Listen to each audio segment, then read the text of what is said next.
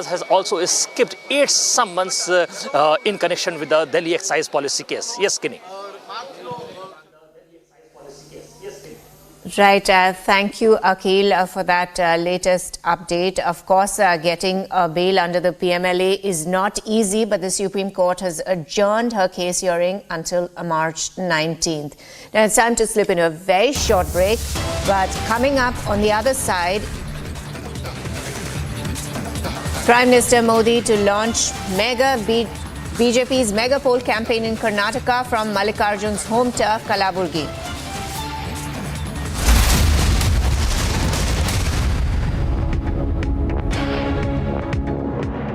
In the global employability rankings by Times Higher Education UK, only the following 6 institutions from India are ranked amongst the top 230 in the world for having the most employable graduates. IIT Delhi, IISc Bangalore, IIT Bombay, IIM Ahmedabad, IIT Kharagpur and Amity University.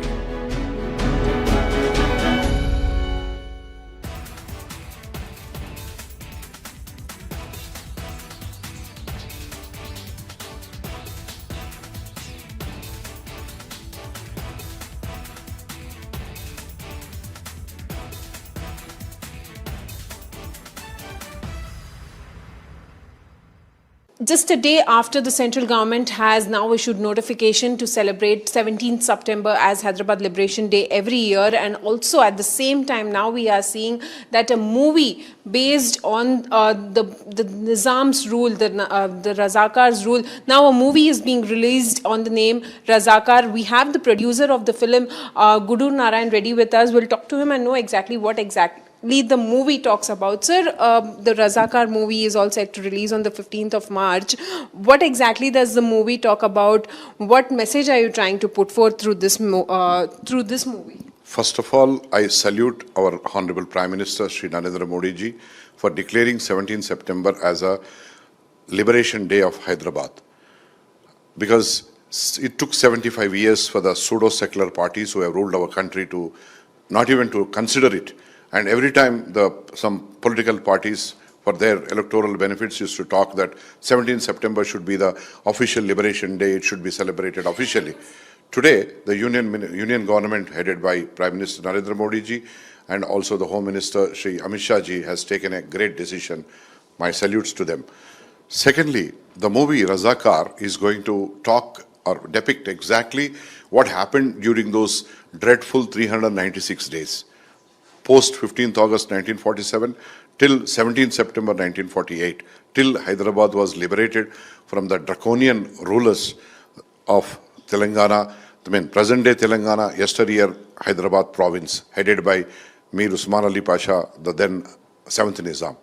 He acted so dastardly on his own people that unbelievable things have happened. Not even Nazis have committed such heinous crimes. Nizam has committed. And nobody had the guts to produce this because everyone, because a threat comes and they get scared and all that. I'm not scared. I am son of the soil. I would like to bring out the real story which happened and which was kept under the wraps all these years, 7.5 decades it took. God, Sri Lord Balaji has enlightened me. When I went to have darshan, as I landed in Renugunta airport, I got a feeling that Razakar in my mind. I thought, Balaji, Lord Bhagavan Balaji is, basically indirectly or directly is giving me a signal that I should take up this subject, which I took up, and it has come out very well. It's going to open the minds and also enlighten the present-day generation, younger generation of our country. They need to know, because all this while, whenever we see any books, we see great things about some, Shah Jahan, Akbar and all that. But we never see a bad thing done by a same community guy, Nizam the 7th. He has done such heinous crimes, committed such heinous crimes that 60,000 rapes of women of his own province and 2 lakh murders of the people of his own province, and there were innumerable number of lootings done by the Razakars. I would like to, I had a direction from Lord Balaji to produce this movie, and I have produced. It has nothing to do with any political sides or any inclinations or any sidings. I was always a good citizen of this country without any criminal record, and my sincerity should not be doubted.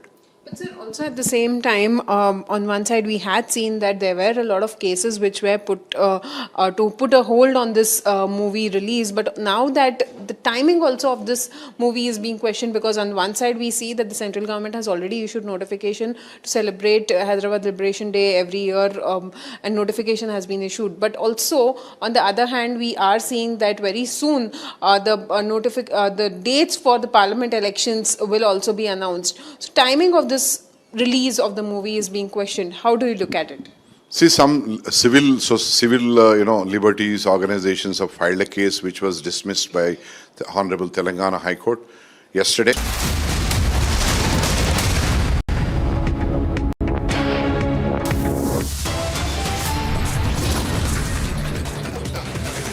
All eyes on the big political date sheet. Election Commission to announce the poll dates at 3 p.m. today.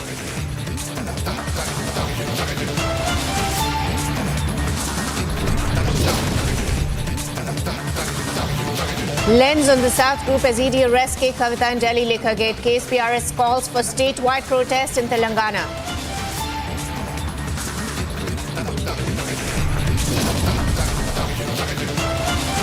Prime Minister Modi to launch BJP's mega poll campaign in Karnataka from Mallikarjun's home turf, Kalaburgi.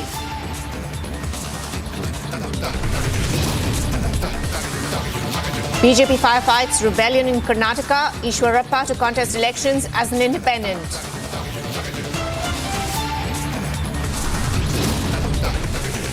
BJP poll panel to hold third round of meeting. Remaining names of candidates to be finalized for Lok Sabha polls.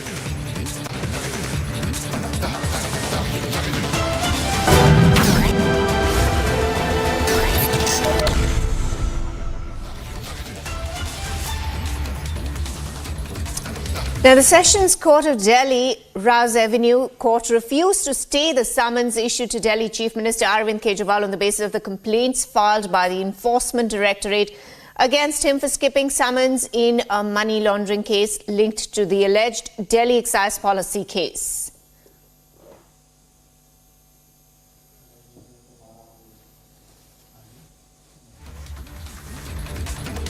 Now, Delhi Chief Minister Arvind Kejriwal on Thursday moved the Sessions Court to challenge the summons issued to him by the Additional Chief Metropolitan Magistrate on the Enforcement Directorate's complaints. The complaints were related to his alleged non-compliance with the summons issued by the Central Probe Agency in Delhi liquor policy money laundering case. Now, of course, news just coming in that the Sessions Court of Delhi, Rouse Avenue Court, has refused to stay the summons issued to Delhi Chief Minister Arvind Kejriwal on the basis of complaints filed by the Enforcement Directorate against him, of course, because of skipping summons. Now, viewers, this is in relation to a money laundering case which is linked to the Delhi excise policy case.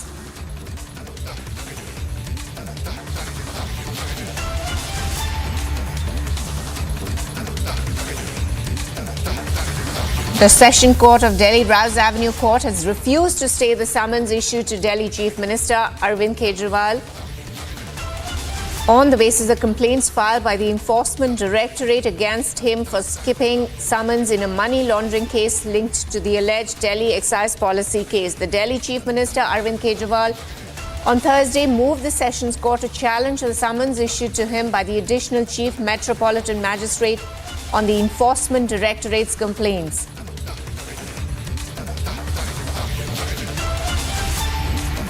Now, remember, viewers, Arvind Kejriwal has skipped many summons in the past. In fact, one of them was done via video conferencing.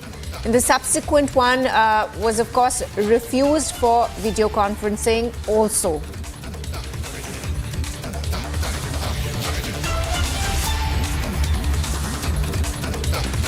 The latest that has just come in is that the Sessions Court of Delhi, Rouse Avenue Court, has refused to stay the summons issued to the Delhi Chief Minister Arvind Kejriwal.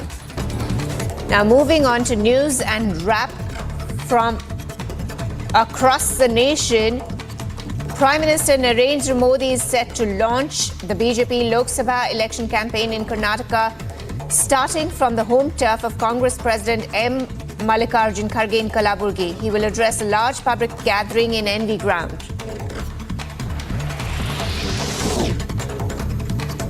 Vice President Jagdeep Dhankar is scheduled to visit Hyderabad, Telangana from March 16th to 17th. During his visit, he will serve as the chief guest at the valedictory ceremony of the Global Spirituality Mahotsav held at Kanha Shanti Vanam on March 16th.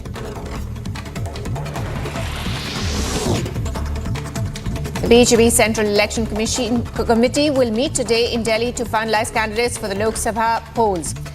Two lists featuring 267 candidates from 16 states have been released, with high-profile names like Prime Minister Narendra Modi and Home Minister Amit Shah included. The party aims for 370 seats with 400 seats for the NDA.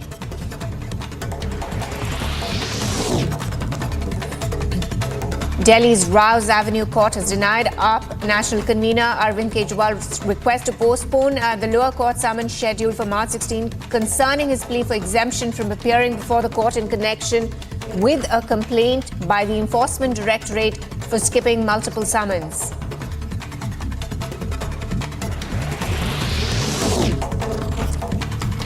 Haryana's newly appointed Chief Minister Nayab Singh Saini faces an immediate challenge. Its farmers plan to enter the state with a Kalash Yatra to honour Shubkaran Singh Balo, who died in clashes at Punjab-Haryana border. Sukesh Chandra Shekhar, currently in jail, has accused Delhi Chief Minister Arvind Kejriwal of sending threats through the jail superintendent and causing mental distress. He alleges that at Kejriwal's behest, Superintendent Dhananjay Rawat and Meena sent threats and pressured him to withdraw his complaint. Foreign Minister Jai Shankar applauds the centre's expanded global outreach, asserting that India is now capable of seeking its own solutions in the international arena, of course, marking a significant shift in the country's position.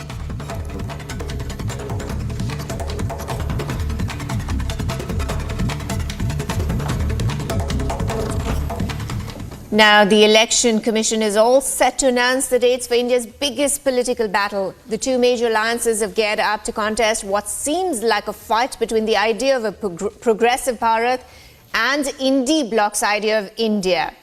As the nation gears up just days ahead of the voting process, will major issues like CAA, One Nation, One Poll and inflation bring the Modi government a promising third term or pave the way for a new chapter in Indian political history?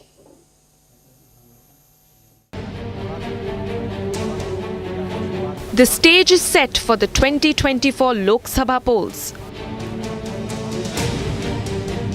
With the Election Commission expected to announce the key poll dates today, it's a grand battle between the NDA and India alliances.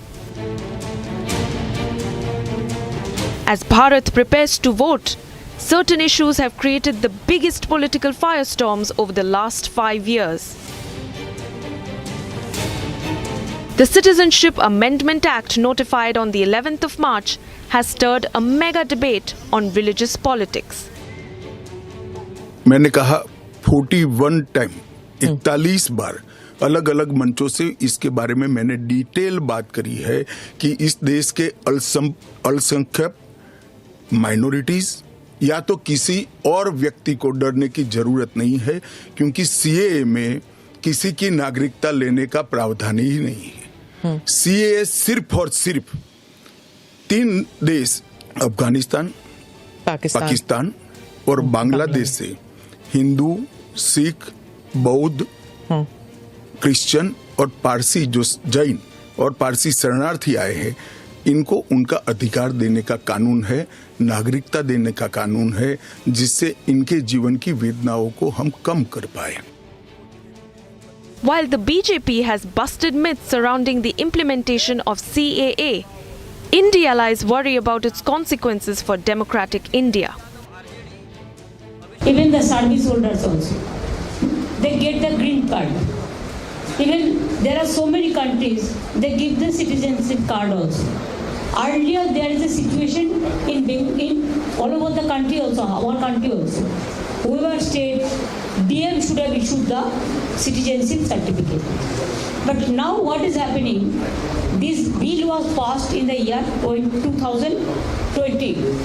After that 4 years passed, before election 2-3 days ago. नहीं तो आप मजहब के नाम पे कोई कानून नहीं बना सकते और सीए बिल्कुल मुस्लिम्स को टारगेट करने वाला कानून है।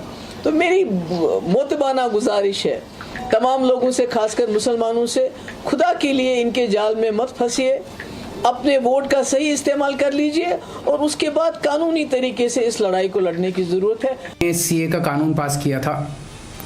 कल मैंने एक प्रेस कॉन्फ्रेंस करके ये समझाया कि सीए कैसे देश के लिए बेहद खतरनाक कानून है और इसे वापस लिया जाना चाहिए।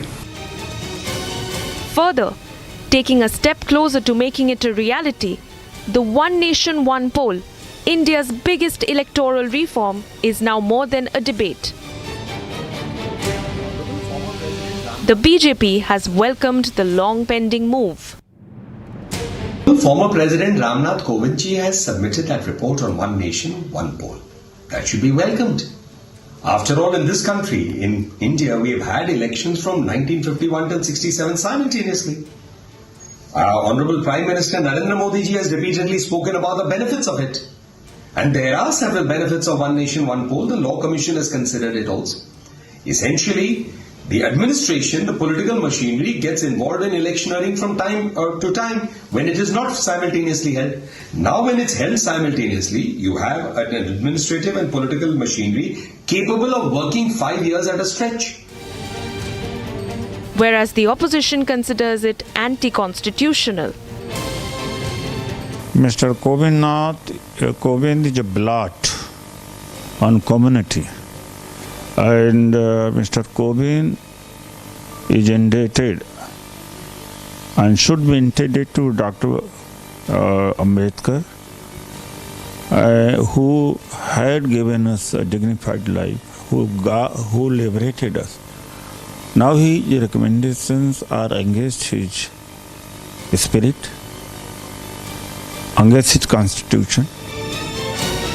Another consistent issue of conflict between the two alliances has been inflation and unemployment.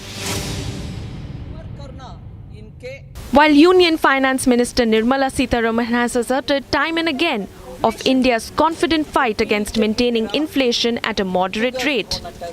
Inflation in the last year of Atal Bihari Vajpayee ji's government, NDA government, was below 4%. Was below 4%. I'm not very good in Hindi, but I'm tempted to use one saying. Good ko gobar karna. Am I right?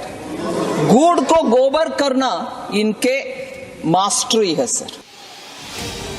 Indie parties have used the issue to run political campaigns. आज भाषण में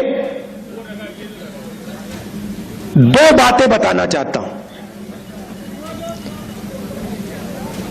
नफरत का कारण बेरोजगारी और महंगाई है। बीजेपी का सिस्टम आपका ध्यान बेरोजगारी और महंगाई से हटाने के लिए नफरत पे ले जाता है। Finally, the latest controversy that has evoked a tussle between the two sides of the political spectrum is electoral bonds. Leaders of the opposition have hit out at the BJP, alleging quid pro quo arrangements in exchange for bonds. Bharatiya Janata party खुद क्यों नहीं declare कर रही कि उनको किस company ने कितने पैसे के इलेक्टोरल बॉन्ड दिए? केंद्र सरकार भाग क्यों रही है? क्यों सुप्रीम कोर्ट को दबाव देके, चाहे वो स्टेट बैंक ऑफ इंडिया हो या इलेक्शन कमीशन हो या केंद्र सरकार हो, इनसे ये जानकारी उगलवानी पड़ रही है? इसका मतलब भारतीय जनता पार्टी बातों को छुपा रही है। और जो आंकड़े मैंने दिए कि एक कंपनी के ऊपर छापा पड़ता है ईडी का, 4 दिन बाद वो इलेक्टोरल बॉन्ड बनाते कि या ना तो सीबीआई इन्वेस्टिगेट करेगी ना ईडी इन्वेस्टिगेट करेगी, तो अब जिम्मेदारी कोर्ट पे है। कोर्ट क्या करती है? कोर्ट को एक जैसे 2G में एक SIT बनानी चाहिए और खुद नियुक्ति करनी चाहिए लोगों की उस SIT में.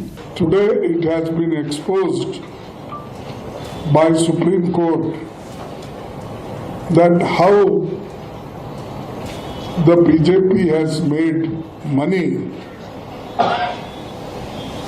out of these election bonds. SPI data shows donation is 50% BJP got, Congress got only 11%. As the nation eagerly waits for India's biggest news point, the politics, the debates, the conflict, and the war of words is only set to gain momentum. Bureau Report, Republic TV.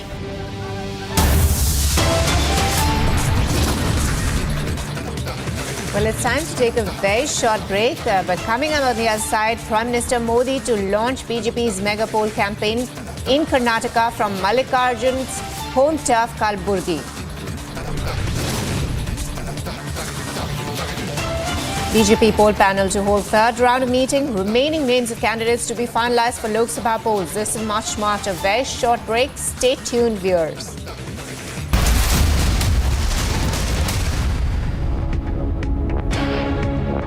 I am very, very happy to announce that Niva Bopa Health Insurance has come on board as Republic TV's studio partner. Niva Bopa Health Insurance is the fastest growing company among standalone health insurance players in India.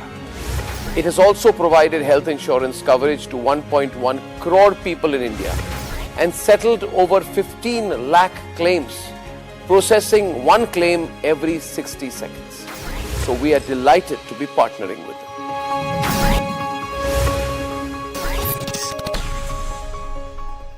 A high-level committee headed by former President Ramnath Kovind has recommended simultaneous elections for the Lok Sabha and state assemblies as a first step, followed by synchronized local body polls within 100 days' time. But the question is, what is meant by simultaneous elections in the country? Well, we will answer this and some other questions you may have regarding one nation, one election in the country.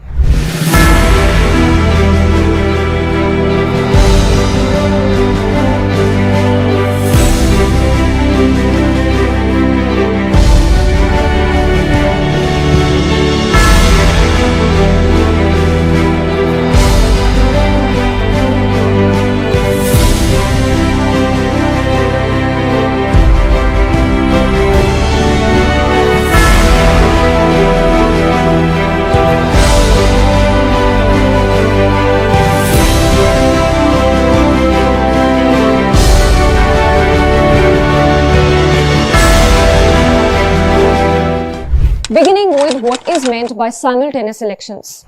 Well, simultaneous elections, popularly known as one nation, one election, means holding elections to the House of the People, all the state legislative assemblies and local bodies, example, municipalities and panchayats together. Was simultaneous elections held in India earlier is another question. Well, back in 1957, conscious efforts were made by the central government, the state governments and political parties on persuasion of Election Commission of India to prematurely dissolve state legislative assemblies in 7 states of Bihar, Bombay, Madras, Mysuru, Punjab, Uttar Pradesh, West Bengal as well, so that simultaneous elections could be held. Simultaneous elections were by and large in vogue till the 4th general elections of 1967.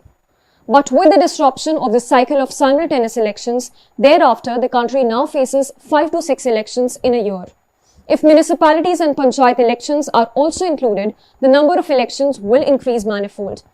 Well, what is the need for simultaneous elections? Frequent elections burden the government exchequer with additional expenditure. Asynchronous elections cause uncertainty and instability that in turn thwarts supply chains, business investments and economic growth as a whole. Another reason is that staggered elections induce voters' fatigue and present a significant challenge in ensuring their participation as well. Now let's look at the advantages of holding simultaneous elections in the country. Well, simultaneous polls will ensure ease and convenience to voters.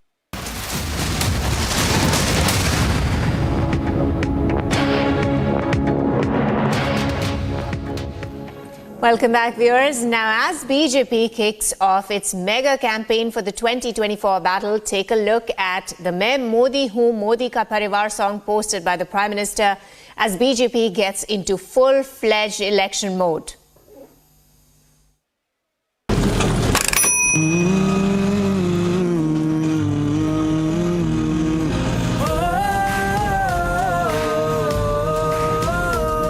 मेरे दिल के घर में वो रहता, मेरी फिक्र हमेशा करता है। दुख दर्द मेरा समझे वो, मेरी खुशी में शामिल रहता है। वो नहीं अकेला खड़ा यहाँ, मैं उसका संसार हूँ।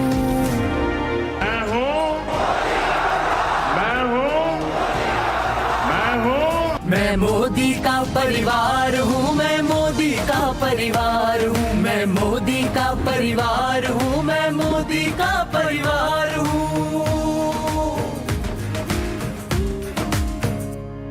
कांधे पे रख के हाथ मेरे, मुझको वो समझाता है। वो देता हर पल साथ मेरा, मेरा हौसला बढ़ाता है। परवाह उसे है मेरी, मैं उसका पहरेदार हूँ।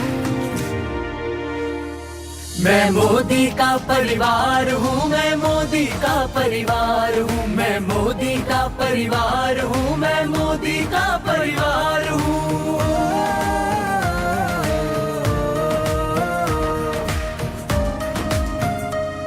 मेरे सर की पक्की छत है वो, मेरे अपनों की सेहत है वो। मेरी जरूरतों का पता उसे, बदल रहा मेरी किस्मत वो देख रहा जो सपने, मैं उनका किरदार हूँ।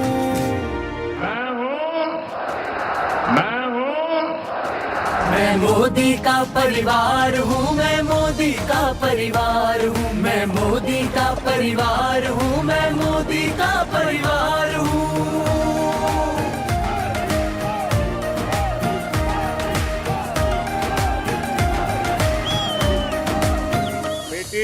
मैं तुम्हें आशीर्वाद देता हूँ, मैं जरूर तुझे चिट्ठी लिखूंगा। देश की हर माँ को उसने अपनी माँ माना, देश की हर बेटी को उसने अपना सा जाना।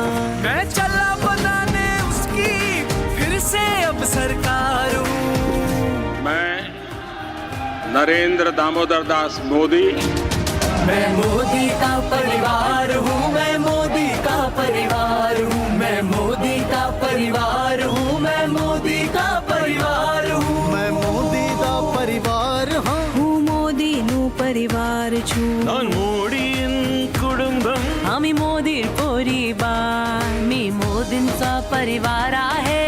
नन्नदु मोदी परिवार, मोदी गारी कुटुंबम नेनु, ज्ञानम मोदी उडे कुडुंबमाने। मैं मोदी परियाला, मोदी यान का परिवार। मैं मोदी का परिवार हूँ, मैं मोदी का परिवार हूँ, मैं मोदी का परिवार।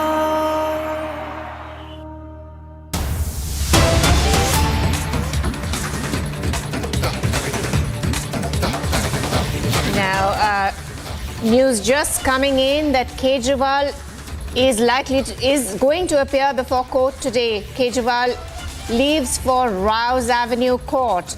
So finally, Arvind Kejriwal, Delhi Chief Minister Arvind Kejriwal, is going to appear before the court today. Kejriwal leaves for Rouse Avenue Court.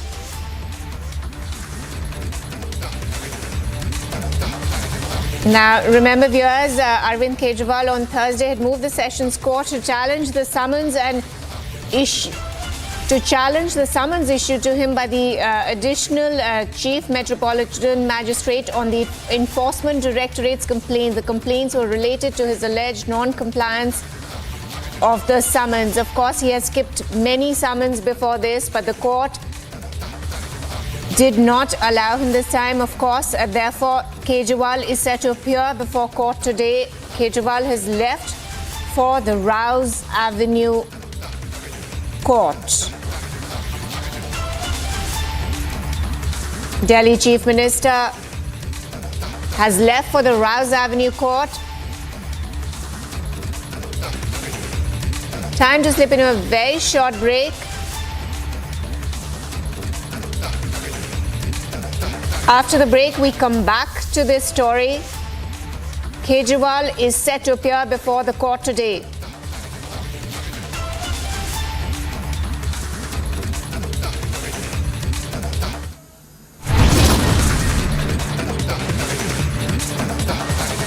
Well, time to slip into a very short break. But after the break, Prime Minister Modi is set to launch mega poll campaign in Karnataka from Mallikarjun's home turf, Kalaburgi.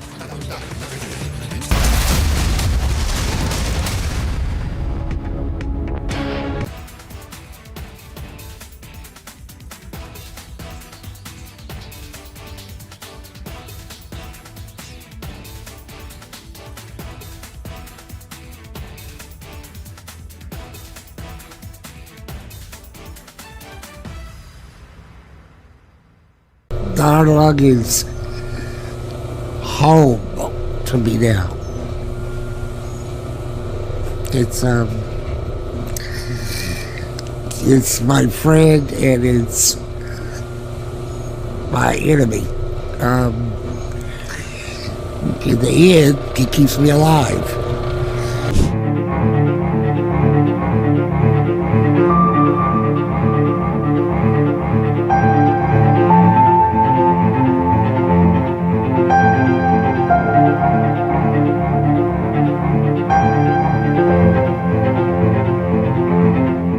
Only has watched very carefully because it's a hideous disease. It's horrible because it's so contagious and it's the extent of damage to a human being is totally unpredictable. Mine was extensive. One of the worst cases ever recorded, and I'm still here. But I've watched thousands of kids in my ward, during my time, at Parkland, die of it that had considerably less problem. You never know. So, the machine, I can tell you that it is another way of life. It's a different kind of life and that you're totally restricted. Many people would go crazy in it. And I watched them do it in the hospital. But you adapt and you learn to do what you need to do to accomplish your goals and your dreams with the help of the Iron Lung.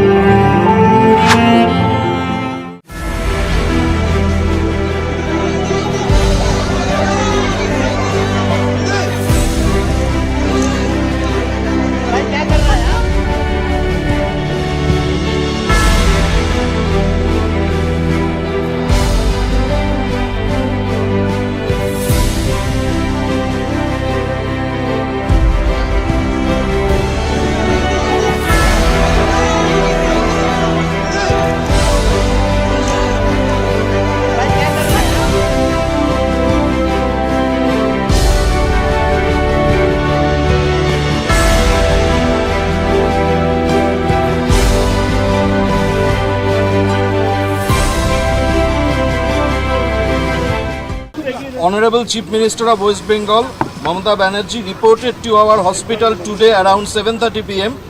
with a history of fall within the vicinity of her home due to some push from behind. She had a cerebral concussion and had a sharp cut over her forehead and nose.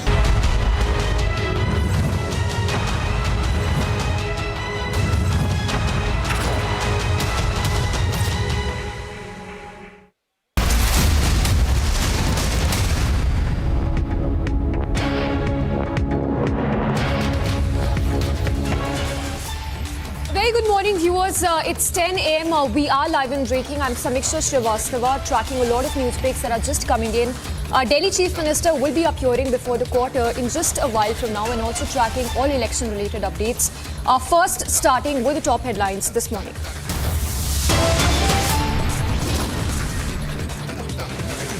All eyes on big political date sheet. Election Commissioner to announce the poll dates at 3 p.m. today.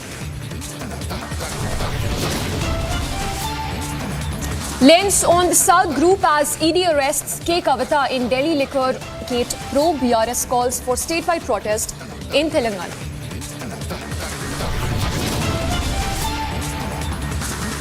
Prime Minister Modi to launch BJP's mega poll campaign in Karnataka from Mallikarjun Kharge's home turf, Kalburgi. BJP firefights rebellion in Karnataka. KS Ishwarappa to contest elections as an independent.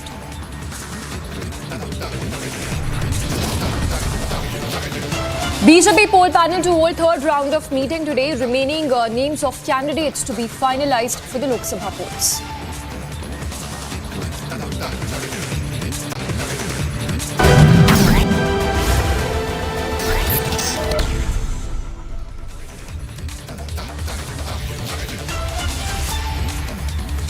And we start this edition first up with our top focus with the Election Commission of India declaring that it will announce the Lok Sabha election poll dates today. The poll battlefield for the world's largest democratic exercise has now been thrown open, while the BJP led by Prime Minister Modi is confident of securing a third term in office. The Indie bloc, that is composed of major opposition parties, is hoping to wrest power from the BJP-led NDA alliance. So, of course, all focus on the election dates announcement that will be done today itself at 3 p.m. by the Election Commission. We will just go across to our reporters on the ground as well to get us an insight as to the kind of meetings also being held by political parties. But note that this is going to be very crucial given that the election schedule would be announced that would set the ball rolling. In fact, it's even expected that election dates of 5 assembly seats, 5 assembly elections in states could also be announced along with the poll dates for the general elections. We will just go across to our reporters on the ground as well, but closely watching out for that briefing by the Election Commission.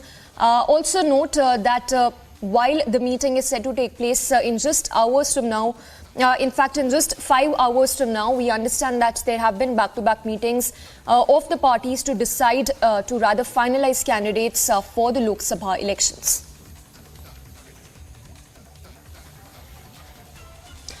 Let's go across first to Aneri, who is joining us from Hyderabad. Aneri, good morning. While all eyes will be on that Election Commission briefing, if you can once again talk to us about the kind of, the contest we are seeing particularly in Owaisi's Bastion, Hyderabad, where we understand that the BRS and BSP have tied up, and the BSP, beg your pardon, is also thinking of fielding candidate from Owaisi's Bastion. Well, that's right, Samiksha. Definitely a tough fight between the political parties when we talk about the BRS and the BSP. Well, now the BSP has been given the Hyderabad seat by the BRS party. K Chandrasekhar Rao has announced it, and also at the same time, when we talk about the Bharatiya Janata Party, they have announced Madhvi Lata, who will now be contesting against Asaduddin Owaisi, AIMIM chief, who has been the member of parliament since last many years. And now when we talk about Madhvi Lata, she has been given ticket from the Bharatiya Janata Party. However, the Congress Party has not yet announced its candidate. But yes, definitely a tough fight. But when we talk about the BRS has now given the Hyderabad seat to the BSP. So definitely we'll have to wait and watch how it turns out to be. Particularly when we talk about the Hyderabad seat, definitely a lot of political face-off, because Madhvi Lata has been having a very strong hold in the state of Telangana. And when we talk about especially the Hyderabad, she has been having a very strong hold here, and she will be contesting against AIMIM chief Asaduddin Owaisi. And also at the same time, where we have been seeing on one hand, the BRS has joined hands with the BSP. Definitely we'll have to wait and watch how it turns out to be, because this time it's going to be the BJP versus the Congress in the state of Telangana. And also at the same time, we have been seeing that a lot of political developments have been taking place, because many BRS leaders Congress party, let it be AP Jitendra Reddy, who was denied ticket from Mehboob Nagar, and DK Arna was given ticket from BJP. Later we see that Jitendra Reddy has now joined the Congress party after he was denied ticket. And also at the same time, many BRS leaders have been meeting Telangana Chief Minister Rawat Reddy. This is just before the election. So definitely a lot of leaders moving their ways from the BRS. And now we'll have to see how it turns out to be, because very important, crucial developments coming in. And when we talk about the state of Andhra Pradesh will also be going to polls along with the Lok Sabha polls. There will be assembly elections as well, which will be taking place. And so we will be seeing a lot of developments happening there as well, because TDP has now joined hands with the BJP and Jan Sena. So now definitely the NDA, it's going to be NDA versus the YSRCP in the state of Andhra Pradesh as well. So definitely tomorrow, Prime Minister Narendra Modi will be holding a mega roadshow and a public meeting in Guntur. Well, that will be one of the big public meetings which will be happening tomorrow in Andhra Pradesh, where we'll be seeing that will be the first NDA public meeting where PM Modi, Chandrababu Naidu and also Jan Sena Chief Pawan Kalyan will be joining along with Prime Minister Narendra Modi in Guntur. So that will be the first meeting after the alliance between the three parties was announced. So that all eyes on that as well. But yes, yesterday itself, Prime Minister Modi, who was in Malkajgiri, he held a mega roadshow here.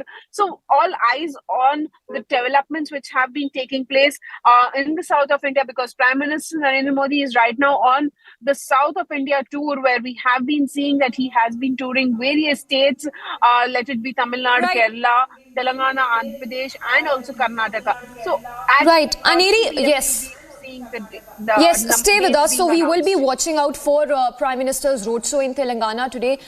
We will just come across to you. Let's go across to other reporters on the ground. We have Sandeep from Mumbai, we have Aniruddha from Guwahati, Prajwal from Bengaluru and Gursimran from Jammu. Prajwal, coming across to you, if you can talk to us more about the kind of rebellion we are seeing, particularly within the BJP, now that KS Ishwarappa has decided to fight it alone. Is there more rebellion within the BJP, and how is the party even going about assuaging the concerns of these dissenters? Samiksha, first and foremost, now the BJP's party, the core, definitely seems to be quite strong over here in respect to the 20 candidates who have already been fielded out of the 28 Lok Sabha constituency as well. But coming to the BJP rebellion, there will be 3 primary Lok Sabha constituency which will be of importance and where they will face large-scale rebellion. First and foremost, we are seeing a rebellion in Shivamogga by its own strongman, a Kurba leader, KS Ishwarappa, who is now gone ahead and announced that he will be contesting as an independent from the Shivamogga Lok Sabha constituency. And not only that, he will also be eating into the Kurba vote share as well for the BJP party. He might not come out as a winner if he decides finally to go ahead and put his nomination papers in, but he will definitely be that sort of differentiator between a victory and a defeat as well for the BJP candidate B.Y. Raghavendra. No doubt that Shivamogga Lok Sabha constituency has been a BJP bastion for the last last 3.5 decades with the BJP winning for 7 consecutive terms. But all eyes will be on Ishwarappa because all these 7 consecutive terms, they had the support of KS Ishwarappa. But now without his support, how will they go about it? But nevertheless, considering the fact that there is still BS Yediyurappa to go ahead and garner votes for the BJP, and he himself can go ahead and single-handedly get the BJP to cross the victory line. But let's also not rule out the possibility that after Prime Minister Narendra Modi's visit to Shimoga on the 18th of March, which is on the Monday, there might be a change of heart for Ishwarappa, because even as we are speaking, top leaders of the BJP are still in talk with him from the central leadership as well as in the state leadership. The Karnataka state election in charge, Radha Mohan Das, has in fact gone ahead and reached out to KS Ishwarappa, asking him not to contest as an independent. So what will be the sort of decision that will be taken? That is yet another meeting we will have to look forward to on Monday. Secondly, we are also looking at the Lok Sabha constituency of Koppal, where Sanganna Karadi, who is a sitting MP, is rebelling openly against Dr. Baswaraj Kyavatur, who is now being thrown into the ring as the BJP candidate too. Dr. Baswaraj Kyavatur is a literate and going with the Prime Minister Narendra Modi's batting for youngsters as well as literates this time around. We have seen Dr. Baswaraj Kyavatur, who was being fielded as well. He is a prominent leader in the Lok Sabha constituency. He's been a block district president as well. But will he go ahead and emerge victorious is something that needs to be seen. Meanwhile now, former Chief Minister of Karnataka, Baswaraj Bommai, is facing a rebellion in his own home turf. And this is a rebellion of a different kind. The people in Haveri Assembly constituency do not want Baswaraj Bommai to contest as an MP because they feel that they will not be able to approach the former Chief Minister if he is elevated to the post of an MP and if he moves to New Delhi. This is one of the things. And secondly, they are also stating that Baswaraj Bommai should withdraw and there should be given to somebody else in this particular constituency. So we will need to wait in 3 Lok Sabha constituency where the BJP is facing a lot of rebellion, and that is where all eyes on will be, Samiksha. Right. Needless to say, KS Ishwarappa is likely to take a major chunk of vote share of the BJP. Let's go across to Sandeep as well, who's in Mumbai. Sandeep, the Maha Vikas Aghadi continues to remain in a fix over the seat sharing. They've been maintaining that it's in, the talks are of course in final stage, but can we really expect any sort of an outcome in the coming next 2 days? Samiksha, yes, definitely there would be an outcome to this, but you know what have been in the past is something that will definitely affect the Maha Vikas Aghadi. Remember, Prakash Ambedkar's entry into Maha Vikas Aghadi and the kind of statements and the demand that has been made by Prakash Ambedkar from the Maha Vikas Aghadi alliance partners is something that is not feasible for the rest of the members. As far as Ambedkar's hold is concerned, Vanchit Bahujan Aghadi is considered to be one of the a party which has a good hold in Dalit-dominated area. So he has a Dalit vote bank, and in fact, in order to get the benefit of the Dalit voters, Vanchit Bahujan Aghadi was in fact introduced in Maha Vikas Aghadi. But ultimately, the kind of demands that have been made by Prakash Ambedkar is something that is not been met yet.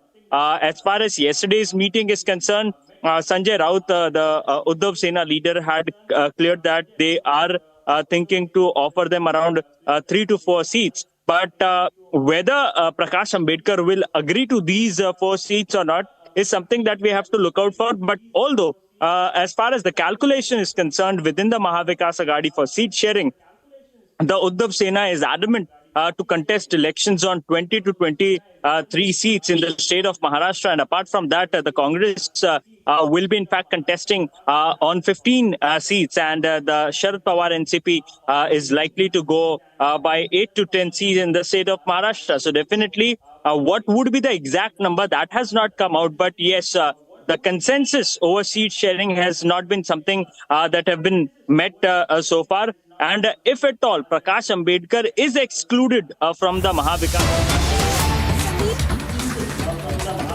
Sandeep, we will just come across to you again, but let's cut across to the big news break coming in. This one in relation to Liquorgate probe. Delhi Chief Minister has been given bail from what we understand. We will just put out the visuals also of Kejriwal inside the court. Republic confronted the Delhi Chief Minister in relation to the Liquorgate probe. Also note that he has been granted bail by Delhi court. He's been asked to submit a bond as well. In fact, this is the exact sequence of Republic confronting the Delhi Chief Minister for his role in the now scrapped liquor policy case. Let's listen into that full sequence.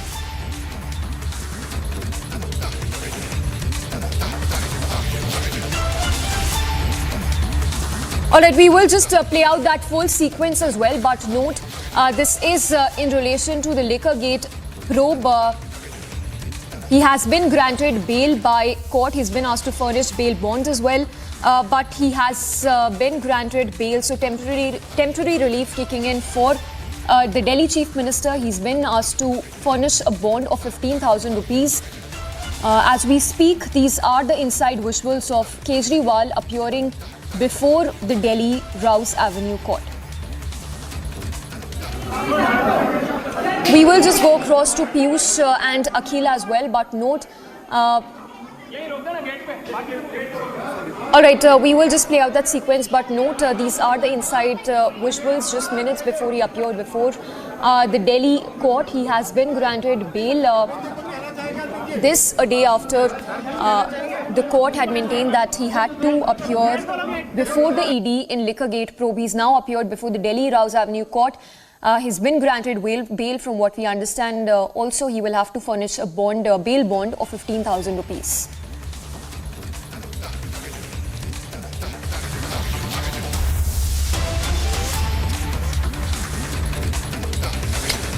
More details that are just coming in that Kejriwal's lawyer Ramesh Gupta had requested the court to allow Kejriwal to leave and continue the arguments. The ED says that there is no objection. This is more information that is trickling in. But Kejriwal's lawyer has now furnished bail bond of 15,000 rupees. He's been given temporary relief by Delhi's Rouse Avenue court in connection for the summons he's been receiving by central agency for his alleged role in the now scrapped liquor policy case.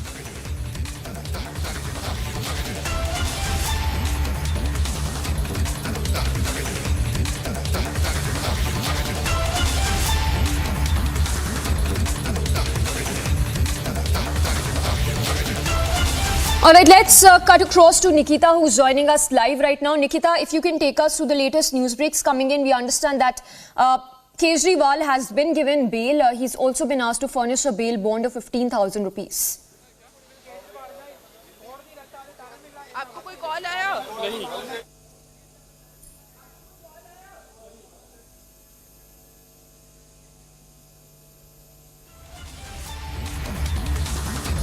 All right, not sure if Nikita is still connected with us, but note this is in relation to Liquorgate probe by the central agency. There have been back-to-back developments in the last 24 hours. K Kavitha, daughter of former Telangana Chief Minister, has also been taken into custody. In fact, this after ED had conducted raids at her residence late last evening, after which she was flown from Hyderabad to the national capital. So she is going to be produced in court today in connection with the same case. But let's cut across to Nikita again, who is back with us. Nikita, take us through the news break that is just coming in.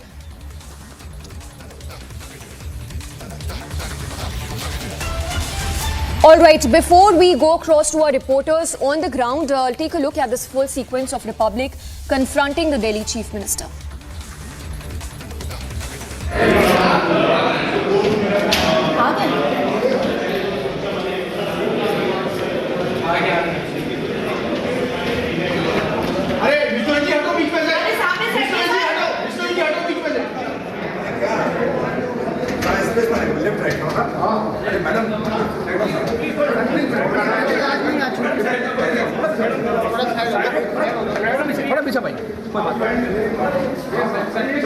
कुछ कहना चाहेंगे Kejriwal sir? आप sir Kejriwal कुछ कहना चाहेंगे? कुछ कहना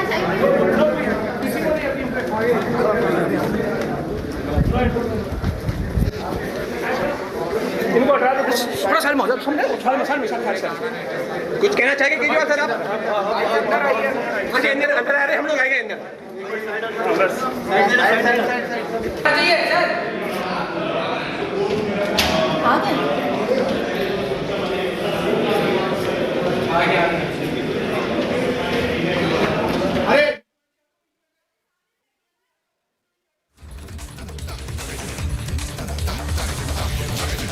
Alright, so there you heard the entire sequence. Kejriwal being confronted as he appeared before court. He's been granted bail by Delhi's Rouse Avenue Court. He has also furnished a bond of rupees 15,000 rupees in relation to Liquorgate probe. Note that there have been a lot of developments in relation to the same case in the last couple of hours. K Kavitha, the daughter of former Chief Minister of Telangana, is now in custody of the central agency. All right, I understand we have Nikita back with us. Nikita, once again, take us through the breaking news updates. What exactly did Kejriwal had to say, what did he have to say upon being confronted for his alleged role in the now scrap liquor policy? Now, Samiksha, I could not hear your question completely, but what I'm going to tell you is what is happening here at Rouse Avenue Court. Delhi's Chief Minister Arvind Kejriwal has been given granted bail on a bailable bond of 15,000 rupees.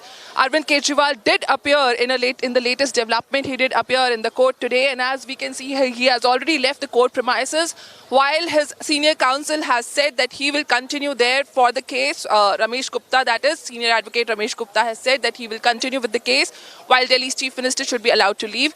And the Enforcement Directorate did not have any objection with the same. Now, this has been a high voltage day already. It's just the beginning. Arvind Kejriwal was summoned by the court because the Enforcement Directorate had put a case against Delhi's Chief Minister that he had been missing out on. He had been, in fact, skipping the summons of Enforcement Directorate, 8 in total as of now, Samiksha. And originally, Arvind Kejriwal was supposed to come here at Rouse Avenue Court on the 17th of February after the Enforcement Directorate approached the court. In fact, Divya Agrawal had earlier refused to put a stay on this court order that Arvind Kejriwal should be appearing, and that is why he did appear today. Now, this is the major development because out of all the 8 ED summons, this was the second summon by the court today. Finally, Arvind Kejriwal has made an appearance, a short one though, but he did appear. Also, let me tell you that we are here at the Rouse Avenue Court right now, and Arvind Kejriwal has been granted a bail on a bond warrant of 15,000 rupees. And last time on 17th of February, when he had to come to Rouse Avenue Court after ED's complaint, Arvind Kejriwal had said that he has to face a trust motion in the Legislative Assembly, and for that reason he should be permitted to attend this hearing via video conferencing. Divya Agrawal back then had allowed for the same. Now the latest development is that Delhi's Chief Minister has been granted bail, and he has already left the court premises. This is all in relation to the Delhi excise policy, the Liquorgate scam, where very big names have come. In fact, Aam Aadmi Party's Manish Sisodia, then Sanjay Singh, Manish Sisodia, who was the Deputy Chief Minister of New Delhi from Aam Aadmi Party, he has already been in the jail for over a year now, and Sanjay Singh has been in jail since October last year, since the Enforcement Directorate raided his house. And Arvind Kejriwal is also to be questioned because the Enforcement Directorate says that his involvement has popped up time and again. And finally, Arvind Kejriwal attended the court today and he has been granted a bail for now. Back to you, Samiksha. Thank you for the moment. Of course, closely tracking all those breaking news updates. In fact, details also coming in that K Kavitha is also set to be produced in just some time from now before the Delhi's Rouse Avenue Court. We are heading into a short break. More news breaks to continue on the other side. All right.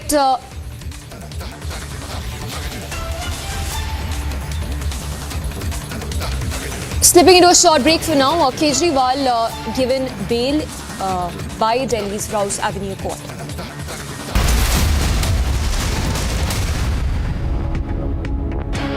You've heard that song? Who Let the Dogs Out? Then we'll all be singing Who Let the Jihadis Out. Regarding China, it says that there is a very real chance of escalation on the line of actual control with China. 500,000 men and women facing each other, both nuclear powers, because Chinese want to grab territory, because that is all what the Chinese do, and this is stopping the Chinese. I have been saying on record on this very platform that war between India and China will happen. The sooner it happens, the better. at least we'll sort out whatever we have to sort out. Pakistan is supporting terror inside India. The Pakistanis are not happy with this report. They are saying that how can you say we support terror inside India? Just want to tell the Pakistanis that 4 times you have been to the FATF, the Financial Action Task Force. Under the leadership of Prime Minister Narendra Modi, India is very willing to use the military option in settling disputes with Pakistan. So they are obviously referring to the surgical strikes, which is to say that there could be a war between India and Pakistan. I hope not, for Pakistan's sake, that the existence of Pakistan is detrimental to India's national security. Do you think the Pakistanis have suddenly discovered Aman ki Asha? They have suddenly discovered peace? No, not at all. So for anything, you need to have intent and capability. Pakistan has the intent. Today, it lacks the capability. What about the Akshardham temple attacks? What about the parliament attacks? What about the 1993 bomb blast in Mumbai? What about 26/11? Jai Hind friends, I am Major Gauravari and you're watching the latest news of the day. A very recent US intelligence report. Actually, it was talked about in the month of February, but yesterday, the Americans actually released the report, some parts of it, and cause of much concern, whether in Pakistan or in China. And that report says stuff very, very directly. Regarding China, it says that there is a very real chance of escalation on the line of actual control with China. This is what the report says, and I'll read out certain excerpts of the report to you. And this report here is categorical in saying that we warn of miscalculations on the India-China border.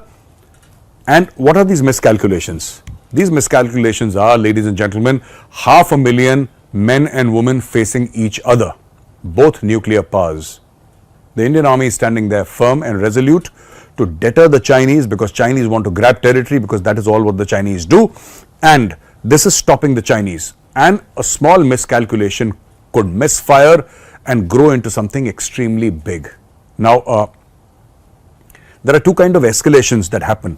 Because they have spoken of a miscalculation, let me explain. So there is a vertical escalation and there is a horizontal escalation. And generally, ladies and gentlemen, generally speaking, we refer to vertical escalation as in using larger caliber weapons, more dangerous weapons, more destructive weapons. That is called vertical escalation. And when we talk about horizontal escalation, we are obviously talking about a spread of the war to areas.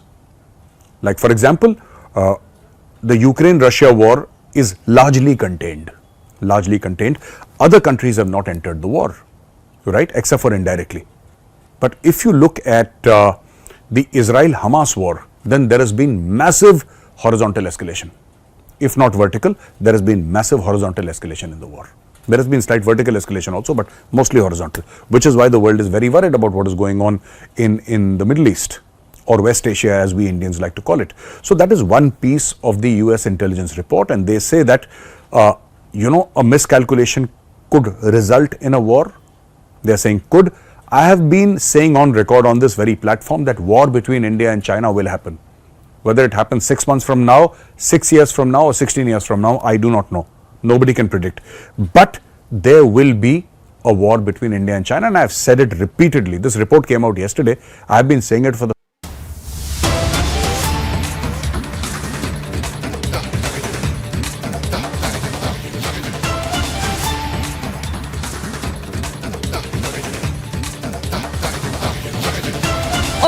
to the news break that is just coming in. K Kavitha, BRS MLC, has reached Delhi's Rouse Avenue court. She is going to be produced before the court in just some time from now. Note this after she was arrested following the ED searches at her residence in Hyderabad. She was flown from Hyderabad to the national capital late last night. Her medical checkup has of course been done. All set to be produced before court in just moments from now.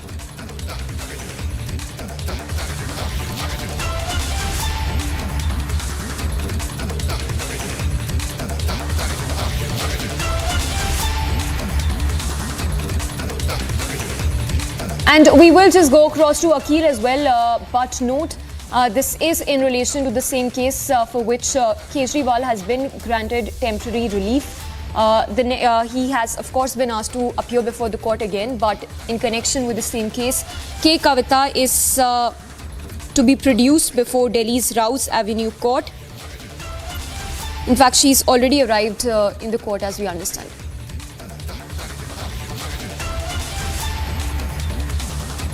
Let's go across to Akhil, who's joining us from the national capital. Akhil, if you can give us these newsbreak updates that are just coming in. We understand K Kavitha has already arrived.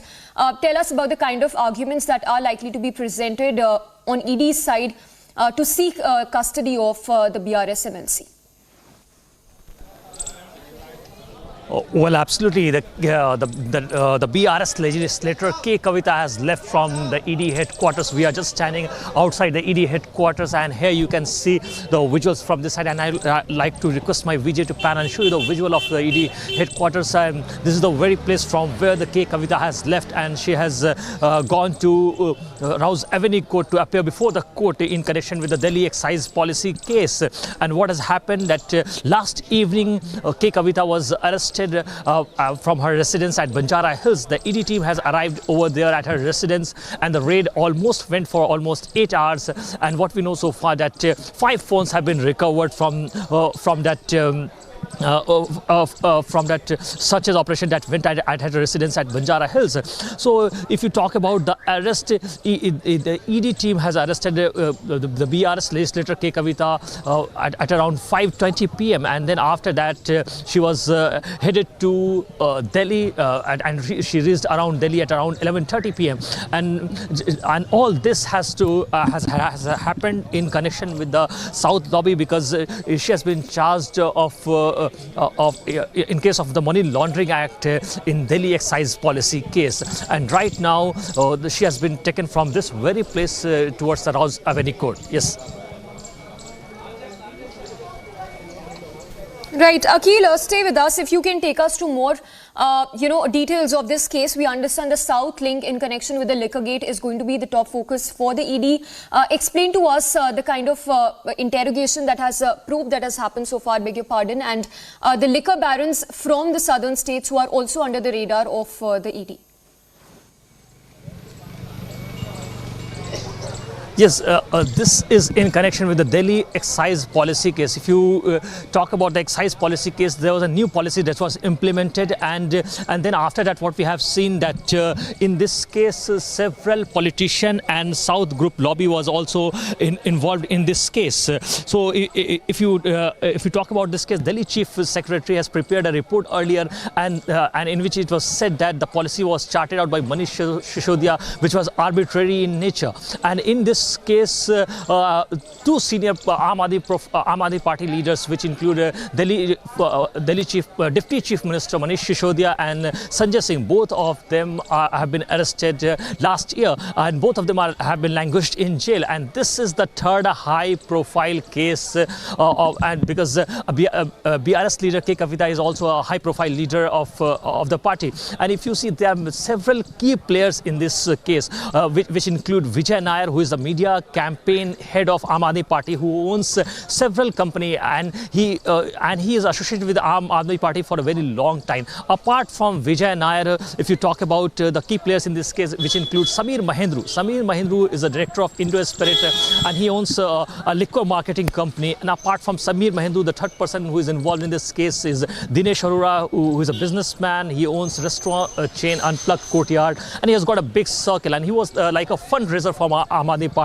And apart from Dinesh Arora, there's Amit Arora, who is a businessman and a promoter of liquor company known as Badi Retail. So there have been several involvement of several businessmen, which include Sameer Mahendru, Dinesh Arora, Amit Arora, and Vivek Tyagi. Vivek Tyagi is the personal assistant of Sanjay Singh.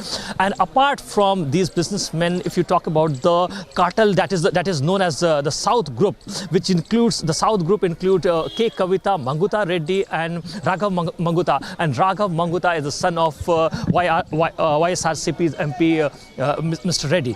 So if you see, there have been lobbying which has been claimed that there was involvement of the kickbacks in this Delhi excise policy case. Back to you. All right, Akhil, thank you for the moment. So closely watching out for all those developments related to Liquorgate probe. For now, as we understand, K Kavitha has arrived in Delhi's Rouse Avenue Court. She is going to be presented in just some time from now, where the ED is going to seek custody of the BRS MLC.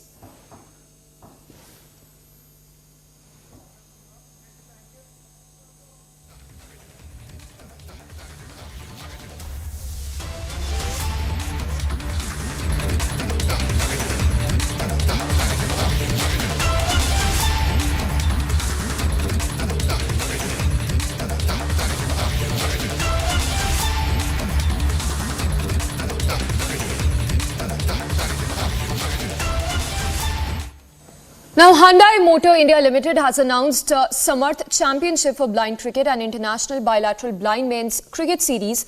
Under its Samarth initiative, the 5-match series is set to thrill fans at Karnal Singh Stadium in the national capital.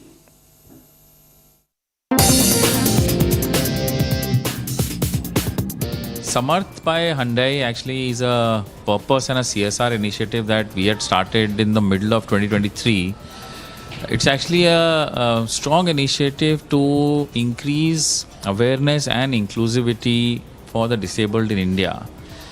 They are an integral part of society. So we from Hyundai are actually working on this movement where not only are we internally in the company and at our dealerships making it fully accessible for disabled people, equipping our website for the same, but also working with the Samarthanam Trust to promote blind cricket in a very big way. So today I am here because this is the final day of the India-Sri Lanka Blind Cricket Bilateral Series. It's been an intense competition in the T20 format. Today is the 5th match.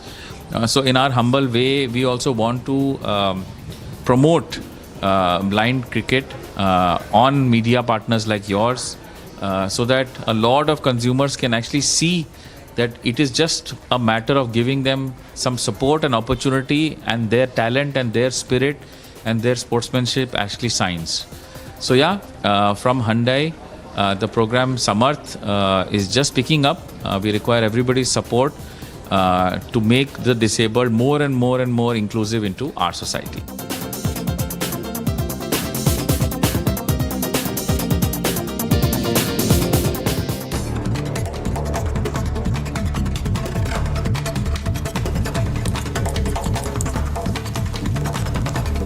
The Department of Military Affairs commemorated General Bipin Rawat on his 66th birth anniversary, praising him as a visionary leader and military reformer. Note that the late General's legacy as a first CDS and Secretary DMA includes advocating for structural reforms and fostering civil-military synergy, continuing to inspire.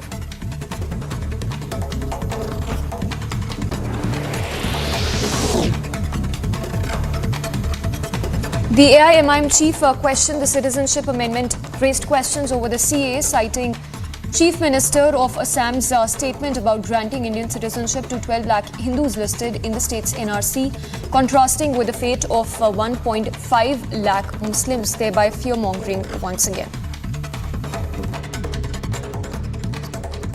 अब जब CAA आ गया तो क्या होगा मालूम आपको? ये मैं नहीं बोल रहा हूं, आसाम के चीफ मिनिस्टर बोल रहे हैं, जो आलाजाद के हेमंतु शर्मा नाम है, बेसु शर्मा, वो कह रहे हैं कि हम CAA से उन 12 लाख हिंदू भाइयों को सिटीजनशिप दे देंगे।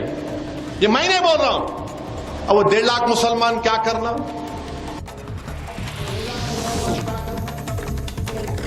Congress MP Adhir Ranjan Chaudhary advocated for unity under the India Alliance to compete with the BJP, saying that he reflected on past instances of unity in Bihar and Bengal and even questioned Mamata Banerjee's shift in stance towards Rahul Gandhi, hinting at undisclosed reasons behind the change.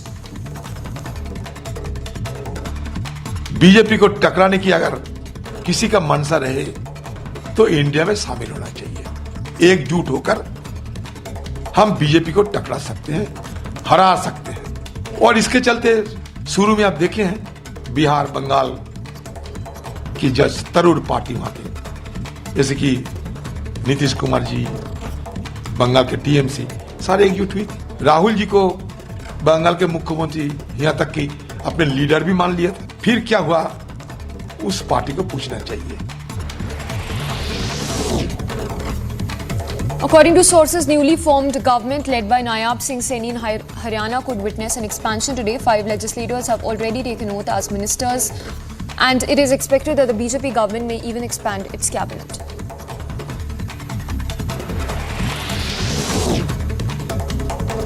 In a shocking incident at Millennium Railway Colony in Jabalpur, a father and a son were brutally murdered. Police have initiated an investigation to uncover the story behind this tragic event.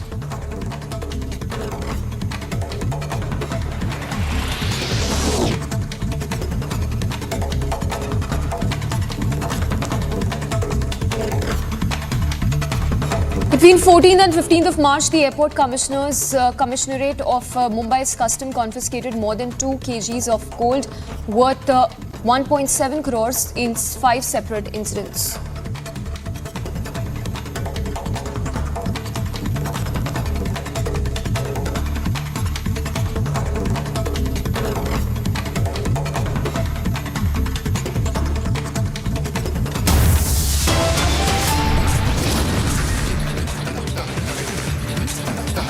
Heading into a short break, Prime Minister Modi to launch BJP's mega campaign in Karnataka from Mallikarjun Kharge's home turf in Kalburgi.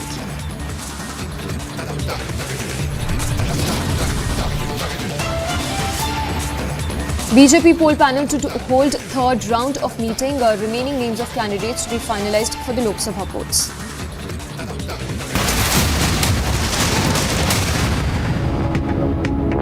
Jai Hind friends, I am Major Gauravari and you're watching the latest news of the day. Very recently, the Prime Minister of India spoke to the Prime Minister of UK, Rishi Sunak, and both had a talk, and both parties were extremely eager to take forward, the free trade agreement between UK and India. In this free trade agreement, what has happened is that, it was initiated somewhere around 2022, and since then, more than, I think, 12 or 13 meetings have taken place, and it's all coming out now in the open that, we want to partner, and this strategic partnership, a very important strategic partnership between the UK and India needs to be taken forward, and, we need to take it also in the economic sphere, and we will give each other certain privileges and, more goods, Indian goods going to UK and more UK goods going to India, etc., etc. So there will be a lot of privileges, a lot of, tax breaks, and it's a whole this thing, which will a whole system which will encourage Indian trade with the UK and UK trade with India. Some of the richest people in UK, especially like Mittal, who's the steel king of the United Kingdoms, he is there, and a lot of rich Indians reside there, billions of pounds worth of investment, etc. So that is one part, and there's a very dynamic Indian diaspora in the UK, and the UK recognizes the power of the Indian diaspora, right? If you leave aside Khalistanis, who are not Indians, by the way, I do not think we should count Khalistanis as Indians. They may have been born in India, but I think they are a blot to humanity, and we pretty much don't care about the Khalistanis. If you take them out, Indians have an extremely clean record. Very low crime as far as the Indian NRIs are concerned. Most of them are highly qualified, and they are occupying top positions. They are responsible people. The jail population, the prison population of Indians in the UK is extremely low. The Pakistani population and the Khalistani population is extremely high. I mean, first the Pakistanis go to UK and then they go to prison. It's like hop. UK is, okay, you land in the UK and then you go to a British prison. I mean, that's how many Pakistanis end up spending time in UK, because grooming gangs, etc., etc. But India has got a spotless reputation, and which is why most of the countries, they want to invest in India. Very recently, 4 European countries, they promised, they have signed an understanding with India that they will invest more than $100 billion in India over a period of 15 years. This is a massive investment coming in one go over 15 years, $100 billion, and this is also an acknowledgement of India's growing economic stature and diplomatic stature. And looking at all this, the UK says that we also want some of it. So countries vying with each other. There's Saudi Arabia, there is UAE, there are so many countries, right, who are actually...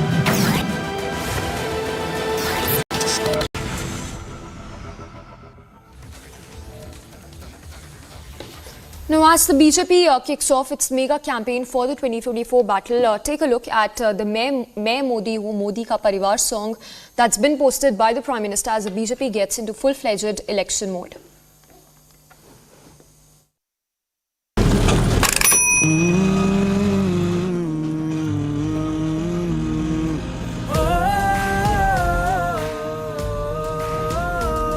मेरे दिल के घर में वो रहता, मेरी फिक्र हमेशा करता है, दुख दर्द मेरा समझे वो मेरी खुशी में शामिल रहता है। वो नहीं अकेला खड़ा यहाँ, मैं उसका संसार हूँ।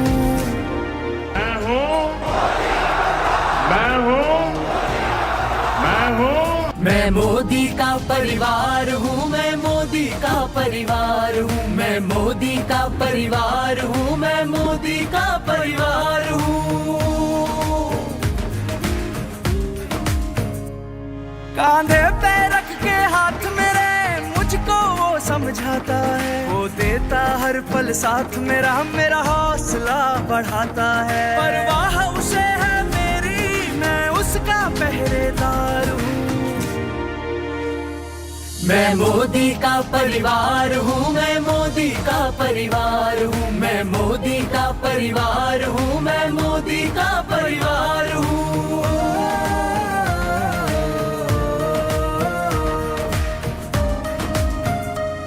मेरे सर की पक्की छत है वो, मेरे अपनों की सेहत है वो, मेरी जरूरतों का पता उसे, बदल रहा मेरी किस्मत वो देख रहा जो सपने, मैं उनका किरदार हूँ।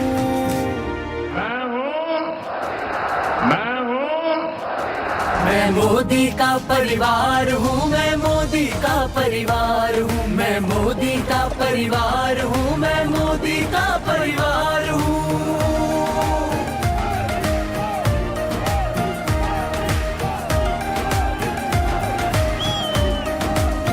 बेटी, मैं तुम्हें आशीर्वाद देता हूँ, मैं जरूर तुझे चिट्ठी लिखूंगा। देश की हर माँ को उसने अपनी माँ माना, देश की हर बेटी को उसने अपना सा जाना।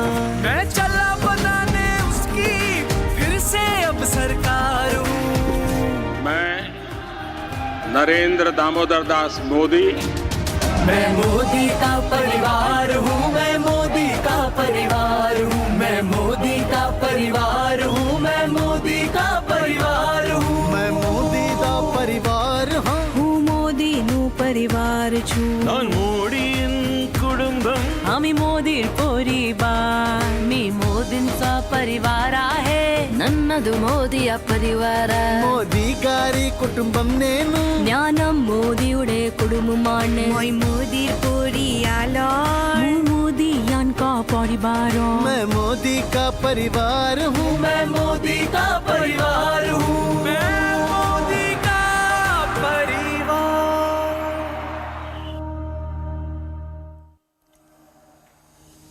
All right, with that, it's a wrap on this edition of our broadcast. But do not go anywhere. Tracking on the other side, all the latest on Liquorgate probe. K Kavitha, the BRS MLC, is set to be appearing, in fact, set to appear before the court in just a while.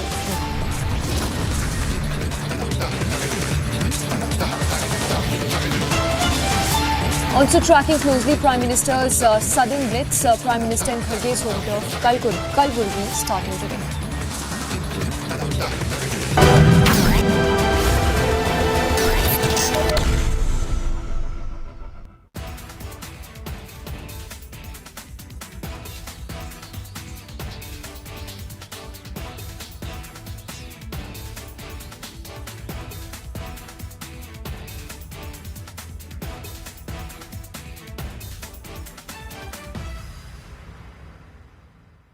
I am very, very happy to announce that Niva Bopa Health Insurance has come on board as Republic TV's studio partner. Niva Bopa Health Insurance is the fastest growing company among standalone health insurance players in India. It has also provided health insurance coverage to 1.1 crore people in India and settled over 15 lakh claims, processing one claim every 60 seconds. So we are delighted to be partnering with them.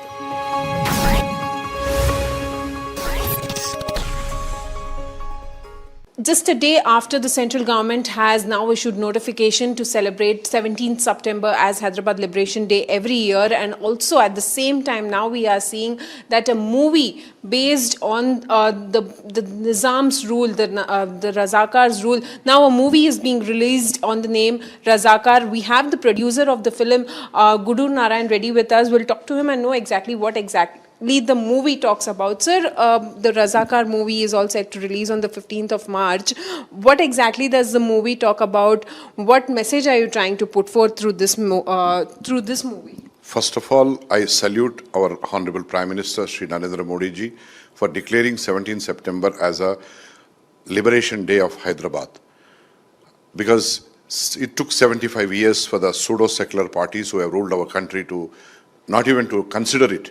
And every time some political parties, for their electoral benefits, used to talk that 17 September should be the official Liberation Day, it should be celebrated officially. Today, the union government headed by Prime Minister Narendra Modi ji and also the Home Minister Shri Amit Shah ji has taken a great decision. My salutes to them. Secondly, the movie Razakar is going to talk or depict exactly what happened during those dreadful 396 days.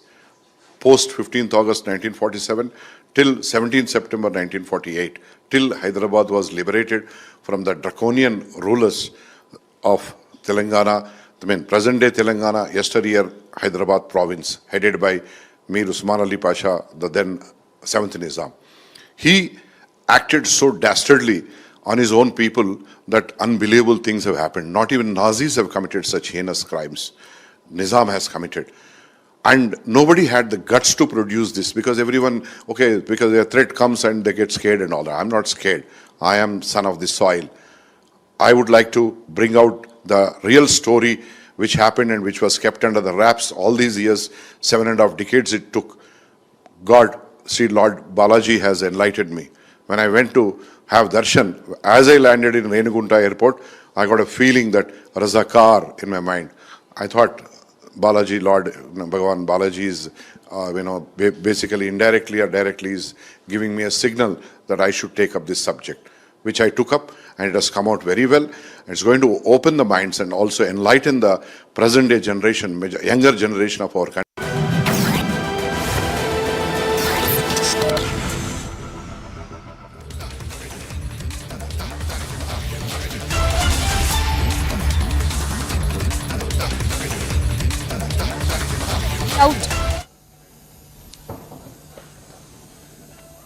Admiral Kumar praised. Force में जो है ये basic training इतना ही duration का होता है normally, लेकिन ये करंट जनरेशन का जो अग्निवीर हैं they are highly motivated, they are very very keen to serve, and maybe some of them want to serve for shorter duration and then go on to do other things, but they are very keen and we find them very competent. And अभी वो जहाज में आएंगे तो जहाज में they are already working on ships.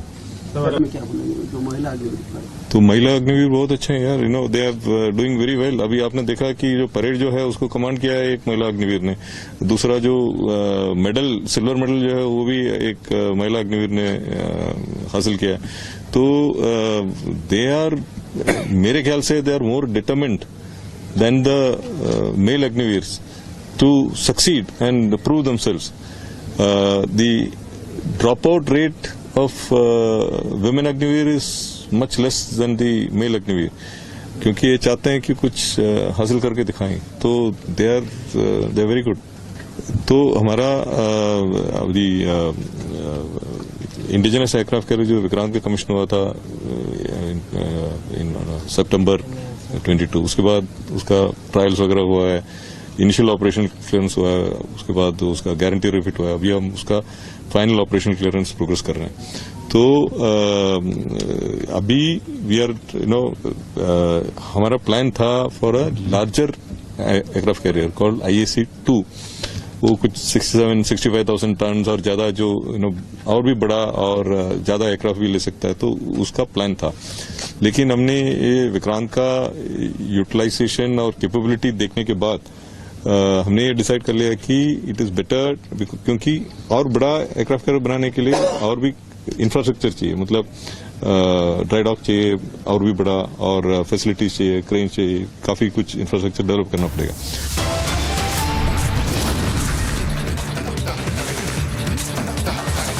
And with that, we are heading into a very short break. Election-related updates to continue on the other side of this break.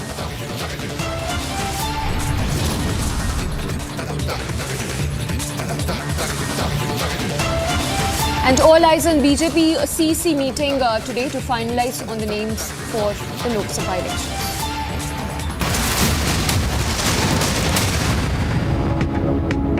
Jai Hind friends, I'm Major Gauravari and you're watching the latest news of the day.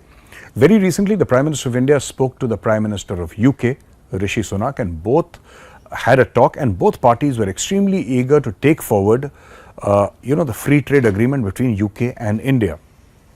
In this free trade agreement, what has happened is that, it was initiated somewhere around 2022, and since then more than, I think 12 or 13 meetings have taken place, and it's all coming out now in the open that, we want to partner, and this strategic partnership, a very important strategic partnership between the UK and India needs to be taken forward, and, we need to take it also in the economic sphere, and we will give each other certain privileges, and, more goods, Indian goods going to UK and more UK goods going to India, etc., etc.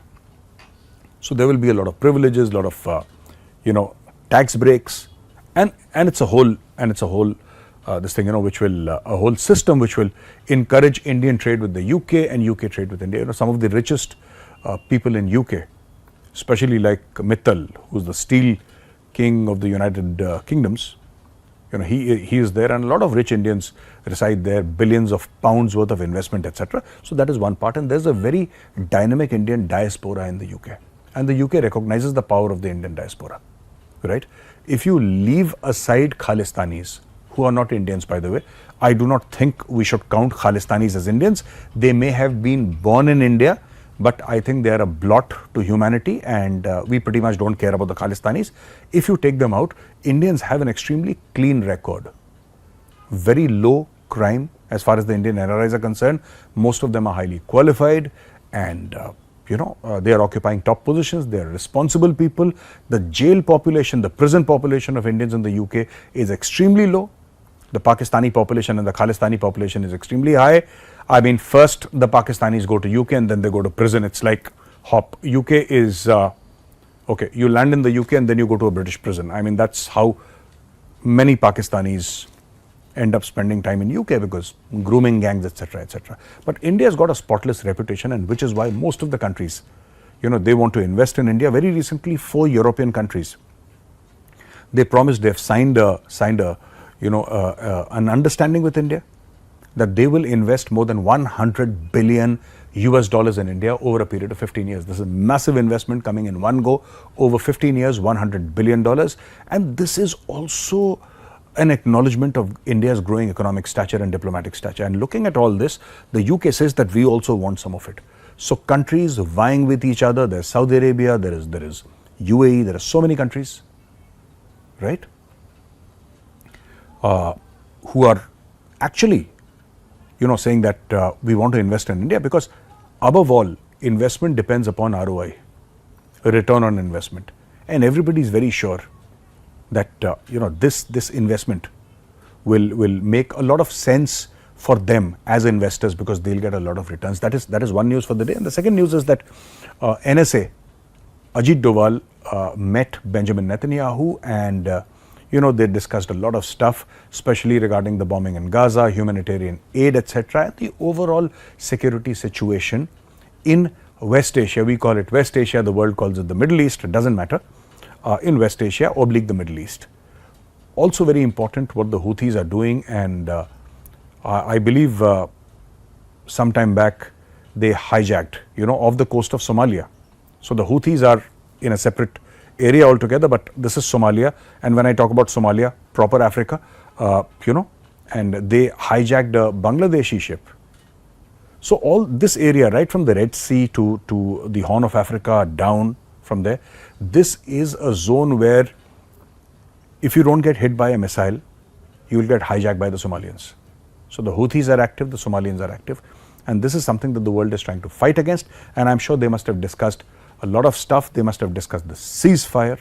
It will all come out, details will slowly come out, but NSA, Mr. Ajit Doval going to Israel and meeting with the Israeli Prime Minister, I think it's a very, very big deal. Thank you for watching this video, ladies and gentlemen. I'll catch you again tomorrow with another video. Till then, Jai Hind.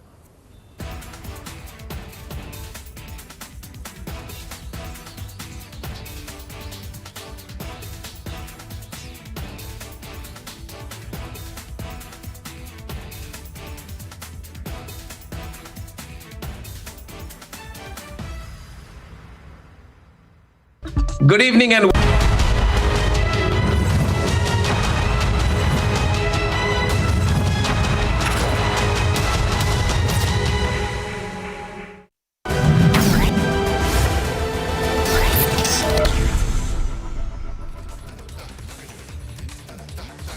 Hello and welcome. You're watching Live and Breaking with me, Gini Nurullah. Let's first take a look at our top headlines at this hour.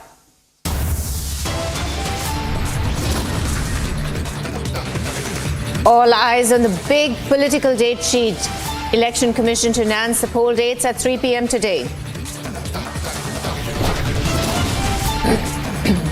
Prime Minister Modi to launch BJP's mega poll campaign in Karnataka from Mallikarjun's home turf, Kalaburgi.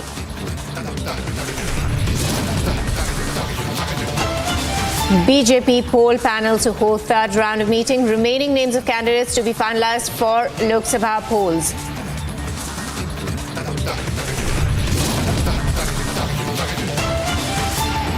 Lens on the South Group as ED arrests K Kavitha in Delhi Liquorgate case. BRS MLC appears before Rouse Avenue Court. BJP firefights rebellion in Karnataka. Ishwarappa to contest elections as an independent.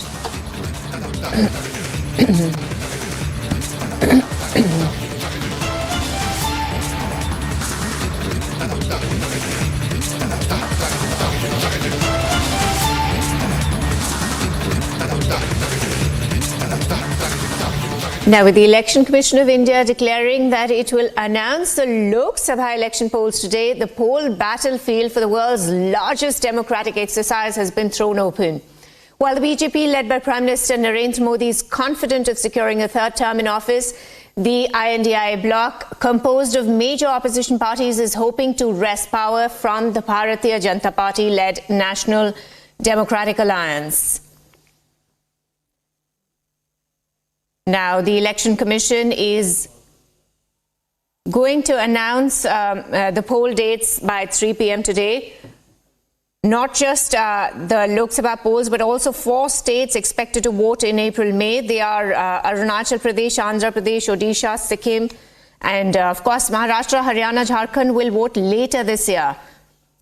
So a decision likely to come there also, and a model code of conduct will come into force as soon as the dates are announced.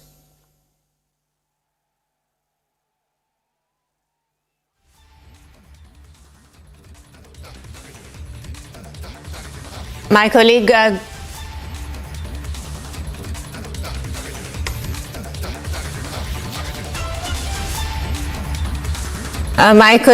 Gursimran is joining us from Jammu.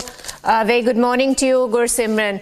Of course, we know that, National Conference and PDP, People's Democratic Party, has been squabbling over seat sharing issue, and they're expecting Congress to resolve the issue. Could you take us through the seat sharing agreement in Jammu?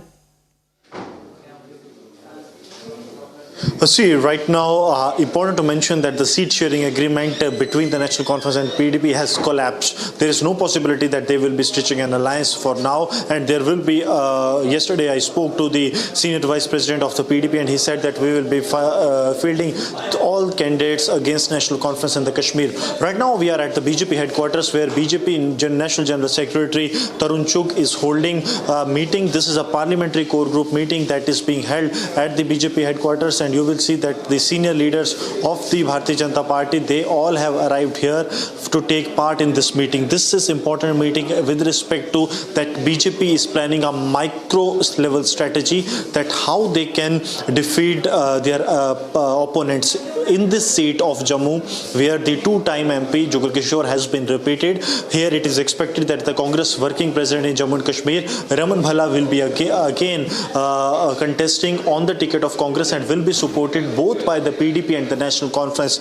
So if we speak of the Jammu, we will see the Indie bloc coming together, but in the Kashmir Valley, there will be a split in the National Conference as well as the PDP. Right now, Tarun Chugh is holding the meeting. We are showing you the visuals, and later in the the afternoon, the Congress party has also scheduled a meeting that will be headed by its J&K chief Vicar Sulwani, and that meeting is very important because it is expected that in days to come, probably on 18th of March, there will be announcement of the candidates, and Congress party is now trying to get Chaudhry Lal Singh, who is a BJP rebel, into their party fold so that he can be fielded as candidate from the Udhampur Lok Sabha seat, from where the BJP has fielded its two-time MP and also the senior leader Dr. Jitendra Singh.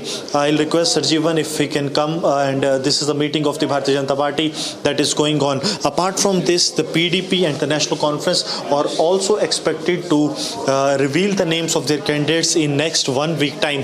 So the next 1 week is going to have the hectic parlays as far as the politics of Jammu and Kashmir is concerned, that how these political parties are going to field their candidates, and there are many permutations and combinations that the political parties are working around the corner so that they can be fixed and they can field a candidate that can give a tough fight to the BJP, because be it National Conference, the PDP, the Congress, though they have the inner fighting, but what they claim that they will be going to come with a strong candidates against the Bharatiya Janata Party, and BJP is yet to announce the candidates on 3 seats. The 3 seats are the Baramulla Lok Sabha seat, the Srinagar Lok Sabha seat, and also the Anantnag Rajouri Lok Sabha seat, where the BJP is expecting that they will be able to garner good votes due to the Pahari reservation that has been granted, the ST reservation granted to the Pahari community, the 10% reservation. So all these recent decisions of the Modi government and also the on-ground work that the BJP claims they have done in the Anantnag Rajouri will fetch some good votes. So based on that, they are making some strategy, and in days to come,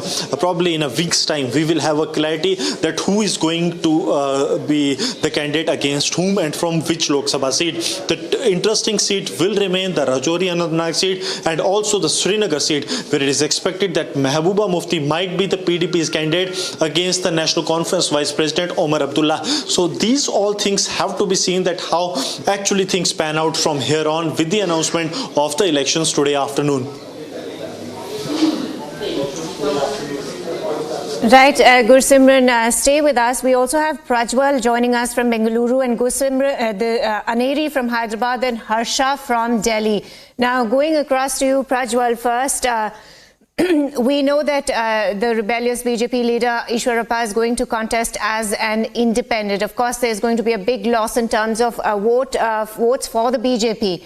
Now, we also know that the Prime Minister is scheduled to visit Shimoga on 18th March. So will he change his decision? You know, looking at Ishwarappa's political career, which has spanned for over 43 years now, Guinea, one thing is for sure, yes, Ishwarappa is very aggressive. But when it comes to the matters of the BJP party, Prime Minister Narendra Modi and the Sangh Parivar, he's always been convinced as well. Because in 2023 Assembly elections as well, when his name was not announced, there were chances that he would have rebelled against his own party. But one call from Prime Minister Narendra Modi changed it all. And K.S. Ishwarappa decided that he will remain with the party, and in fact he was the one who went on and campaigned for the candidate who stood in his place from Shimoga Assembly constituency too. So anything is possible. So will this happen before the 18th of March, or will this happen post that, is something which needs to be seen at this point of time. Because one thing with K.S. Ishwarappa has always been the fact that he will eat into the Kurba as well as the Idiga votes, because yes, he will be causing a lot of damage to the BJP, but at the same point of time he will also be causing a lot of damage even to the Congress candidate in terms of pulling away votes of Geeta Shivraj Kumar, who is the Congress candidate who will be fielded from the Shimoga Lok Sabha constituency too. So it's a two-edged sword for the Congress at this point of time if K.S. Ishwarappa will go ahead and put his nomination papers. Secondly, it is not only Shimoga that the BJP will have to be worried about. They will also have to look in at Koppal, Haveri as well as Mysuru too, because somewhere the people in Mysuru are stating that Pratap Simha will have to be brought back as well, and they have launched the campaign. Secondly, we are also seeing that Sanganna Kreddy, the sitting MP, is going ahead and hitting out and rebelling against this candidate from the BJP, Dr. Baswaraj Kyavatur. We are still seeing that the BJP is undecided as to who will contest from Belagavi, even though Prahlad Joshi, the Union Minister, as well as Mr. B.S. Yediyurappa, the former Chief Minister, says that it will be Jagdish Shettar. Mangala Angadi has gone ahead and expressed that that there might be possible chances that she wants somebody from her family also to contest. So they are facing a lot of ripples as well, but they are quite sure. Mr. B.Y. Vijayendra, the BJP party president, stated that we will iron out the differences. Meanwhile, if you're also looking at the Congress, there has been only 7 candidates who have been announced so far, and they are in search for 21 candidates across the state of Karnataka. And when it comes to the Bengaluru constituencies, the 3 constituencies of Bengaluru, which is Bengaluru South, Bengaluru North and Bengaluru Central, they are finding it very hard to go ahead and find candidates as well, because so far we have seen that only one constituency from Bengaluru has been announced, which is the Bengaluru Rural Lok Sabha constituency, where they have announced the name of sitting MP DK Suresh as well. But in Bengaluru South, Bengaluru North and Bengaluru Central, the Congress finds a lacune because they're still not confident as to who will go ahead and contest, and whether even if they contest, will they emerge victorious, as even sitting ministers are stating that they are backing out of the race. Right, Prajwal, stay with us. Going across to you, Aneri, now, we know that Bahujan Samaj Party and BRS, Bharat Rashtra Samiti, have, of course, allied for the Lok Sabha polls. Can you take us through the alliance, the seat-sharing arrangement? Well, that's right, Guinea. What we have been seeing is that on the day where we are seeing that just few hours from now, the Election Commission will be announcing the dates. But before that, we see that there has been an alliance which has been now announced by the BRS chief K Chandrasekhar Rao, who is also the former Chief Minister of Telangana, who has now joined hands with the BSP. So BSP will be contesting on 2 seats, whereas on the remaining 15 seats, the BRS will be contesting. But when we talk about the Hyderabad seat particularly, the BJP has filled in Madhavi Lata, who has been one of the big names here in the BJP, and she will be contesting against Asaduddin Owaisi, and also the BRS has given BSP the Hyderabad seat. So definitely it's now going to be the Congress, BRS, and Congress, BSP, MIM and the BJP. Definitely we'll have to wait and watch what will be the next move. But when we talk about the election here, we have been seeing that how there has been a triangular fight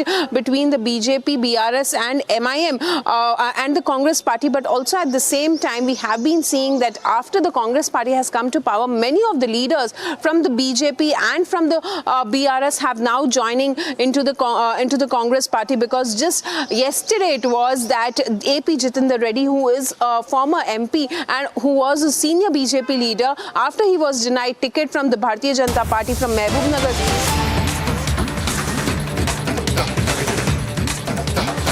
Well, news just coming in that the protesters have been arrested. The protesters were protesting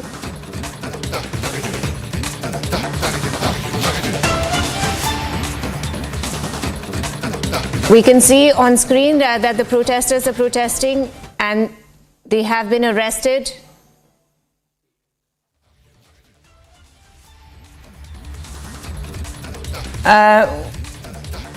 Cutting across to you, Aneri, once again, we can see that the protesters who were protesting in Hyderabad have been staging protest.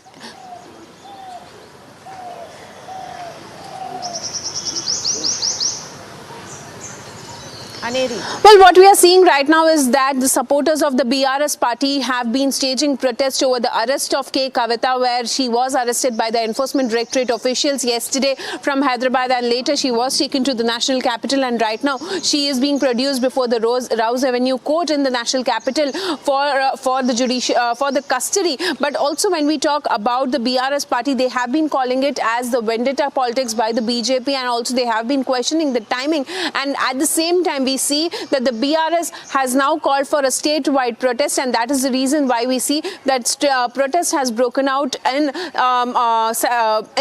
Siddipet district of Telangana, where BRS supporters were seen staging protests. Well, however, police reached the spot then, and later the police officials had taken all the BRS leaders.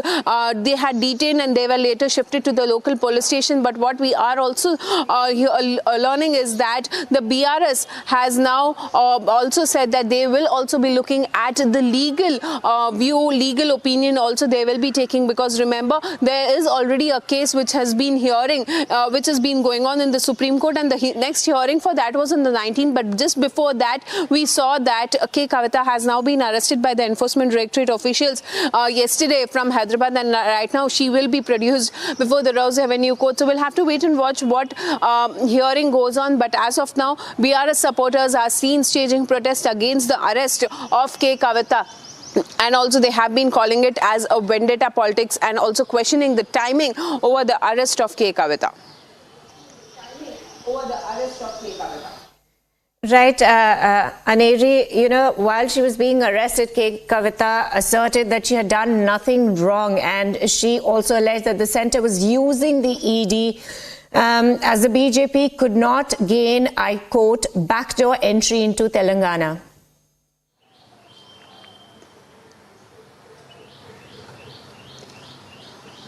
Well, Guinea, definitely the BRS and the BJP are right now in the face of, because when we see when we talk about the BRS says that the BJP has been using all the central agencies against the opposition parties, because remember, K Kavitha had been earlier summoned, but she did not appear before the Enforcement Directorate for questioning, whereas she had moved to the Supreme Court, and later she had got some sort of relief, and that is the reason why we had seen that the next hearing for that case was on the 19th of September and 19th of March in the Supreme Court. But then just before that, yesterday, we had seen the Enforcement Directorate officials arriving at K Kavitha's residence, conducting searches, and later she was also arrested. But amid the arrest, we had also seen how K Kavitha's brother and the BRS working president KT Ramarao, who was seen putting a heated argument with the ED officials there at Kavitha's residence, questioning on how can they arrest K Kavitha without a transit warrant, and also when there is a matter which is pending in Supreme Court, then will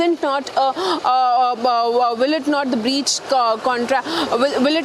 the Supreme Court guidelines? And also that is the reason why we are seeing right now a lot of developments and protests which have been broken out here in the state of Telangana by the BRS supporters over the arrest of K Kavitha, and they have been also hitting out at the BJP, calling it as a political vendetta by the Bharatiya Janata Party, and use of central agencies against the opposition parties is what the BRS says. Against the opposition parties is what the BRS says.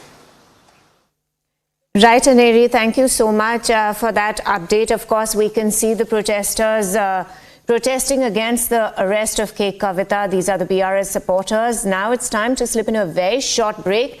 But coming up after this break, Prime Minister to launch BJP's mega poll campaign in Karnataka from Mallikarjun's home turf, Kalaburgi.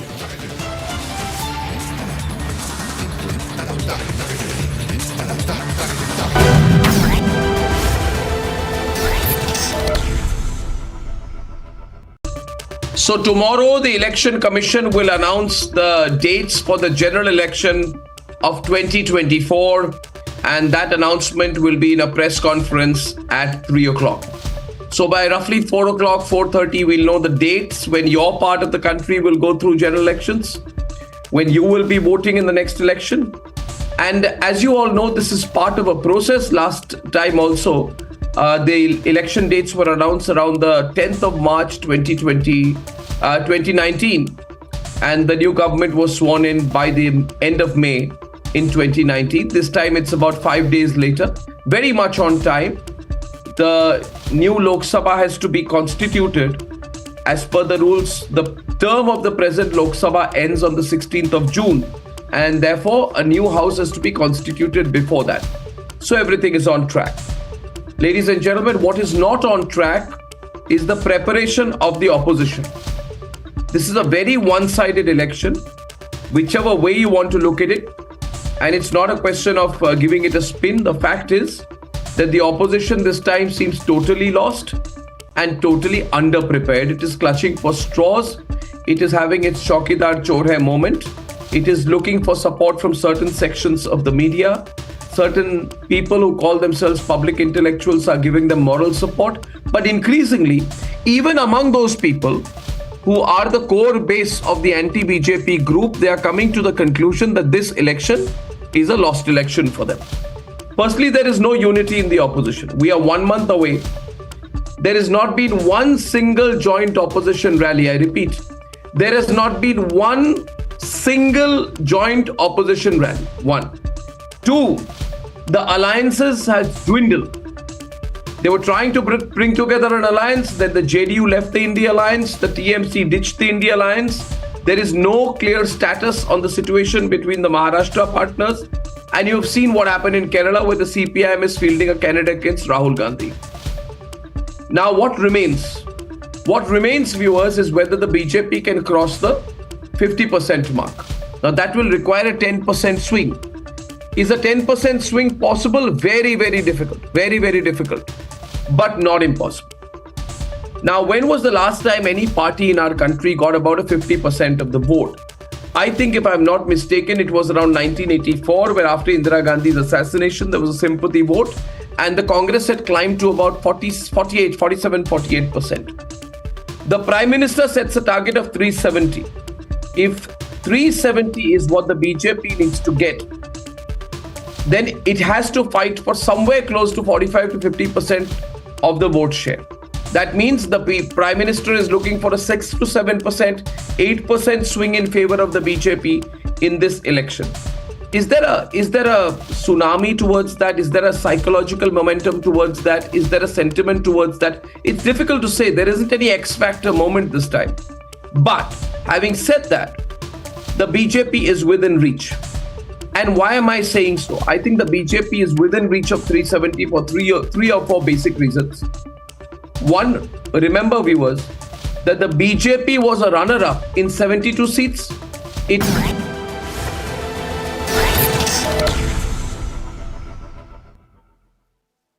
Welcome back, viewers. Now, as BJP kicks off its mega campaign for the 2024 battle, take a look at the Main Modi Hu Modi Ka Parivar song posted by the Prime Minister as BJP gets into full-fledged election mode.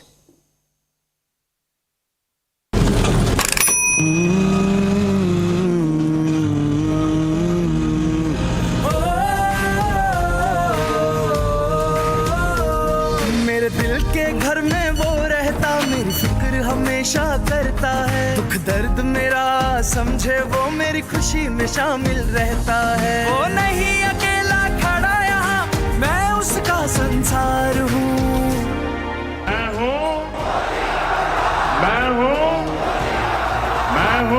मैं मोदी का परिवार हूँ, मैं मोदी का परिवार हूँ, मैं मोदी का परिवार हूँ, मैं मोदी का परिवार हूँ।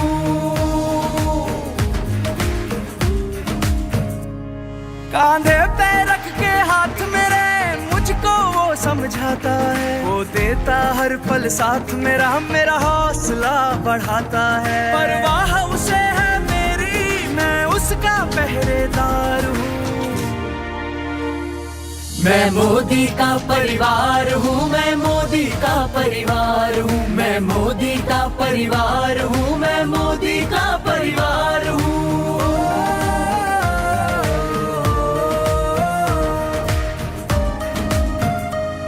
मेरे सर की पक्की छत है वो, मेरे अपनों की सेहत है वो, मेरी जरूरतों का पता उसे, बदल रहा मेरी किस्मत वो देख रहा जो सपने, मैं उनका किरदार हूँ।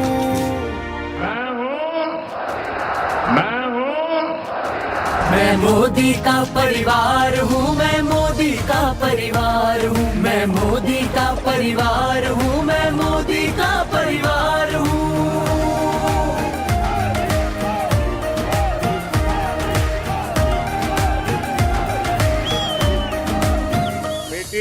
मैं तुम्हें आशीर्वाद देता हूँ, मैं जरूर तुझे चिट्ठी लिखूंगा।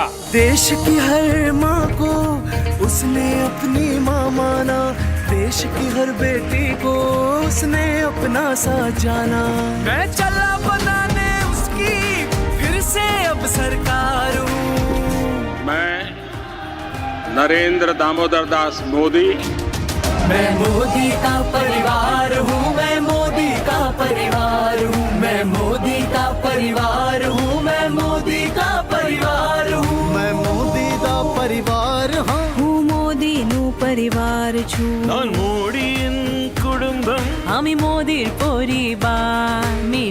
आमचा परिवार आहे नन्नदु मोदिय परिवार మోదీ గారి కుటుంబం నేను జ్ఞానం మోదియుడే కుడుముమాने মই मोदी पोरियालो मोदी यांका परिवार मैं मोदी का परिवार हूँ मैं मोदी का परिवार हूँ मैं मोदी का परिवार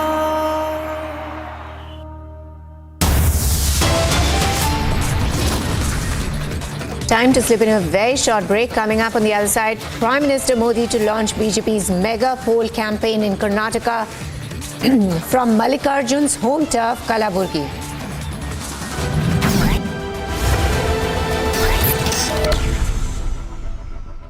Dialogue is home to me now.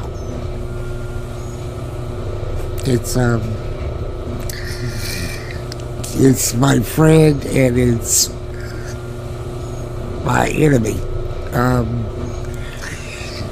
In the end, it keeps me alive.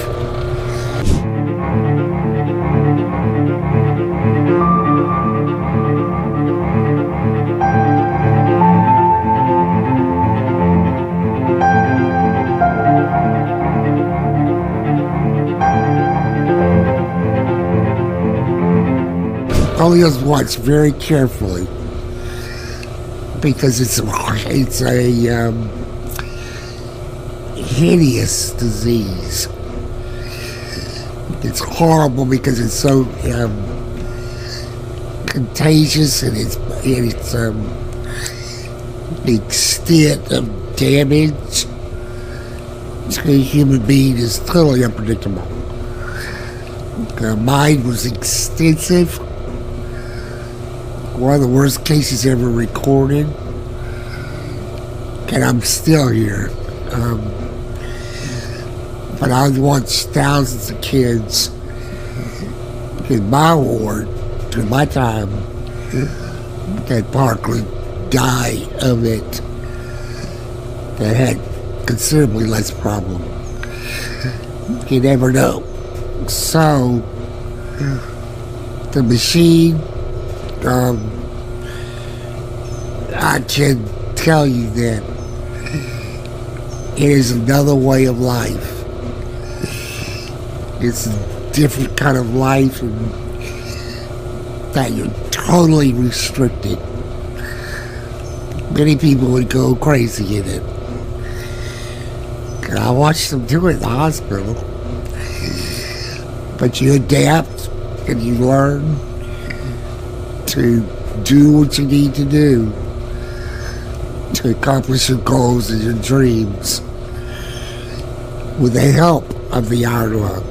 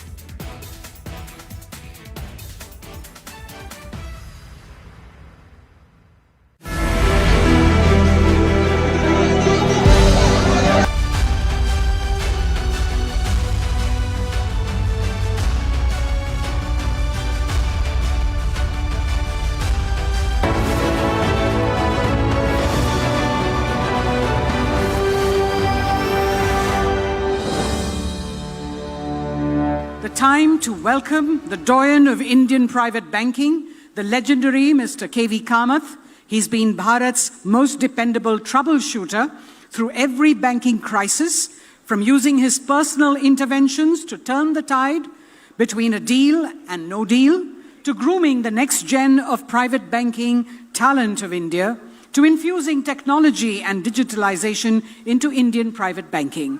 Mr. Kamath today will give us a perspective on how Bharat will sail through the jet stream. And we've got a short audiovisual here that we'd like to share with you quickly.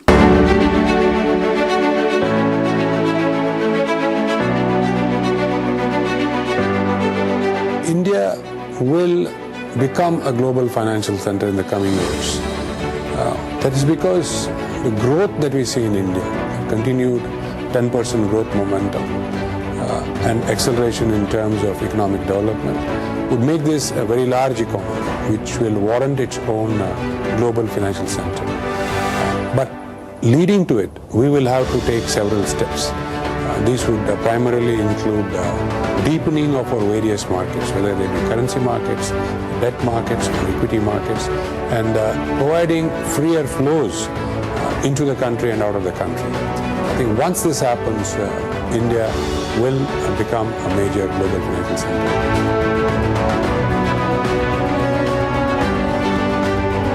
There was never a better time to have been born an Indian, and I mean it with all sincerity, because no other country has today a runway of another 25 years, whether it is in infrastructure, whether it is in manufacturing, whether it is in every area of operation, and all this happening at a time when technology is changing at a dramatic pace. Ladies and gentlemen, put your hands together for Mr. K Kamath, the pillar by himself, the doyen of Indian private banking, who will be in conversation with the business editor, Republic TV, Sharmila Bhomik. Real honor to be on the same stage with Mr. K Kamath. Not only he is one of the major architects of India's financial system, but he is someone who has actually seen the entire economy of India boom over the last couple of decades. Welcome, sir, to the Republic Summit. So there has been never a better time to discuss the Indian economy. The Q3 GDP figures are stunning. Despite the global, turmoil, how is it that India is doing everything right? What are the factors driving our story? Thank you for having me here today. That's a very interesting question, because it has surprised everybody who has observed economic development that you have turmoil in the developed countries, whereas we have bucked the trend. And of course, there's turmoil in other developing countries too. I think this is primarily because of resolute action by A, the government, and B, the regulators, who have played an important role in guiding this whole transition through the challenges. First COVID, and then we have had the situation in Europe. And I think we have, and it has taught us something, that we in a way can get disconnected from what is happening in the West and drive our own agenda. Again, to paraphrase what the Honorable Prime Minister says, Atmanirbharta. I think Atmanirbharta is a core component of why we have done as well as we have done to the crisis. I'll give a data point. I think COVID was a crisis everywhere, but we came out of COVID with probably 25% better productivity at our manufacturing level than we ever had. So I think Indian industry, Indian entrepreneurs, the Indian spirit learned to manage change. And I think we have now, we will not let it go. Right. So the theme of today's summit is Bharat, the next decade. We see the growth map for India charted out pretty well. But what are the factors beyond capex which can actually put force behind this growth? I think there's a combination of several things that is required to drive this whole thing. And A, primarily there is, I would say, talent. People need to get together to drive progress. And of course, capex follows. The people equation, as I was saying, is the key to growth, apart from the capex that you mentioned. And there are a whole lot of drivers that we never imagined would propel us. And I would add, digital is the third key to our capex in hard infrastructure, capex in manufacturing, digital India, and talent. I think these, put together will drive us forward. Just to put it in context, on the manufacturing front, the large industries now, by and large, can meet their growth aspirations through internal cash generation. That is cash that the company throws up every year. It was not so just 20 years back. 20 years back, they said, we'll put up 1, 2 will come as debt. No longer. They say that we can put up the entire investment. Infrastructure is where I think most effort is now being put, and government leads. And government has been leading, for example, in the road sector. It's entirely government-led. In the rail sector, entirely government-led. But then as you go along to other sectors, let's take telecom, private sector is leading. Ports, airports, private sector is leading. Power, again, government and private sector is leading. Green energy, again, I would say joint efforts by government and this. So there is very interesting play that is happening in terms of sectors that need government support are getting government support and government push. Other sectors are encouraged to be driven by private sector. And then comes digital, which we have actually not counted so far. My assessment is that at this point in time, probably digital is contributing 8 to 10% of our GDP.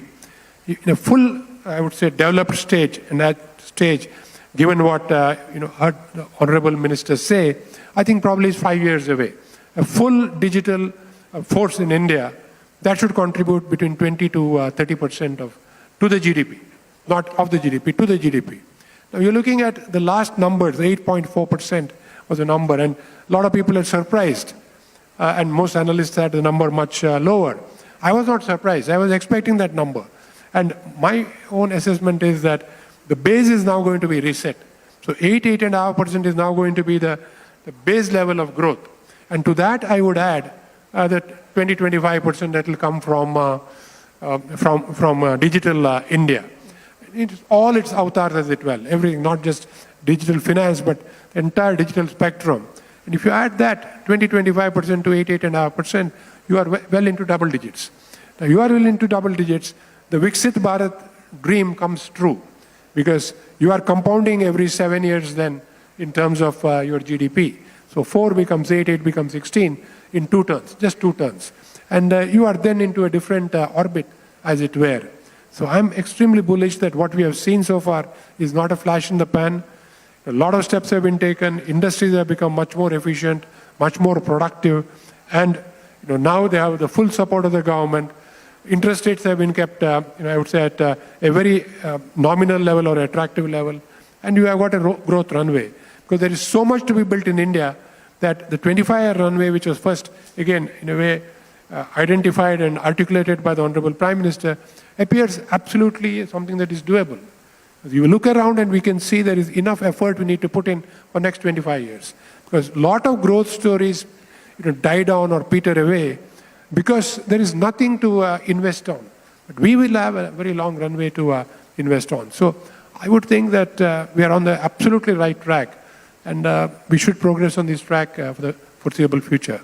So while we are very bullish on this entire digital story of India, we have recently been witnessing some negativities emerging out of this because of lack of regulation, the entire fintech industry, which has tremendous potential. But what do you think, to your mind, needs to be done so that stuff like Paytm doesn't recur in this country? I won't talk of any companies, but let me put it in the regulatory context, because we have grown through regulation, at least in my career, over 52 years. But at least last 30 years, I've seen it at close quarters. I think the regulator knows the pulse. The regulator has got everything that needs to be regulated out there and is on top of the situation. Now, if we have slipped as a company, it is a regulator who will point out to us that you have slipped and corrective action has to be taken. And this is true anywhere in the world. We are no different in terms of regulatory action. So if digital businesses find that they probably have not met the expectation of the regulator, it is for them to correct, not for the regulator to ease regulation, because regulation is out there for a good purpose and we will have to meet it. And I think business people are smart. They will very quickly course correct, read the regulator and do what is right for their companies and for the nation. Banks have done it for all these years. So I don't think there is anything lacking in regulation. Regulation is in sync with what is happening around the world, and I think we will course correct where required. But is there a sort of pressure on the existing banking system because of the fintechs to digitalize very fast? Because a lot of funds are being exhausted by the banks also to go take to the digital route very fast. Indeed there is pressure. In fact, if I were a CEO of a bank today, I would be scared. I would be scared at the pace of change that is happening. Let's not make it into a long this one. Let's take just one piece. Banks made their money on what we called payment transactions. Because in the payment transaction, you had a float. The float, you didn't pay interest. And that was a large part of what you lent, and that earned you returns. So that float has virtually vanished. Because with the UPI and the payment systems that we have today, it is straight through. So the bank doesn't have a float. So there is disruption in one key area of banking. And of course, then you will look out for what are the other key areas. For example, just one more area, lending. Lending to the retail public. Again, what the Honorable Minister put out earlier today, just 2 sessions back, where he said that common street vendor now gets funding, all through a digital platform. So again, the retail side of the business is, I would think today, in the hands of digital players. So if the banks don't correct on these two, one, you don't correct on your payment architecture, and B, you don't correct on your retail lending architecture, you are then left with possibly only the corporate. But the corporate also is going to go to the capital market. So banks could be under threat unless they reinvent themselves. But I'm sure they will. So the biggest story out of India's financial markets, it's recently hit the 4th level globally. But what is this good news for the banks? Because again, people would want to invest more in the markets, so there will be less savings. What is your take on that? No, I think savings can be in several ways. Savings could be through a bank account, so the bank deposits. Savings could be through a mutual fund account, and savings could be through long-term savings, through your pension and or your insurance that you put in. So, and all these are holistically required, in a holistic way, required for a country to grow. You can't just have bank deposits because the nature of bank deposits is short-term. Short-term doesn't really lend itself to, funding long-term projects. So you have a basic conflict. So to lend long-term projects, you require long-term funding, and that comes from pension and insurance and the mutual fund route via the equity and so on. And that's now happening. And that's growing at actually at a pace faster than banks. So this is again a shift that is happening, which is good for the country because you'll get the type of funds that you require for growth and not just end up having short-term funds, which when you lend for long-term creates an imbalance, as it were, or in banking parlance we call it an ALM mismatch. So I think things are happening in a very holistic way now, and which again gives me confidence that 8% plus growth plus is digital should be achievable. So artificial intelligence is a huge buzzword worldwide, but for the banking system, it's a mix of good and bad because just as a lot of the banking work and interfaces are going to be automated, I believe there will be also job erosions. How is our Indian banking system adapting to AI? It's an interesting question because I thought the same thing 25 years back. So we built a lot of back offices because you said the branch is not going to do the work, the back offices will do the work. And within 5 years, the branch didn't do the work. We thought the back office would do the work. The back office didn't do the work. It became straight through. Because when you transacted your, what you transacted hit your account, and then basically the account got squared up. So you did not need a back office to do, the work for you. So this is natural progression.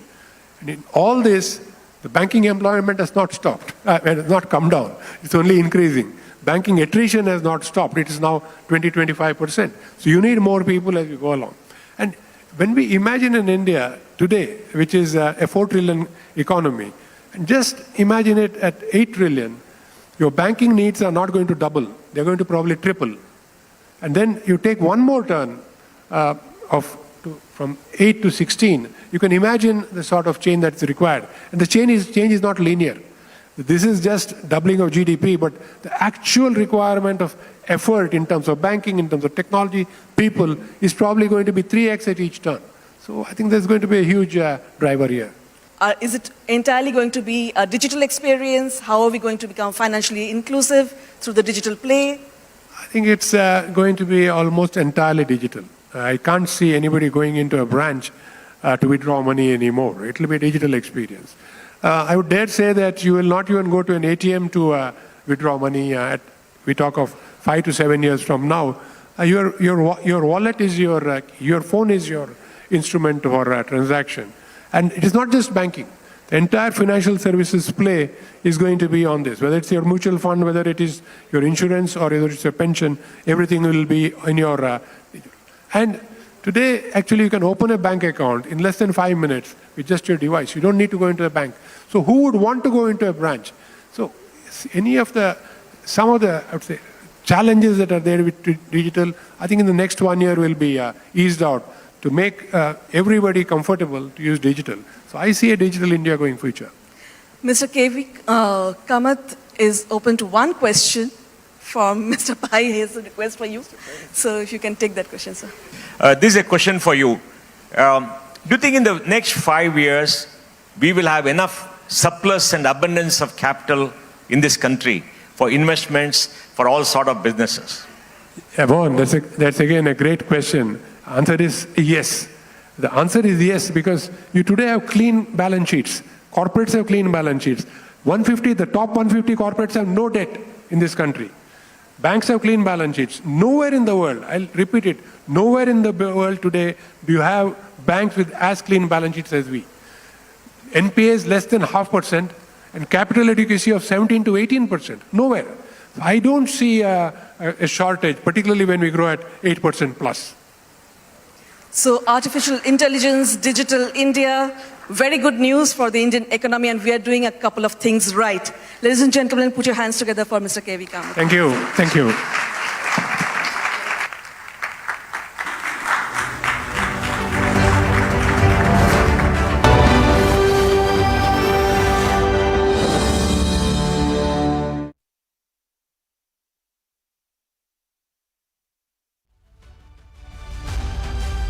Welcome back, ladies and gentlemen. Time now for the nation's sharpest opinion. KCR's daughter, K Kavitha, has been arrested today in the Delhi Liquorgate scam. We're going to talk about it. Today, a team of 10 ED officers from Delhi came. They carried out extensive searches and then they arrested her. This moment, ladies and gentlemen, should settle a few things. K Kavitha, like Arvind Kejriwal, has been singing on about the conspiracy of vendetta. In March 2023, K Kavitha was the same politician who sought a fresh date from the ED for summons because of a scheduled hunger strike on the passage of the Women's Reservation Bill, just like Arvind Kejriwal is doing now. K Kavitha is the same individual who has skipped multiple summons of the ED this year itself, just like Arvind Kejriwal is doing now. K Kavitha is the same individual who went to the ends of the earth to taint the ED as a politically motivated agency, just as Arvind Kejriwal is doing now. And K Kavitha, despite all of that, is under arrest today. Whether K Kavitha gets bail or not will be a matter decided by the courts of law. But just like the courts of law have kept Manish Sisodia under custody for 383 days, barring sporadic interim bail on personal grounds, he's been inside jail. Now, if this is telling me something, what is it? It is that Arvind Kejriwal should realize in this moment, at this hour, that the vendetta card, Arvind Kejriwal, is going to take him nowhere. That the ED will do what it has to and have to defend it before a court of law or custody. Arvind Kejriwal should also know that with K Kavitha in custody, the link with Vijay Nair, his man, his boy, the person who worked for him, that also will slowly be unearthed. Because it has been alleged that K Kavitha was in touch with Vijay Nair. And Vijay Nair was taking the bribes on behalf of the Aam Aadmi Party. That is why, ladies and gentlemen, there is a strong possibility that K Kavitha's arrest will lead to many more quick developments in Liquorgate. So the Aam Aadmi Party should really watch out. और मोदी है तो मुमकिन है कम से कम हमारा 10,000 रुपए बच जाएगा 2 रुपए में भी बहुत फायदा हो जाता है 2 रुपए कम होने में बहुत बड़ी बात है सर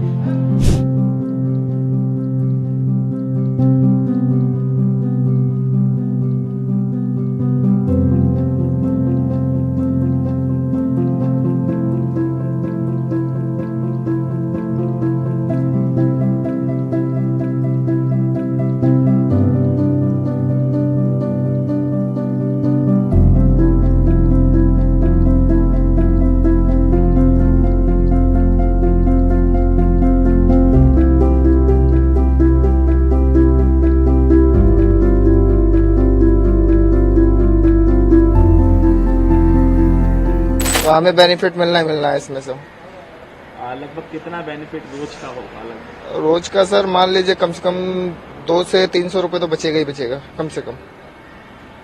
कितना गाड़ी औसतन चलाते हैं डेली का? डेली हमारी रनिंग के हिसाब से करीबन 1000 भी चल जाती है, कभी 200 भी चलती है, कभी 100 भी चलती है।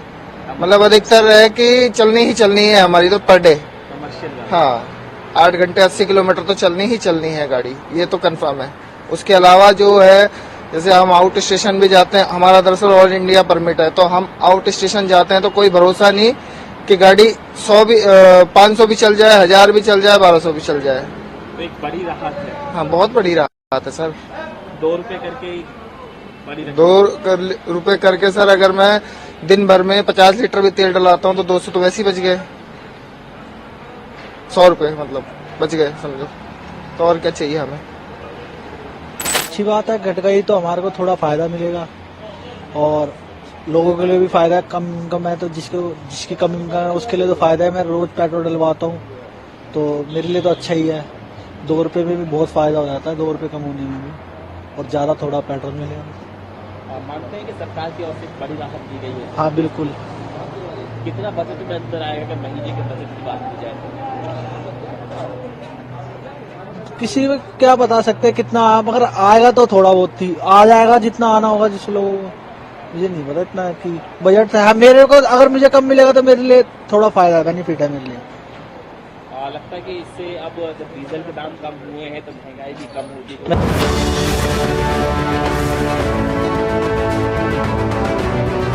If you look at India in the next decade, I see its future determined by the application of technology in different domains of our life and then making an impact in the society. So if I look at the application of space sector in all of them, I think the space sector has been one torchbearer in showcasing an example to this country that it is possible for India to make its own path, her own path in the domain of space technology, to do it in different manner than that others did.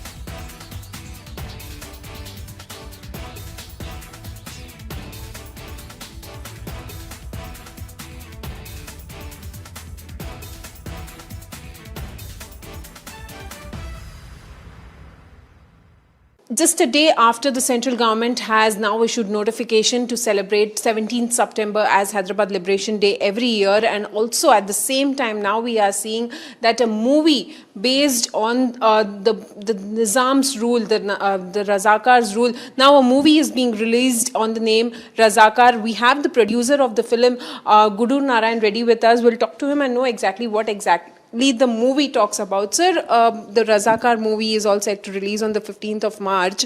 What exactly does the movie talk about? What message are you trying to put forth through this movie? First of all, I salute our Honorable Prime Minister, Shri Narendra Modi ji, for declaring 17th September as a Liberation Day of Hyderabad. Because it took 75 years for the pseudo-secular parties who have ruled our country to not even to consider it. And every time some political parties, for their electoral benefits, used to talk that 17th September should be the official Liberation Day, it should be celebrated officially. Today, the union government headed by Prime Minister Narendra Modi ji and also the Home Minister Shri Amit Shah ji has taken a great decision. My salutes to them. Secondly, the movie Razakar is going to talk or depict exactly what happened during those dreadful 396 days. Post 15th August 1947 till 17th September 1948, till Hyderabad was liberated from the draconian rulers of Telangana, present-day Telangana, yesteryear Hyderabad province, headed by Mir Usman Ali Pasha, the then 7th Nizam. He acted so dastardly on his own people that unbelievable things have happened. Not even Nazis have committed such heinous crimes. Nizam has committed. And nobody had the guts to produce this, because everyone, because a threat comes and they get scared and all that. I'm not scared. I am son of the soil. I would like to bring out the real story which happened and which was kept under the wraps all these years, 7.5 decades it took. God, Sri Lord Balaji has enlightened me. When I went to have darshan, as I landed in Renugunta airport, I got a feeling that Razakar in my mind. I thought Balaji, Lord Bhagavan Balaji is, basically indirectly or directly is giving me a signal that I should take up this subject, which I took up, and it has come out very well. It's going to open the minds and also enlighten the present day generation, younger generation of our country. They need to know. Because all this while, whenever we see any books, we see great things about some, Shah Jahan, Akbar and all that. But we never see a bad thing done by a same community guy, Nizam the 7th. He has done such heinous crimes, committed such heinous crimes that 60,000 rapes of women of his own province and 2 lakh murders of the people of his own province, and there were innumerable number of lootings done by the Razakars. I would like to, I had a direction from Lord Balaji to produce this movie, and I have produced. It has nothing to do with any political sides or any inclinations or any sidings. I was always a good citizen of this country without any criminal record, and my sincerity should not be doubted. But sir, also at the same time, on one side we had seen that there were a lot of cases which were put to put a hold on this movie release. But now that the timing also of this movie is being questioned, because on one side we see that the central government has already issued notification to celebrate Hyderabad Liberation Day every year, and notification has been issued. But also on the other hand, we are seeing that very soon the dates for the parliament elections will also be announced. So timing of this release of the movie is being questioned. How do you look at it? See, some civil liberties organizations have filed a case which was dismissed by the Honorable Telangana High Court yesterday. All this while they were objecting by filing petitions with CBFC, Central Board of Film Certification, and all these people, and they could do all kinds of things for scuttling the production and completion of this movie. And today we are in such a situation by the nature, the Almighty, and even Panchabhutas are helping us in bringing out the reality, the true events that took place, true dreadful events which took place during the Razakars regime that is headed by Mir Usman Ali Pasha. And you are saying that, why at this time, during the elections? As I already said that, the movie was supposed to have been released during September, October. There were objections then. If I continuously get objections on one reason or the other, I cannot stop it, because it has to be shown, and I cannot have it. It's a huge financial, budgeted movie without big faces as such, big heroes, bigger glamorous people, but hardworking characters and hardworking actors and actresses have acted in this movie who exactly lived in their, their characters. They have entered into that and lived as.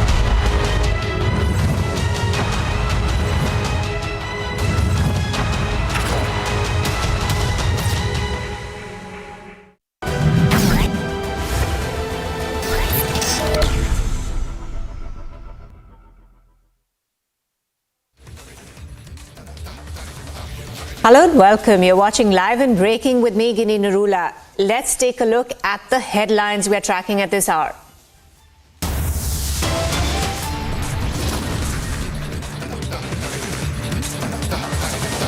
All eyes on the big political date sheet. Election Commission to announce its poll dates at 3 p.m. today.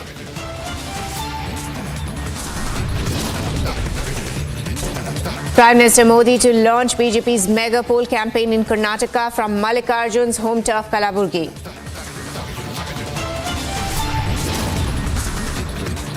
BJP poll panel to hold third round of meeting. Remaining names of candidates to be finalized for Lok Sabha polls.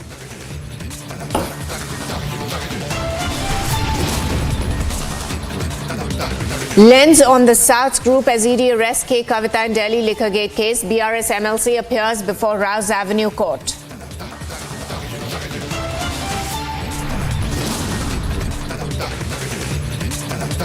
BJP firefights rebellion in Karnataka. Ishwarappa to contest elections as an independent.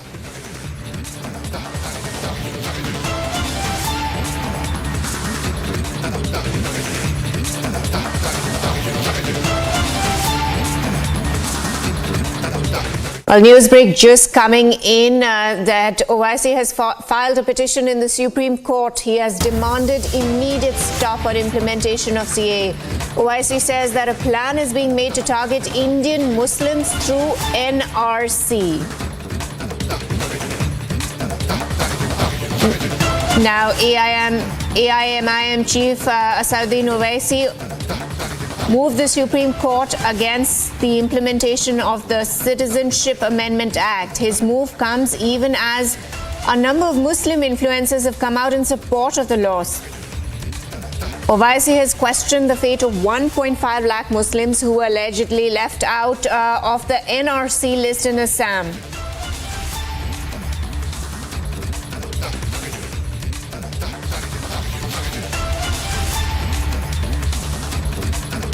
My colleague Aneri is joining us. Aneri, of course, the latest update coming in that Owaisi has filed a petition in the Supreme Court and he has demanded an immediate stop to the implementation of CAA. This comes in as quite a huge number of Muslims have supported the CAA.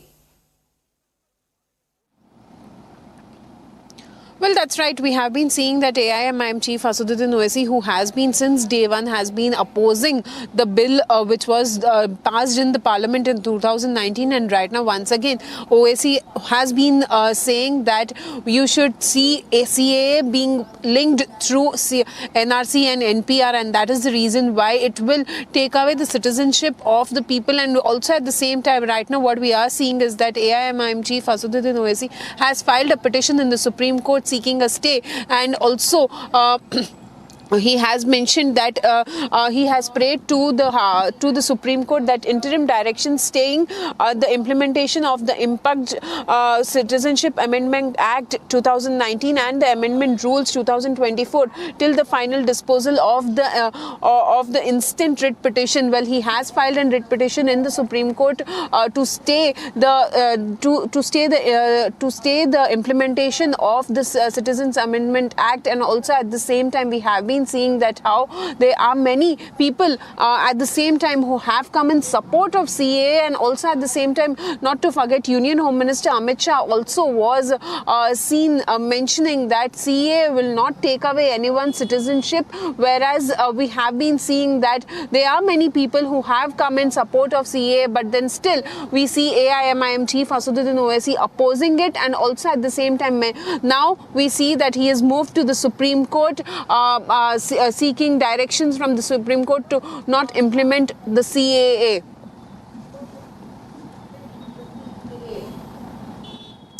Right, Aneri, as you just mentioned that Owaisi has questioned the fate of 1.5 lakh Muslims who are actually left out of the National Register of Citizens NRC list in Assam.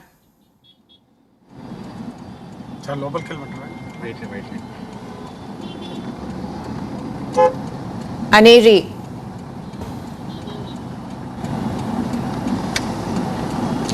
Well, what we are seeing is that the move by AIMIM Chief Asauddin Owaisi, well, he had also earlier mentioned about moving to the Supreme Court because he says that the Citizens Amendment Act is not right, and that is the reason why it should not be implemented, because it will take away the citizenship of the people, and also it is to target certain sections, especially the minorities, and that is the reason why the CAA is not right. Back then in 2019, also not to forget, Asauddin Owaisi has torn the Citizens Amendment Bill which was passed in the Parliament back then in 2019, and now once again when we see that the central government has announced the CAA, they have Owaisi has opposed it, and also at the same time I'll also read out few points which have been mentioned in the writ petition, which states that he prays to the Supreme Court to issue directions that during the pendency of these proceedings no recourse shall be permitted to be taken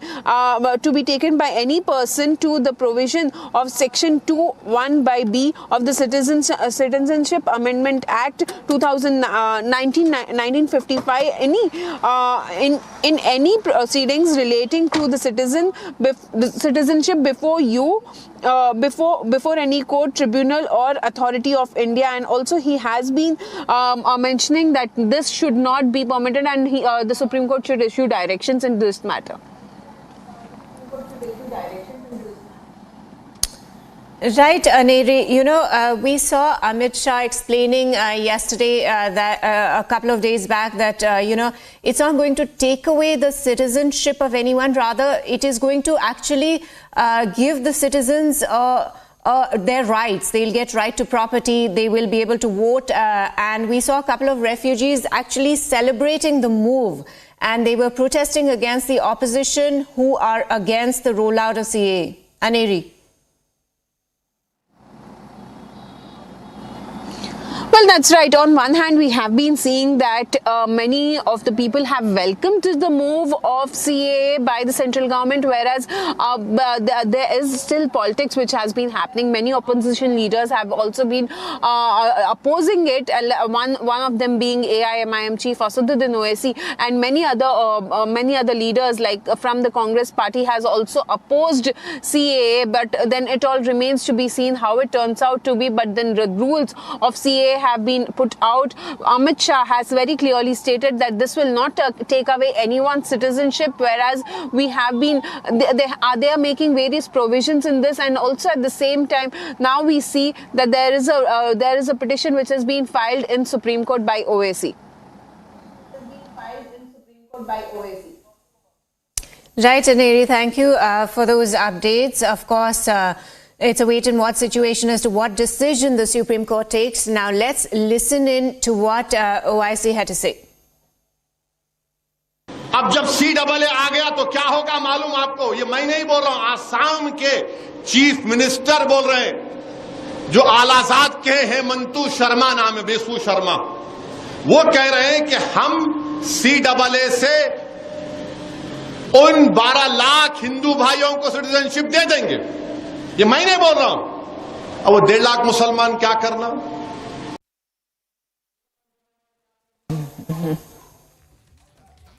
Now, with the Election Commission of India declaring that it will announce the Lok Sabha election polls today, the poll battlefield for the world's largest democratic exercise has been thrown open. While the BJP, led by Prime Minister Narendra Modi, is confident of securing a third term in office, the INDI bloc, composed of major opposition parties, is hoping to wrest power from the Bharatiya Janata Party-led National Democratic Alliance.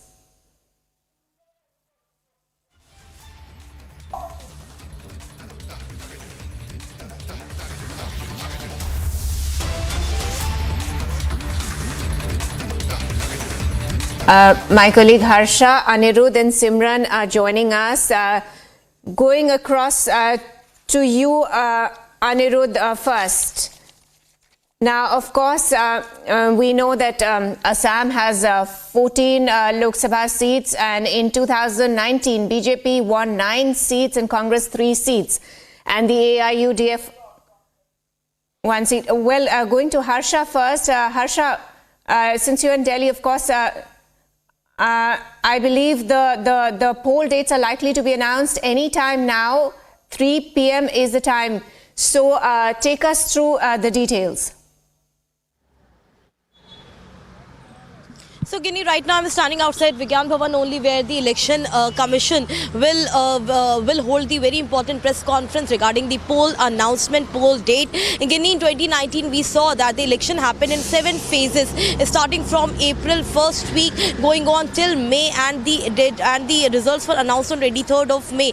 But this time, what is important to see is that whether the elections will be conducted in all 7 phases, or there is going to be reduction of time. Reduction of time is much more important, because this time if we see that the internal security in the country after 2019 is at much better place, but the deployment of the paramilitary forces in the places like West Bengal, in the places like Manipur and the regions of Bastar, Chhattisgarh is very important. Although after the abrogation of Article 370 in Jammu and Kashmir, situation in Jammu and Kashmir is also much better, and that is the reason why this time it is also being said that a month-long exercise of the conduction of the poll is going to take place, or there is to be reduction of timeline of the polling phases. We have to look at this very important segment, which is which the election commissioner Rajiv Kumar is going to announce today. Earlier, what we have seen is that the huge number of troops were deployed in West Bengal also, because there were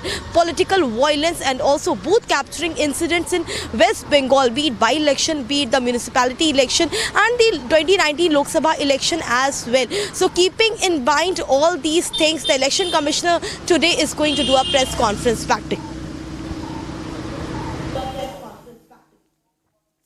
Right, Harsha, stay with us. Going across to Anirudh in Guwahati now. Anirudh, BJP is going to contest 11 seats in Guwahati out of a total of 14 Lok Sabha seats. And on the other hand, Indie Bloc, AAP is quite hopeful. And in fact, they withdrew its candidate, one of its candidates, and also demanded the Congress to withdraw two of its candidates. Could you take us through the situation in Assam? Yes, Assam is a very interesting scenario this time, because this is for the first time that the Lok Sabha election will be held in Assam on the delimited seats. After the delimitation have taken place this time, the Lok Sabha constituencies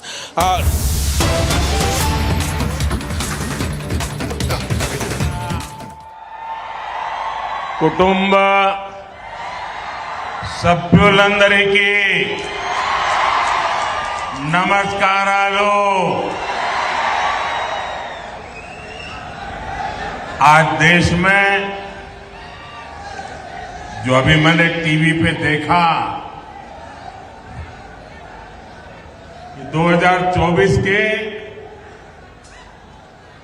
Lok Sabha चुनाव का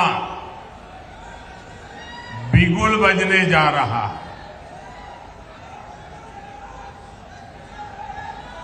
TV वाले बताते हैं कि अब से कुछ ही देर बाद दिल्ली में चुनाव की तारीखों का ऐलान हो जाएगा. लेकिन मेरे प्यारे भाइयों बहनों, तारीखों के औपचारिक ऐलान के पहले ही देश की जनता ने, देश ने नतीजों का ऐलान कर दिया है. देश ने घोषणा कर दी है, अब की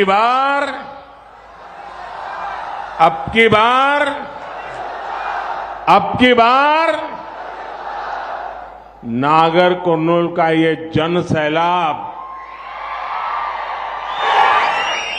आपका ये स्नेह, ये बता रहा है कि तेलंगाना भी यही ऐलान कर रहा है, अब की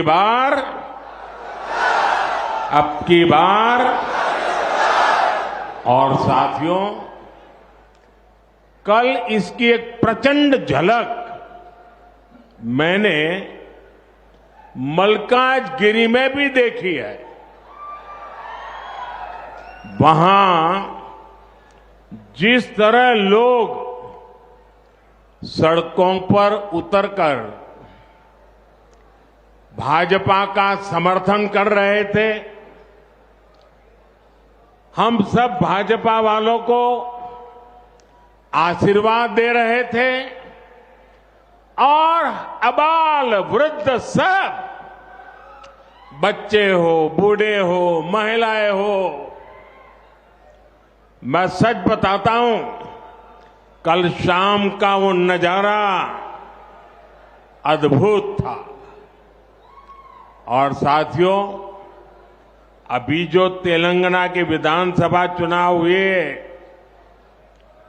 और उस समय भी मैं यहां आया था, और उस समय मैंने देखा था कि जनता के दिल में, जनता के दिमाग में बीआरएस के खिलाफ इतना भयंकर गुस्सा था, इतना गुस्सा था, और उसका नतीजा भी हमने देखा, बीआरएस का क्या हाल हुआ। और कल मैंने देखा और आज यहां भी देख रहा हूं, तेलंगाना के लोगों ने मोदी को फिर से वापस लेने का फैसला सुना दिया है। तेलंगाना भी कह रहा है, तीसरी बार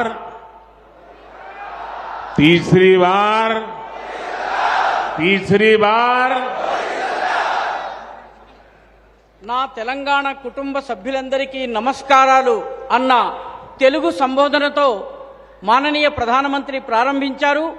నేడు దేశంలో 2024 లోకసభ ఎన్నికల యొక్క రణశంఖం మోగబోతోందని టీవీ ఛానళ్లు ఇప్పుడే చెప్పాయి. ఇప్పుడు మరి కొంచెం సేపటి తరువాత ఎన్నికల తేదీలను కూడా ప్రకటించబోతున్నారని తెలియవచ్చింది.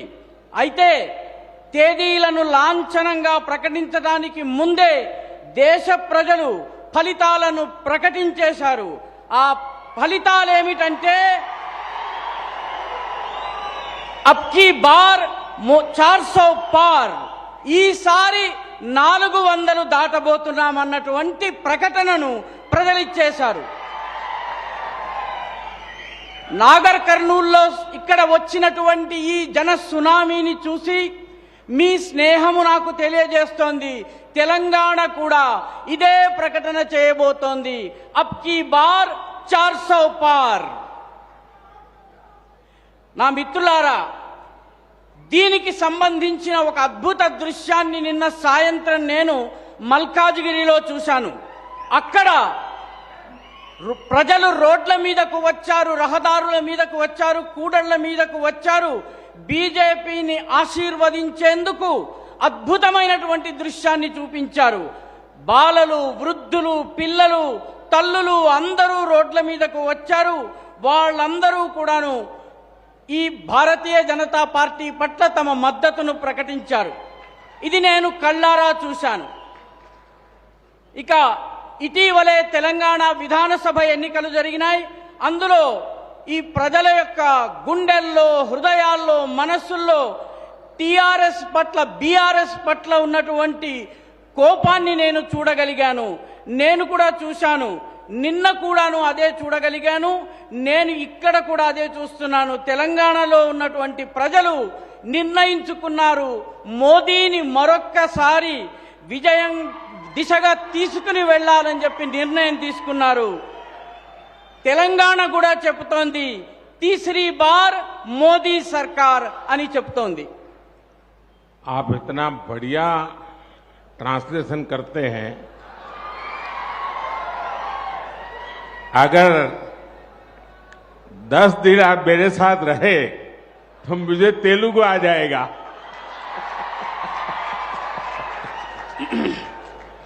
बताइए. ఈ అనువాదము చాలా బాగుంది. వారితో పాటు 10 రోజులు ఉండే సౌభాగ్యం నాకు లభిస్తే వారికి తెలుగు వస్తుంది, నా జీవితం ధన్యమవుతుంది.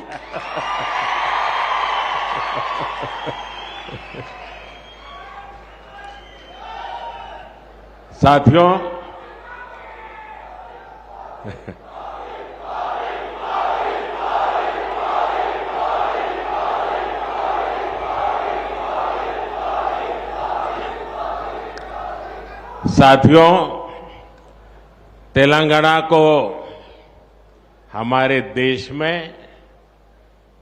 गेटवे ऑफ साउथ कहा जाता है. पिछले 10 वर्षों में तेलंगाना का विकास ये एनडीए की, मोदी की प्राथमिकता रहा है. लेकिन इन 10 वर्षों में हमने ये भी देखा कि कैसे तेलंगाना चक्की के दो पार्टों में पीसता रहा है। एक पार्ट कांग्रेस का और दूसरा पार्ट बीआरएस का। कांग्रेस और बीआरएस ने मिलकर तेलंगाना के विकास के हर सपने को चकनाचूर कर दिया है। और अब तो मुश्किल ये है कि यहां कांग्रेस के पंजे का कब्जा हो गया है। पहले बीआरएस की महालूट और अब कांग्रेस की बुरी नजर। ये वैसे ही हालत है जैसे कि कुएं से निकले खाई में गिरे। कांग्रेस के लिए तो पूरा राज्य तबाह करने के लिए 5 साल भी बहुत है। जब यहां ज्यादा संख्या में बीजेपी सांसद चुन करके आएंगे तो कांग्रेस को भी अपनी मनमानी करने में बहुत मुश्किल होगा। और इसलिए इस बार तेलंगाना में सभी लोकसभा की सीट भाजपा का कमल खिलना चाहिए।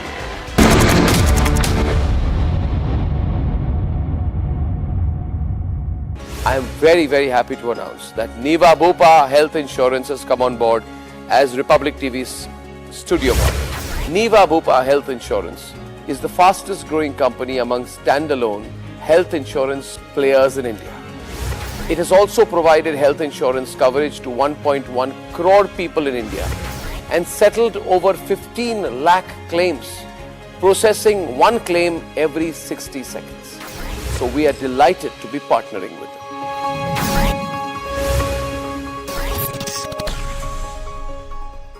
A high-level committee headed by former President Ramnath Kovind has recommended simultaneous elections for the Lok Sabha and state assemblies as a first step, followed by synchronized local body polls within 100 days' time. But the question is, what is meant by simultaneous elections in the country? Well, we will answer this and some other questions you may have regarding one nation, one election in the country.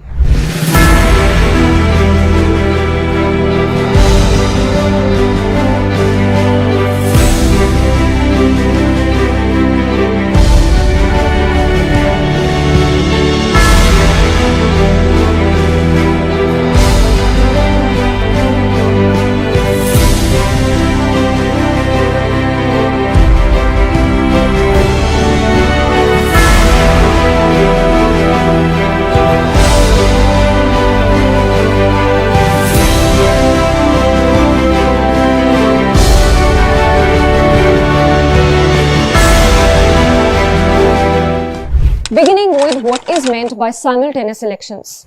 Well, simultaneous elections, popularly known as one nation, one election, means holding elections to the House of the People, all the state legislative assemblies and local bodies, example, municipalities and panchayats together. Was simultaneous elections held in India earlier is another question. Well, back in 1957, conscious efforts were made by the central government, the state governments and political parties on persuasion of Election Commission of India to prematurely dissolve state legislative assemblies in 7 states of Bihar, Bombay, Madras, Mysuru, Punjab, Uttar Pradesh, West Bengal as well, so that simultaneous elections could be held. Simultaneous elections were by and large in vogue till the 4th general elections of 1967. But with the disruption of the cycle of simultaneous elections, thereafter the country now faces 5 to 6 elections in a year. If municipalities and panchayat elections are also included, the number of elections will increase manifold. Well, what is the need for simultaneous elections? Frequent elections burden the government exchequer with additional expenditure. Asynchronous elections cause uncertainty and instability that in turn thwarts supply chains, business investments and economic growth as a whole. Another reason is that staggered elections induce voters' fatigue and present a significant challenge in ensuring their participation as well. Now let's look at the advantages of holding simultaneous elections in the country. While simultaneous polls will ensure ease and convenience to voters, avoid voters' fatigue, and facilitate greater voter turnout. Conducting elections to all three tiers of the government together would even avoid disruption of supply chains and production cycles due to migrant workers seeking leave of absence to cast their vote. Simultaneous elections would also reduce financial burden on the government exchequer by avoiding duplication of expenditure on intermittent elections. Holding of elections once every 5 years would result in mitigation of social disharmony and conflict, which is often observed during elections. Good evening and welcome, viewers. So tomorrow the Election Commission will announce the dates for the general election of 2024, and that announcement will be in a press conference at 3 o'clock. So by roughly 4 o'clock, 4:30, we'll know the dates when your part of the country will go through general elections, when you will be voting in the next election. And as you all know, this is part of a process. Last time also, the election dates were announced around the 10th of March 2019, and the new government was sworn in by the end of May in 2019. This time it's about 5 days later, very much on time. The new Lok Sabha has to be constituted. As per the rules, the term of the present Lok Sabha ends on the 16th of June, and therefore a new house has to be constituted before that. So everything is on track. Ladies and gentlemen, what is not on track is the preparation of the opposition. This is a very one-sided election, whichever way you want to look at it. And it's not a question of giving it a spin. The fact is that the opposition this time seems totally lost and totally underprepared. It is clutching for straws. It is having its Chaukidar Chor Hai moment. It is looking for support from certain sections of the media, certain people who call themselves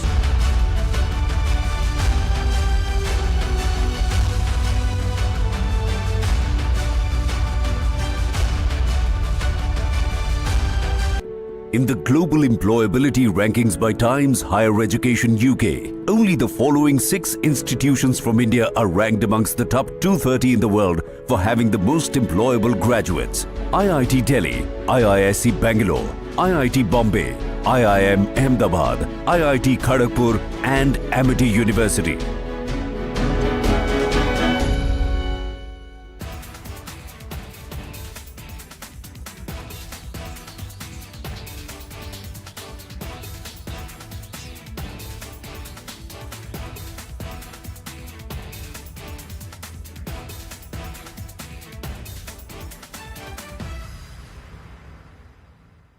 Dialogue is home to me now. It's my friend and it's my enemy. In the end, it keeps me alive.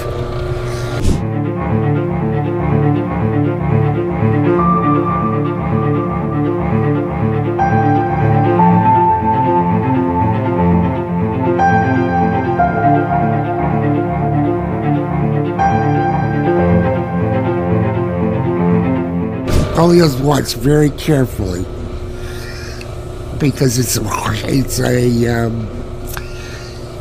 hideous disease. It's horrible because it's so contagious, and it's the extent of damage to a human being is totally unpredictable. Mine was extensive. One of the worst cases ever recorded, and I'm still here. But I watched thousands of kids in my ward during my time at Parkland die of it that had considerably less problem. You never know. So, the machine, I can tell you that it is another way of life. It's a different kind of life, and that you're totally restricted. many people would go crazy in it. And I watched them do it in the hospital. But you adapt and you learn to do what you need to do.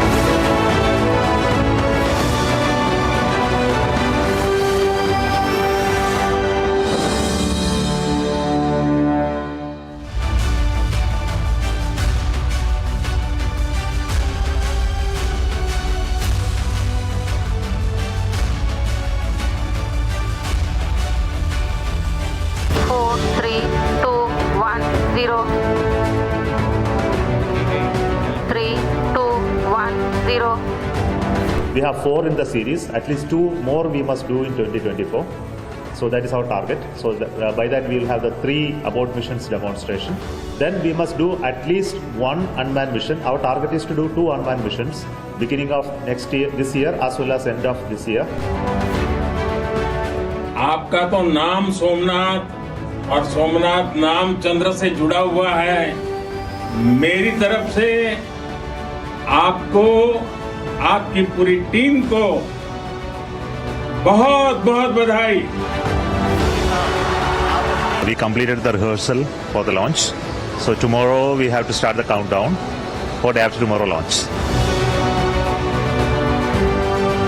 Aditya L1 mission accomplished. Handing over to mission director. And we have a confirmation of Aditya L1 separation. The mission has been accomplished. In 2024 is going to be a year for Gaganyaan readiness. Of course, Gaganyaan manned mission we have targeted for 2025. So we have to focus on what you want to achieve in Gaganyaan. ISRO has lifted Bharat and taken us among the stars. It has realized our dreams, aspirations and ambitions as a people. ISRO has infused our dreams with the courage and might of perseverance. And ISRO has shown the world that Bharat, that once carried a rocket on a cycle, that once had caricatures mocking our space ambitions, has touched down on the moon, where no one else has gone. It has shown the world that Bharat soars with the sun like none other. Ladies and gentlemen, the ISRO chief, Mr. Sridhara Panikkar Somanath. Please welcome him on stage, our interstellar pathfinder, the revered S. Somanath. May I invite both Mr. Somanath and the senior editor, Republic TV, Shavan Sen, for a brief interaction. Ladies and gentlemen, when it comes to India's space program, one would say that in post-colonial India, it's the most powerful example of India's modernity, statehood, as well as national prestige. And as far as Bharat next decade is concerned, this is a man who has an extraordinary story of resilience, hope, and triumph over adversity.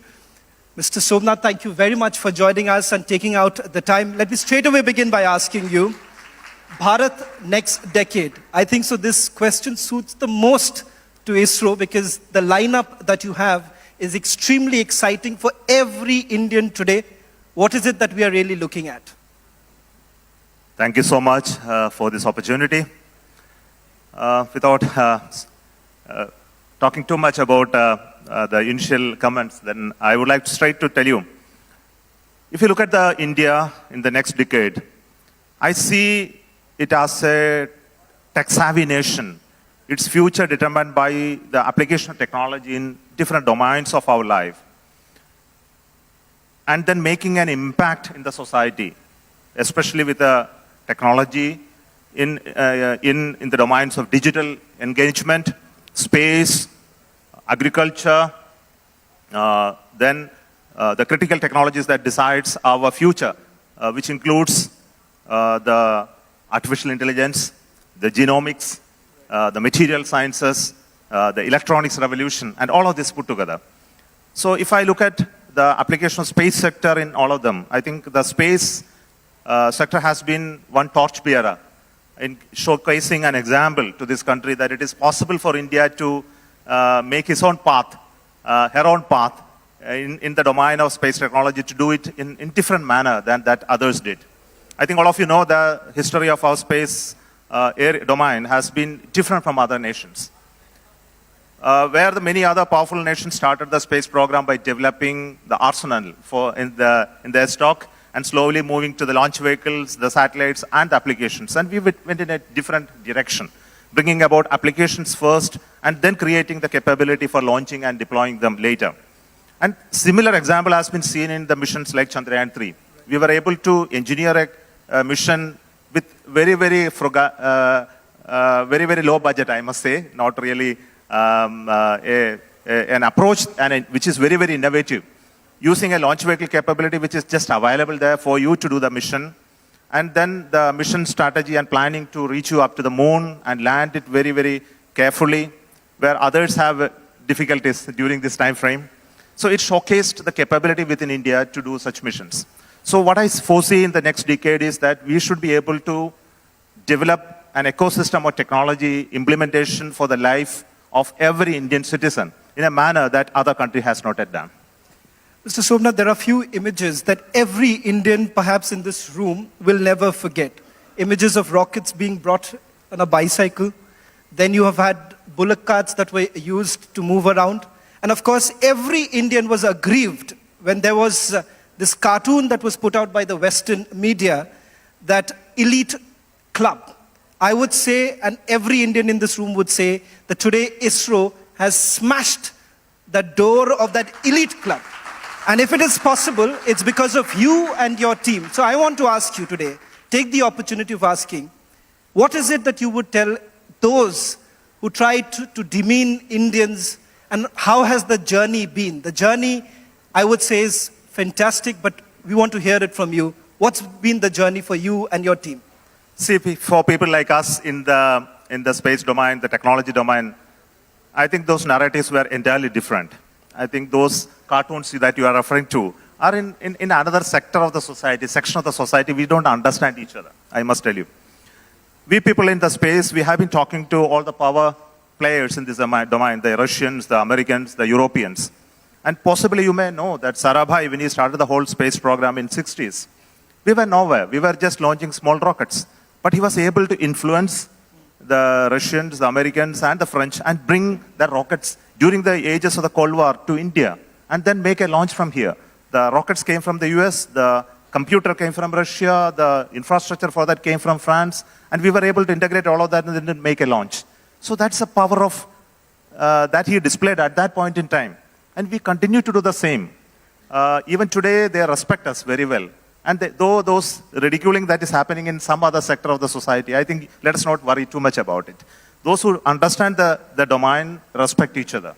And there is great amount of respect even during the times of Chandrayaan-3 from NASA, from the Europeans, from the Russians. And they have been calling and telling us, and they have been sending us congratulatory letters for the accomplishment that we have. So we always had a very high level of recognition and respect from all those who knew space technology. Talking about some of these specific projects, missions that are coming in, I think so every Indian would be very excited when the Prime Minister actually spoke about, announced the names of the 4 astronauts, and everyone wanted to know who they are, the journey it has been, because a lot of people do not know that during this entire mission, the kind of hurdles that ISRO had to face, COVID pandemic being one, Russia-Ukraine war being the other. What is it that we are really looking at, Mr. Somnath, in terms of the Gaganyaan mission, because everyone would want to know about it? I must tell you that the Gaganyaan program is something quite different from a typical rocket launching and putting a satellite in orbit. So we are dealing with human beings now. And the complex nature of dealing with human beings in a mission like a space mission is still being understood by us, I must admit. Though that we are very, very encouraged to work on human space program, but we started. We are hoping that we will be in a position to acquire certain amount of technology from people from other nations who have this technology. But then it was not forthcoming in the way we expected, I must admit at this moment. And we thought that we will be in a position to get elements like the environmental and life support system, which handles the the oxygen supply, the water supply, the temperature control, and many other parameters that you control for the comfort of the astronaut inside. And the whole technology is not forthcoming. And we were asked to now to develop our own environmental life support system. And there are many elements like this: the spacesuit, the crew escape system, the computer system, which will find out whether there is an anomaly going to happen in the rocket and then take an action for aborting them. Training, simulators, the medical capability that we have to understand the physical, the physiological, and the psychological aspect of an astronaut and select them and manage them. I think all these skill sets we were not having, I must admit. And we thought that we can always go there and get help from many, many people. And of course, they are helping. But many of those help will come at a cost and at a time they decide. I think that doesn't go with us, our schedule. So our original schedule of meeting the goal of having the human space mission is affected definitely by the availability of this knowledge. So we decided that anyway, the time is lost because of the COVID. Of course, COVID created a little bit of disruption in terms of manufacturing, getting many of the materials. We have to buy quite a bit of complex electronics parts and many other materials from the foreign sources, and they were not forthcoming. And some of them we had to do it our own way of doing things. So now we have reset the timeline for the first launch of the crewed mission to 2025 end. And this year we are trying to complete all the development activities of all those systems which I just mentioned. Then conduct unmanned or uncrewed missions, at least 2 of them, or maybe 1 more. Then also demonstrate the abort scenarios, which one of them which we have just done. Then also do hundreds of similar tests in this year and early next year to give the confidence to have the crewed mission by the end of 2025. So I must tell you at this moment that it's a really challenging enterprise. First of all, we have no experience of sending human beings to space till now. And we are talking to those people who are in this domain, like our Rakesh Sharma, who had the fortune to travel in one of the mission. And he is one who gives us a lot of information from his perspective of understanding. But there is different layers of understanding. I must tell you that an astronaut layer of understanding, a technocrat's level of understanding, a certification or authorizing the whole system for launch, and that level of understanding, it's all differ. So we are collecting the best brains in this country, including Air Force and various institutions, to come together and help us to build this capability. And there are many countries helping us. Of course, I must tell you that France is helping us in a big manner, especially with the medical aspect of human spaceflight. The doctors who are dealing with astronauts in France came to India. They helped us in training and in creating the basis guidelines. And we are having now engagement with NASA. And they are going to take one of our astronauts in their flight in ISS, which will definitely give us some exposure to the way they handle astronauts and then prepare them before the launch. And all these are very important. So if everything goes very well, I am very sure by 2025 end, we will be able to make the launch. Of course, and we will not make the launch on 2025 if anything goes wrong in the travel towards that point. Like encountering failures, encountering serious design deficiencies. We will have to reset the timeline. Of course, because life is very, very important and we don't want to take the risk of causing any injury to any of our astronauts. So we are looking at a manned mission by 2025, ladies and gentlemen. I think so that's the big news now coming in. And I think so at the hands of Mr. Somnath, I would say there was a point in time when the International Space Station, to get a part of it, or to be a part of the International Space Station, India was jostling for it. Today, ladies and gentlemen, the Prime Minister has already announced that we are looking forward to our own International Space Station. Nothing can be more bigger than this. So why not a little bit about the space station that India is looking forward to, and the Atmanirbhar concept to it. I think so, nothing more. No other sector has achieved as much as the Prime Minister would say, Atmanirbharta, as much as it's happening in ISRO. See, I must tell you that after the Chandrayaan-3 successful landing, our Honorable Prime Minister took a review of our program and he was very, very happy with the type of accomplishment that we have in terms of mastering the technology required for soft landing on the moon. And his confidence on us has been so high that he said, so let's have a plan for next 25 years on what you really want to do in the space sector. We have been continuing to build our communication satellites, remote sensing satellite, and various applications, delivery. I think this will continue. That's a regular type of work which is required to be done. But there must be a very inspiring, with a and type of program that is more visionary in nature. So this is the first time in the history of ISRO a 25-year-long roadmap has been developed by the advice of our Honorable Prime Minister.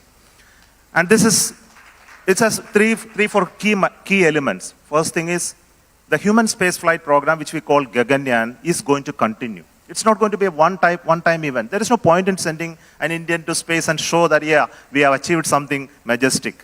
But it must really deliver something back. No, we see that access to space by human beings are so crucial for various technology elements. For example, we look at material science, we look at drug discovery, you look at additive manufacturing in humans or organs, or if you want to look at biogenomics domain, microgravity experiments become very, very important. And this requires human beings to be present to organize experiments and do measurements and bring back those samples in a healthy condition for us to analyze in the ground and then give some outcome. So there is hundreds of such experiments taking place in the International Space Station today from various countries. Unfortunately, in India, this domain is still to catch up, and I believe it will really happen. So the goal of the Bharati Antarikshya Station is to connect the human spaceflight program and the demand for new technologies that will come out of the microgravity experiments. And once you have a space station like that, this should be possible for us to send Indian scientists up there and conduct experiments to serve those sectors of the industry. So we believe it's not just going to show that we have an international station like others, but to deliver an economic benefit out of it. The second element is to continue the scientific exploration that we have been doing so far. That's the Chandrayaan series, we did the Mangalyaan, we did the AstroSat. So these are low-cost scientific experiments that we have been able to do and really bring out substantial scientific outcome. So we are now thinking about a series of missions to Moon, because Moon is a new area where it's emerging in every sector, and the new Moon economy is now taking shape all around. And we don't want to be left behind. So this is the second domain of it. The third is the human access to Moon and make an Indian land on the Moon. And it is an iconic element of the whole of this vision. Why we say it's not just landing a person on the Moon. Taking him up to there requires so many technologies need to be developed. For example, our launcher capacity must substantially increase. Today we have only 4 tons to GTO capability. It's not enough. We need to have something like 30, 40 tons of mass lifting to a low Earth orbit capability if you really want to send a human being to Moon. And once you do that, and once you create that capability, your space station building will automatically happen. Let us understand the connection between these two. So the human access to Moon, the higher payload capability, building space station, scientific discovery and exploring other planets like Moon, Mars, Venus, etc. They are all connected in a manner which will improve the technical capability of space sector, which will improve the economic benefit out of it. It will also give opportunity for industries to work in this sector and to have an economic activity in and around the space sector. So this is all connected in a manner that the overall space sector, which is now opened up after the 2020 announcement of the opening of the space sector, will really bring in a lot of activity in this sector. Since you talk about opening up the space sector also, and the kind of presence that we currently have, there was an argument, Mr. Somnath, that if we are opening it up, FDI, in the space sector, then you're essentially looking at more control from the foreign players. Is that a cause of concern, or would you say that this is pure fear-mongering that was essentially done? This comes out of the non-understanding of the economics of space activity. See, today the overall space economy is sized approximately $500 billion US. Out of that, almost 70% of the business or the financial activity that is taking place is around the applications, or is around the hardware that are required for the ground operations, connectivity, network, and various other things. Around 15% is for building satellites, and rest is for only rockets and launch vehicles. So the overall economy is driven by application rather than the high-end sort, where the investment is very high, the return of investment is low. The rocket building and launching is not a very profitable business if you are not very good at like SpaceX. The satellite building and launching is the next profitable opportunity, but the bigger profitable venture is in terms of applications. For example, image processing and using communication services, navigation and timing services, weather-related services, etc. So if you really look at these sectors, these three sectors, the launching sector, the satellite sector, the application sector. So in the FDI, what we have done is the application sector is now 100% automatic. That means whoever wish to invest in the application sector are welcome to India and then create their capability. So what really means is that in India and in around India, there is so much of markets available to create the possibilities of applications and then generate the activities around it. So when you create an economic activity around the applications, naturally the demand for satellites will increase. And now in the satellite sector, we are not allowing FDI to come automatically up to 100%. So that is regulated. It's only up to 74%. So now the activities on satellites increases, then naturally the demand for launches will increase. And the launcher side, the FDI is limited to only 49%. So the foreign players cannot directly come in and then build rockets here. It's possible only by government route only, where we do the due diligence on who is coming and who are going to be the players. So we have demarcated the sectors very clearly, the launcher sector, the satellite sector, and application sector, and the FDI bounds have been put appropriately so that our interests as a nation are not compromised. I also want to take the opportunity of asking you about Chandrayaan-3, because Chandrayaan-1 threw up the possibility of ice molecules. What is it that the world does not know about the findings of Chandrayaan-3? Mr. Somnath, we do have a habit of getting some breaking news. I'm hoping that you would be able to share with us what the world does not know about the findings of Chandrayaan-3. See, on the Chandrayaan-3, our target was to land on the southern side of the moon, very closer to the pole. And everybody is interested in the south pole of the moon. I think all of you know why it is so. Because that area is not well sunlit. And there is 14 days of day and 15 days of night there. So because of that, the structure of the moon is well preserved there, unlike the equator domain where there is better sunlight, and then the possibility of measuring and finding water, minerals, and many other things are much better off in the southern pole than in the equator. So when we went there and did the measurements using the 5 of our instruments, there were many interesting findings. I think the most surprising things are to be kept as a surprise because it's to be done. It is to be done by the scientists, not by me, because there is a set of moon scientists working on this data, and they have some observations, of course, I must tell you. But they have to corroborate with the other findings. There are experiments which are done on the ground and the measurements coming from there. For example, one of the important finding was that there will be huge amount of dust there. But when we went there, we found there is no dust like what we expected to happen in the equator. And you would have seen the rover moving around, and then the clumps of materials were coming out, not in the form of dust. Then there must be a surprising question, why there is no dust there, and why dust was seen in the Apollo landing. I think you all know that we have seen those videos of other landings. There was enough dust, but there is no dust there. The presence of water, which is much more abundant than the equator, or something else that is happening there. We also found that the atmosphere of the moon at that time, though you know that there is no atmosphere there, but there is an electron and a charged particle atmosphere. It's much different from that we expected. So there are surprising things, but for time being, let me not disclose, because it has to come in a peer-reviewed journal, and normally in scientific domain, it's not just announced like a chairman coming and telling you there is something surprising here. So we go through a process of peer review, and people in that domain should certify that what you are speaking is true. And once that is done, we will definitely announce. I'll do grave injustice if I let you go without telling the audience a few things that we generally never know about you. One, the hardship, ladies and gentlemen, that they've all gone through, not just you, I'm sure a lot of people in your team have gone through, but perhaps your story highlights that. There was a point in time, ladies and gentlemen, when Mr. Somnath was hitching a ride all the way to go to Sriharikota, taking the same train, I'm told, and also the fact that living in one tiny lodge room during his engineering days so that he would be able to cut cost and be able to complete his studies, gave up his dream of being part of the IIT. So these are some stories, and he's a great cartoonist and also a singer. I want to ask you this final question. Young minds, and that is what fuels billions of dreams of India, of Bharat. What is it that you would tell the young minds here and to the nation?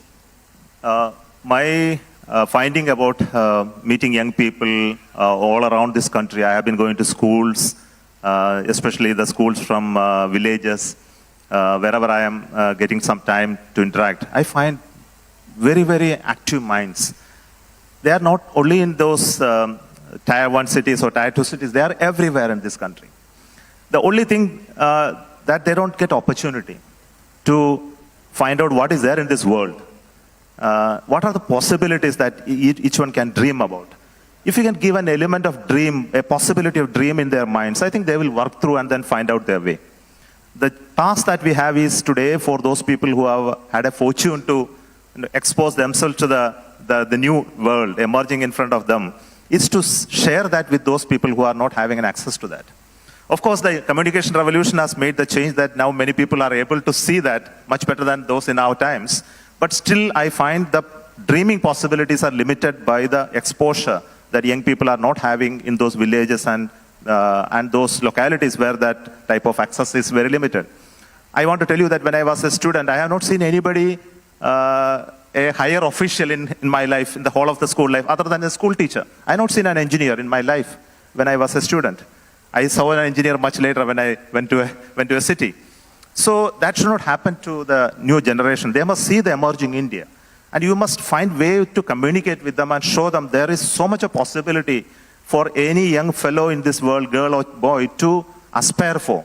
If they are good at it, if you are good at studies, if you're good at entrepreneurship, there must be a possibility for him to grow in life. I think this is something that we must show.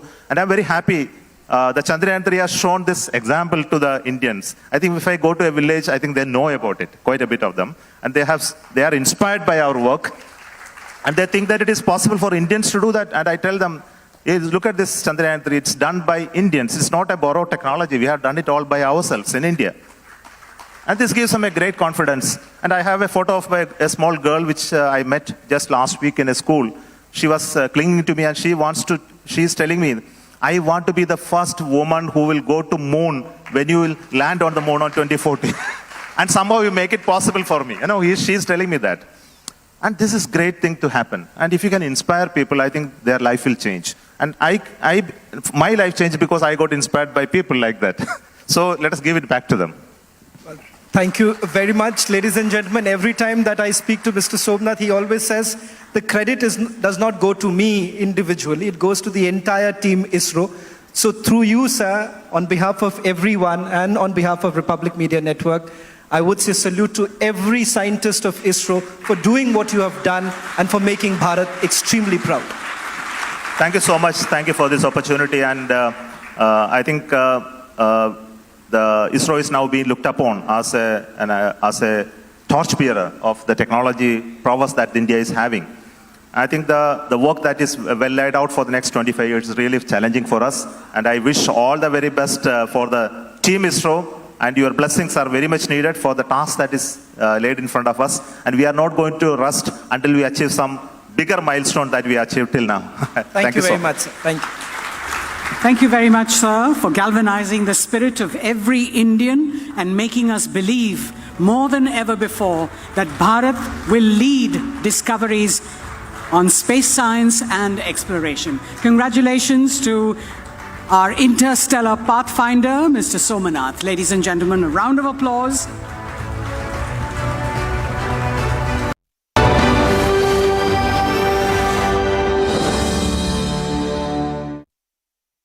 You've heard that song? Who Let the Dogs Out? Then we'll all be singing Who Let the Jihadis Out. Regarding China, it says that there is a very real chance of escalation on the line of actual control with China.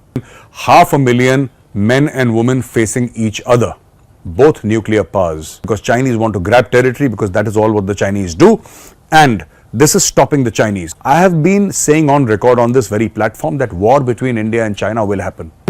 The sooner it happens, the better. At least we'll sort out whatever we have to sort out. Pakistan is supporting terror inside India. The Pakistanis are not happy with this report. They are saying that how can you say we support terror inside India? Just want to tell the Pakistanis that 4 times you have been to the FATF, the Financial Action Task Force. Under the leadership of Prime Minister Narendra Modi, India is very willing to use the military option in settling disputes with Pakistan. So they are obviously referring to the surgical strikes, which is to say that there could be a war between India and Pakistan. I hope not, for Pakistan's sake. that the existence of Pakistan is detrimental to India's national security. Do you think the Pakistanis have suddenly discovered Aman ki Asha? They have suddenly discovered peace? No, not at all. So for anything, you need to have intent and capability. Pakistan has the intent. Today, it lacks the capability. What about the Akshardham temple attacks? What about the parliament attacks? What about the 1993 bomb blast in Mumbai? What about 26/11? Jai Hind friends, I am Major Gauravare and you are watching the latest news of the day. A very recent US intelligence report. Actually, it was talked about in the month of February, but yesterday, the Americans actually released the report, some parts of it, and cause of much concern, whether in Pakistan or in China. And that report says stuff very, very directly. Regarding China, it says that there is a very real chance of escalation on the line of actual control with China. This is what the report says, and I'll read out certain excerpts of the report to you. And this report here is categorical in saying that we warn of miscalculations on the India-China border. And what are these miscalculations? These miscalculations are, ladies and gentlemen, 500,000 men and women facing each other, both nuclear powers. The Indian Army is standing there firm and resolute to deter the Chinese, because Chinese want to grab territory, because that is all what the Chinese do. And this is stopping the Chinese. And a small miscalculation could misfire and grow into something extremely big. Now, there are two kinds of escalations that happen. Because they've spoken of a miscalculation, let me explain. So there is a vertical escalation and there is a horizontal escalation. And generally, ladies and gentlemen, generally speaking, we refer to vertical escalation as in using larger caliber weapons, more dangerous weapons, more destructive weapons. That is called vertical escalation. And when we talk about horizontal escalation, we are obviously talking about a spread of the war to areas. Like, for example, the Ukraine-Russia war is largely contained. Other countries have not entered the war, right, except for indirectly. But if you look at the Israel-Hamas war, then there has been massive horizontal escalation. If not vertical, there has been massive horizontal escalation in the war. There has been slight vertical escalation also, but mostly horizontal, which is why the world is very worried about what is going on in the Middle East, or West Asia, as we Indians like to call it. So that is one piece of the US intelligence report, and they say that a miscalculation could result in a war. They are saying could. I have been saying on record on this very platform that war between India and China will happen. Whether it happens 6 months from now, 6 years from now, or 16 years from now, I do not know. Nobody can predict. But there will be a war between India and China, and I have said it repeatedly. This report came out yesterday. I have been saying it for the past few months. There will be a war between India and China. Nothing can stop it. It's going to happen. It's going to happen. And the sooner it happens, the better. At least we'll sort out whatever we have to sort out with the Chinese. Now, with the Pakistanis, this report mentions something very interesting. First of all, I'm going to again read it out because I have it here on my phone. It says, Pakistan's long history of supporting anti-India militant groups and India's increased willingness under the leadership of Prime Minister Narendra Modi to respond with military force to perceived or real Pakistani provocations raise the risk of escalation during a crisis. There remains the potential for an event to trigger a rapid escalation. In essence, it's saying 2-3 things. Number one, this report is saying that Pakistan is supporting terror inside India. The Pakistanis are not happy with this report. They are saying that how can you say we support terror inside India? Just want to tell the Pakistanis that 4 times you have been to the FATF, the Financial Action Task Force, for terror funding, right? So don't behave like you're innocent. The international community has put you in the dock and everybody thinks you're a terror state. Everybody, without exception. All right? Even the Chinese don't like you any longer. Now, the second thing that they're saying is that, under the leadership of Prime Minister Narendra Modi, India is very willing to use the military option in settling disputes with Pakistan. So they are obviously referring to the surge. Despite the global turmoil, how is it that India is doing everything right? What Honorable Prime Minister says, Atmanirbharta.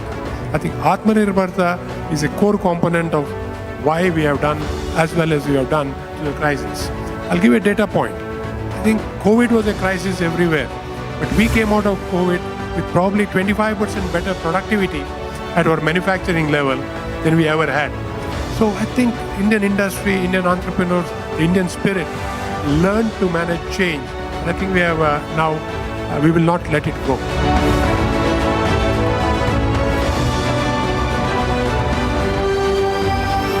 In the global employability rankings by Times Higher Education UK, only the following 6 institutions from India are ranked amongst the top 230 in the world for having the most employable graduates. IIT Delhi, IISc Bangalore, IIT Bombay, IIM Ahmedabad, IIT Kharagpur and Amity University. Jai Hind friends, I am Major Gauravari and you are watching the latest news of the day. Very recently, the Prime Minister of India spoke to the Prime Minister of UK, Rishi Sunak, and both had a talk, and both parties were extremely eager to take forward, the free trade agreement between UK and India.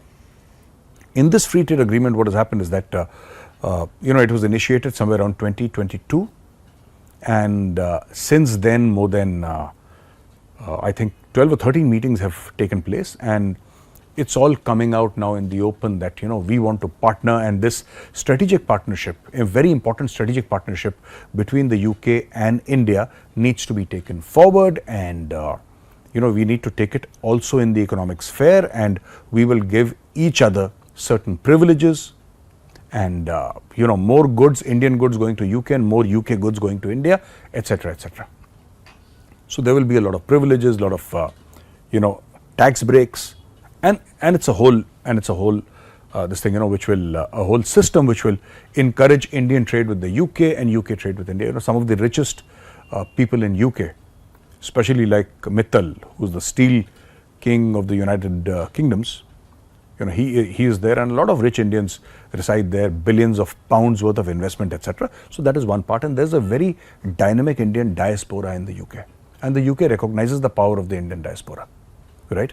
If you leave aside Khalistanis, who are not Indians, by the way, I do not think we should count Khalistanis as Indians. They may have been born in India, but I think they are a blot to humanity, and we pretty much don't care about the Khalistanis. If you take them out, Indians have an extremely clean record. Very low crime as far as the Indian NRIs are concerned. Most of them are highly qualified, and they are occupying top positions. They are responsible people. The jail population, the prison population of Indians in the UK is extremely low. The Pakistani population and the Khalistani population is extremely high. I mean, first the Pakistanis go to UK and then they go to prison. It's like hop. UK is, okay, you land in the UK and then you go to a British prison. I mean, that's how many Pakistanis end up spending time in UK, because grooming gangs, etc., etc.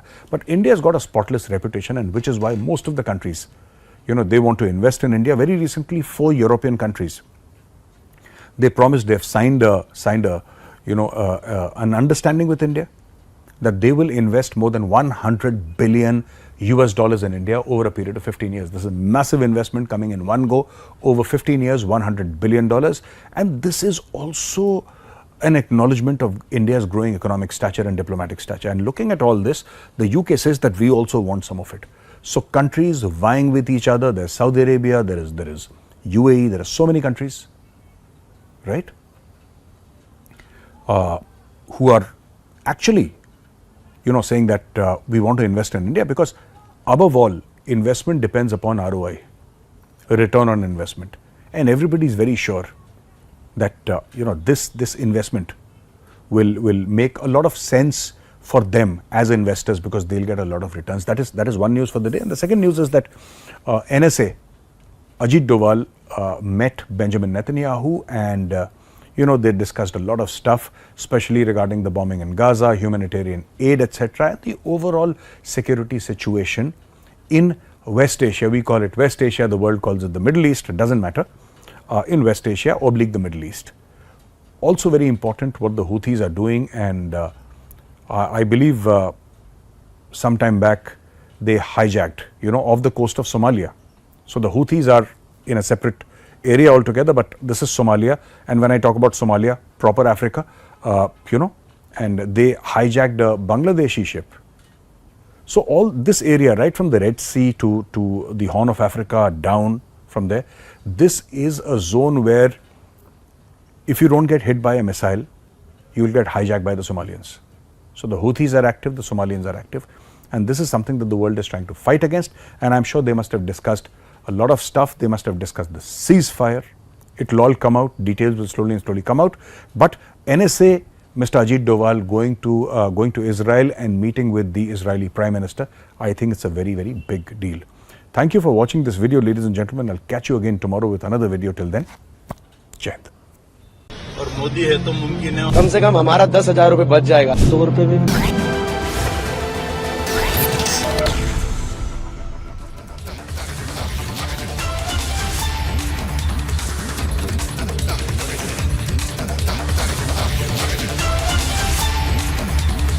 Now, with the Election Commission of India declaring that it will announce the Lok Sabha election polls today, the poll battlefield for the world's largest democratic exercise has been thrown open.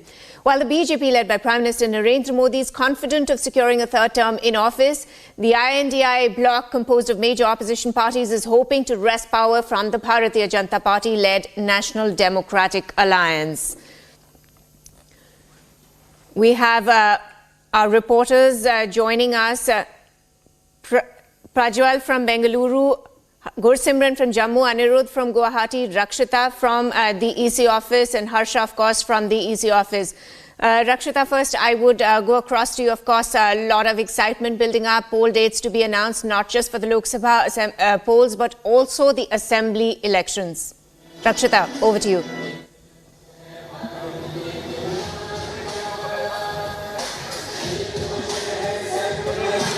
I think it's that question is for me.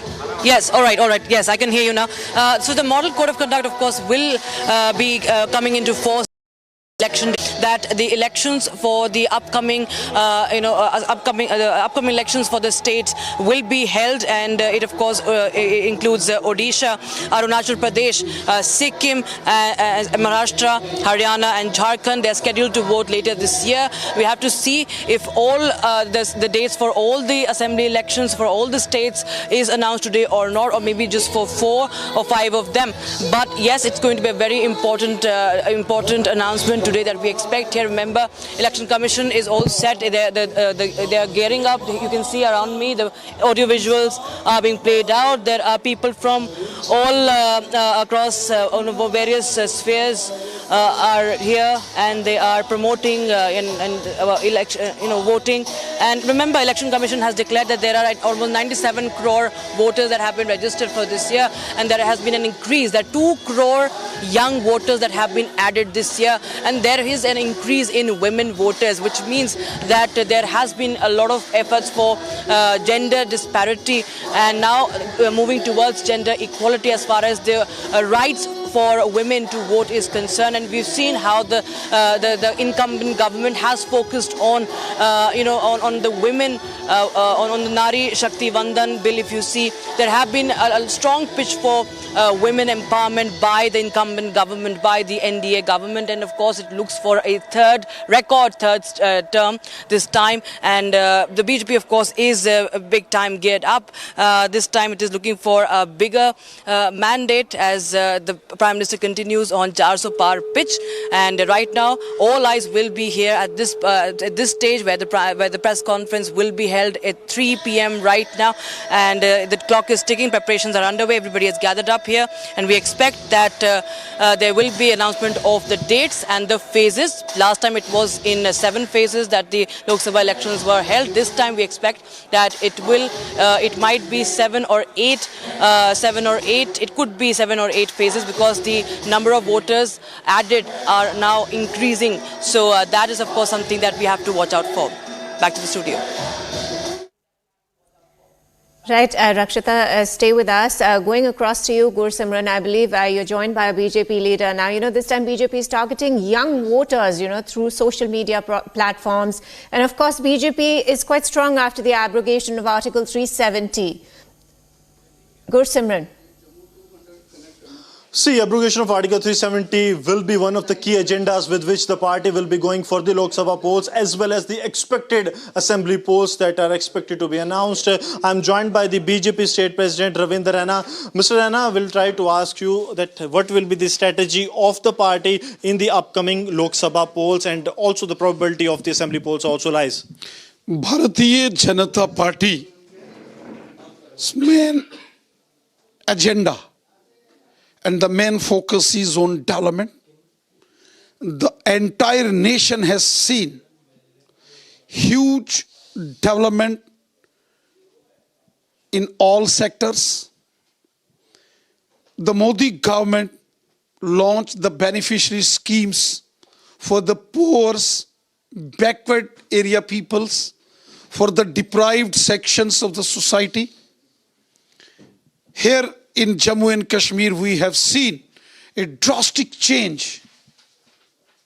Whether here the normalcy is concerned, there was a time when we were brutally tortured. There was a time of stone pelting, bomb, banduk, grenades, all chaos and mess. And today, peace, normalcy and prosperity in Jammu and Kashmir. Moreover, the Honorable Prime Minister of India has sanctioned mega projects worth crores and crores of rupees for the development in Jammu and Kashmir. We are witnessing the railway connectivity of Kashmir with the rest of country. AIMS hospitals, one in Jammu, another in Kashmir. Ring roads, flyovers, express highways, drinking water facilities, power supply. And most important thing, everyone, whether Hindus, Muslims, Sikhs, Christians, everybody in Jammu and Kashmir is living a dignified life, and all credit goes to Prime Minister Modi Saab. Entire nation and each and every individual of Jammu and Kashmir is waiting for the Election Commission of India to announce the dates. People will vote for Modi Saab, people will vote for BJP, and this time from Kashmir Valley too, we are hoping the people of Kashmir will present a gift to Prime Minister Modi. So with the Prime Minister's development agenda, the BJP is hoping that it will perform in Jammu and Kashmir. Yes, back to you.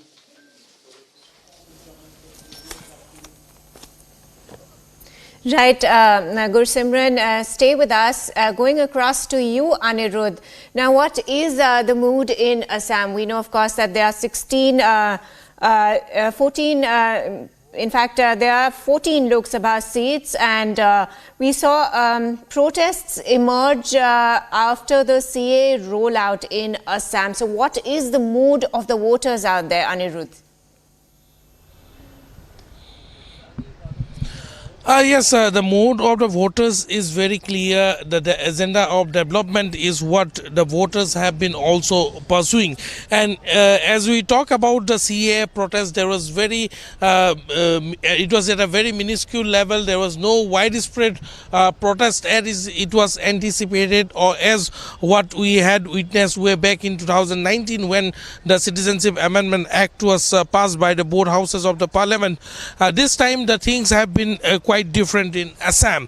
And yesterday, Assam Chief Minister Dr. Himanta Biswa Sharma has also made it very clear that this time the BJP wants to use the this political opportunity in order to take the message of development to the people. Keeping that aside, if we see at the dynamics of this Lok Sabha elections in the context of Assam, this is for the first time in Assam after a long wait of more than 3 decades that after delimitation of the constituencies, Assam will be voting. And in this regard, after the delimitation happened, there have been change in a lot of constituencies. The maps of a lot of constituencies have changed. The demographic pattern of the constituencies have changed. And this will put the BJP on the advantageous front compared to the other political parties in the state of Assam. given the issues that the other political parties are picking up, if we talk about the Congress or for that matter the parties which are in INDI alliance, then we see that they have failed to hold the alliance tight and they have fallen apart. Though the Aam Aadmi Party have agreed to withdraw one candidate and have requested to reciprocate to the Congress Party. The Congress Party is no way cowing down. They are not going to withdraw their candidate from Sonitpur, which was being requested by the... Right, Anirudh. And now going across to Prajwal from Bengaluru. Prajwal, we know that the rebellious BJP leader Ishwarappa is going to fight as an independent candidate. What is, could you take us through the election mood, the voter mood in Karnataka? That is not the only update as of now, Guinea, because we have also been speaking about the sort of developments which are happening in the camps of, the Congress as well as the JDS too. Because now if you're looking at the JDS, the topmost leaders of the JDS party in the state of Karnataka have already reached the national capital to go ahead and hold talks with the Home Minister Amit Shah as well. So as they're going on to hold talks with Amit Shah today, it will be a crucial talk which will be held at 5 o'clock because, yes, the seat sharing has already been decided, 25 seats for the BJP, 3 seats for the JDS. But this official announcement will have to come in from the Union Home Minister Amit Shah himself. And also now looking at these 3 Lok Sabha constituencies, we are looking at Hassan, Mandya as well as Kolar, which will be going to the JDS. At this point of time, the JDS has decided on a candidate for one of its constituencies, which is Hassan, where Prajwal Revanna, who is the grandson of the JDS Supremo HD Devegowda, will be contesting. But the candidates for Mandya as well as Kolar is still undecided as well, because there is a lot of pressure on HD Kumaraswamy to field his son Nikhil Kumaraswamy as the candidate from Mandya too. But this time around, HD Kumaraswamy had hinted earlier stating that he will not be fielding any family member but a local leader from Mandya. So this all-important meet will happen at 5 this evening at the residence of Home Minister Amit Shah. Apart from that, we are also looking at yet another big gun from the BJP state. That is Dr. C.N. Manjunath, who is a new inductee into the BJP party, and he is the son-in-law of the JDS Supremo HD Devegowda, and he will also be meeting Amit Shah post this meeting after 5 p.m. because he is also the candidate from Bengaluru Rural, and he will be squaring off with the big gun from the Congress, Mr. D.K. Suresh, who is also the brother of Deputy Chief Minister D.K. Shivkumar, and this is the only seat which the Congress won in the 2019 Lok Sabha elections too. So we will need to go ahead and look as to what exactly happens. 5 out of 28 seats in Karnataka, and the remaining 3 will be by the JDS, of course, Prajwal. Now, going across to you, Harsha. Now, if we talk specifically about Delhi, AAP is going to contest 4 out of 7 seats in Delhi, while the remaining 3 will be contested by the Congress party. While on the other hand, if we look at the BJP in 2019 and 2014, they won all 7 Lok Sabha seats.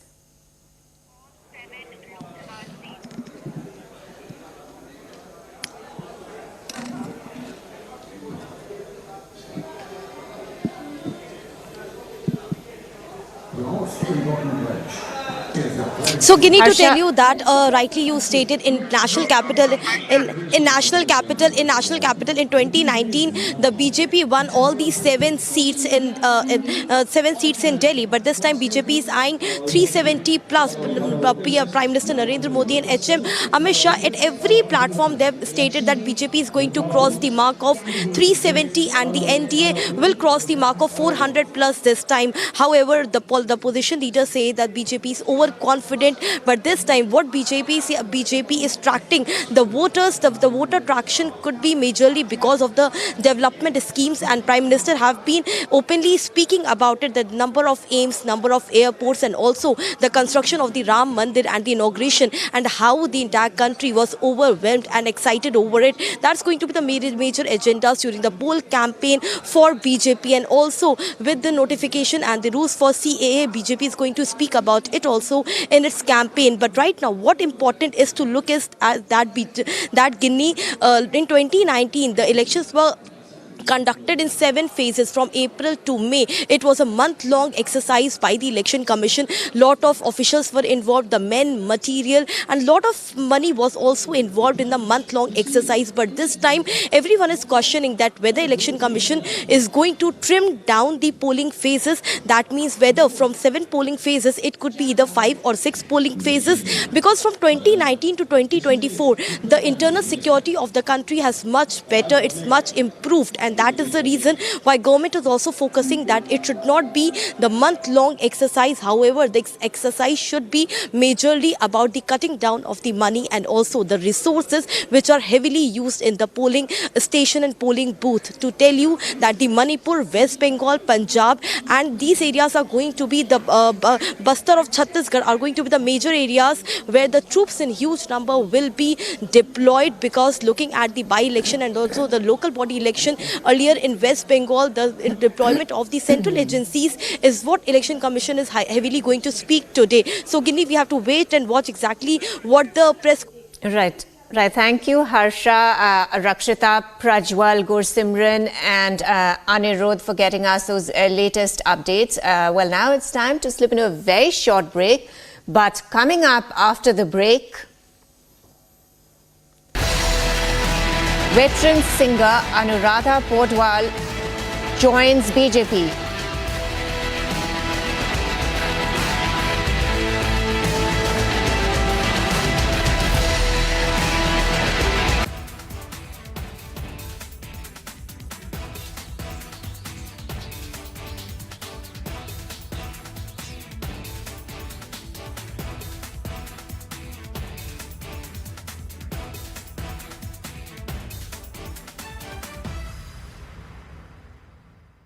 I am very, very happy to announce that Niva Bupa Health Insurance has come on board as Republic TV's studio partner. Niva Bupa Health Insurance is the fastest growing company among standalone health insurance players in India. It has also provided health insurance coverage to 1.1 crore people in India and settled over 15 lakh claims, processing one claim every 60 seconds. So we are delighted to be partnering with them.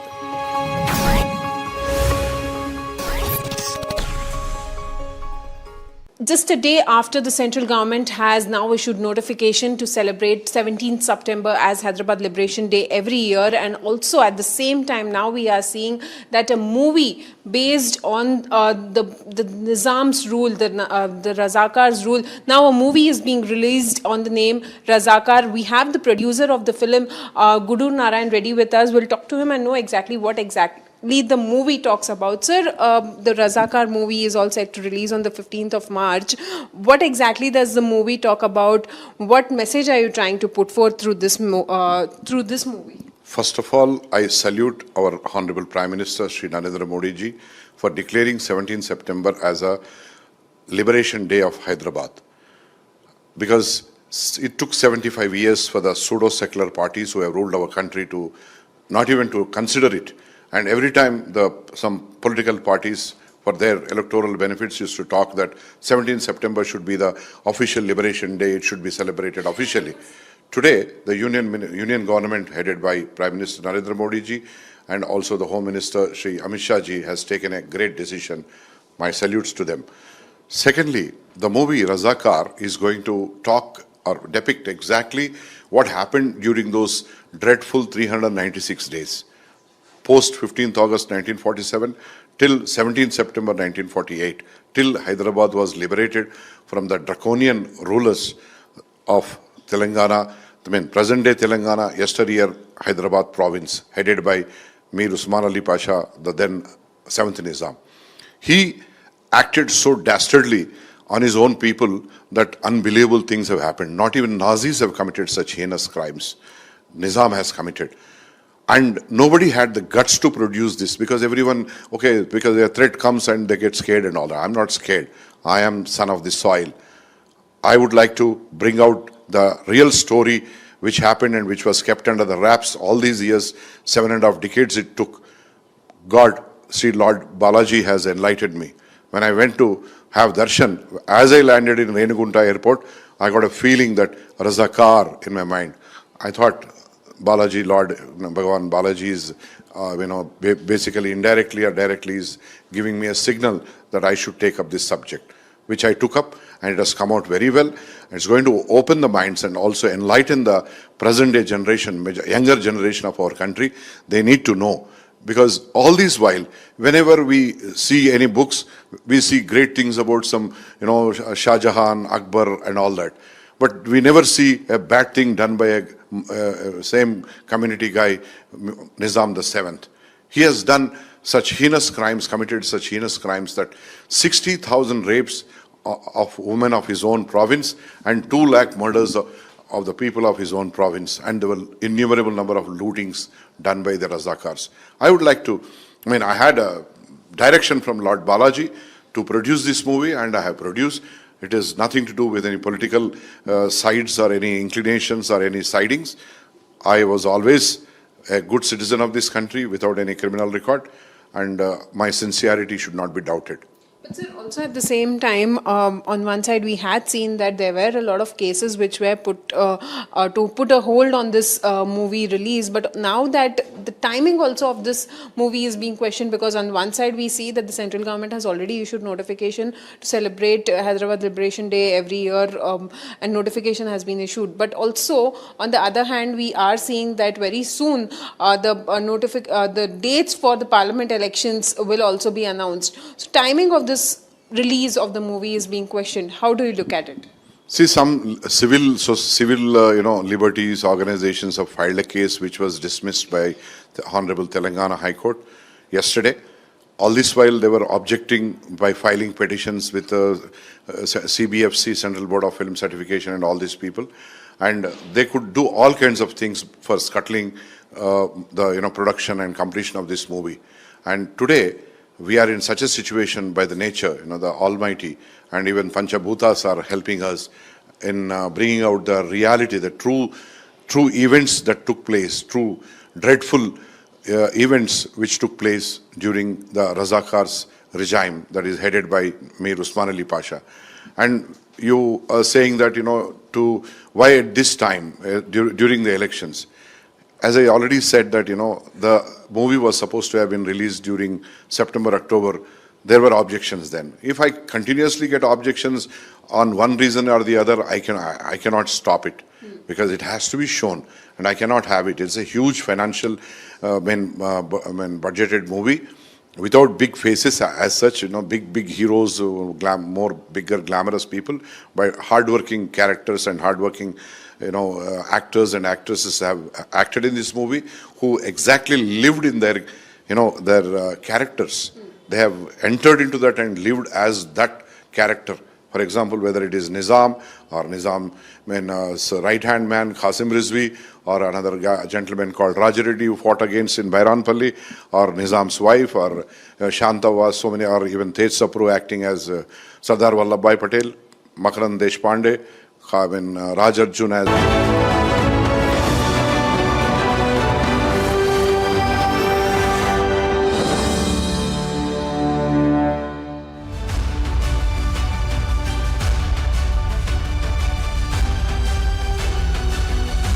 As we navigate the complexities of the next decade, it becomes increasingly evident that the landscape of healthcare is undergoing profound transformation, with advancements in technology, shifts in demographics, and changing societal expectations. The way we approach healthcare delivery continues to evolve. So it's time now to hear from the people's doctor, the revered Dr. Devi Shetty, who joins us to deliver his vision statement on how he sees the future of healthcare pan out in India. Dr. Shetty has led the movement to address the immediate challenges and has also anticipated and adapted to future trends, ensuring that our healthcare systems on the ground are robust, accessible, and equitable for all. Dr. Shetty presents his futuristic vision on putting care into healthcare, a journey through which Bharat seizes the opportunity to reimagine healthcare, leveraging innovation and collaboration to create a healthier, more resilient future for generations to come. Ladies and gentlemen. Thank you so much. I'm extremely grateful to Arnab and the Republic TV for giving me the opportunity.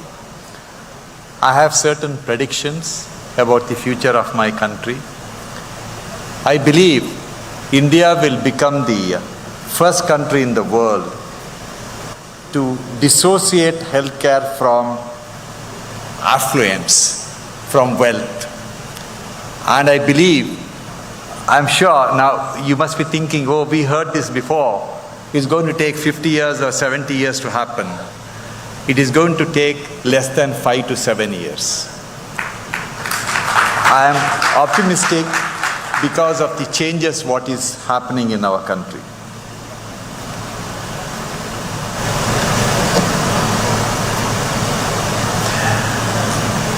My suggestion or prediction what will happen is that the policymakers will change their thinking that the healthcare has to be given to people free of cost with the taxpayers' money.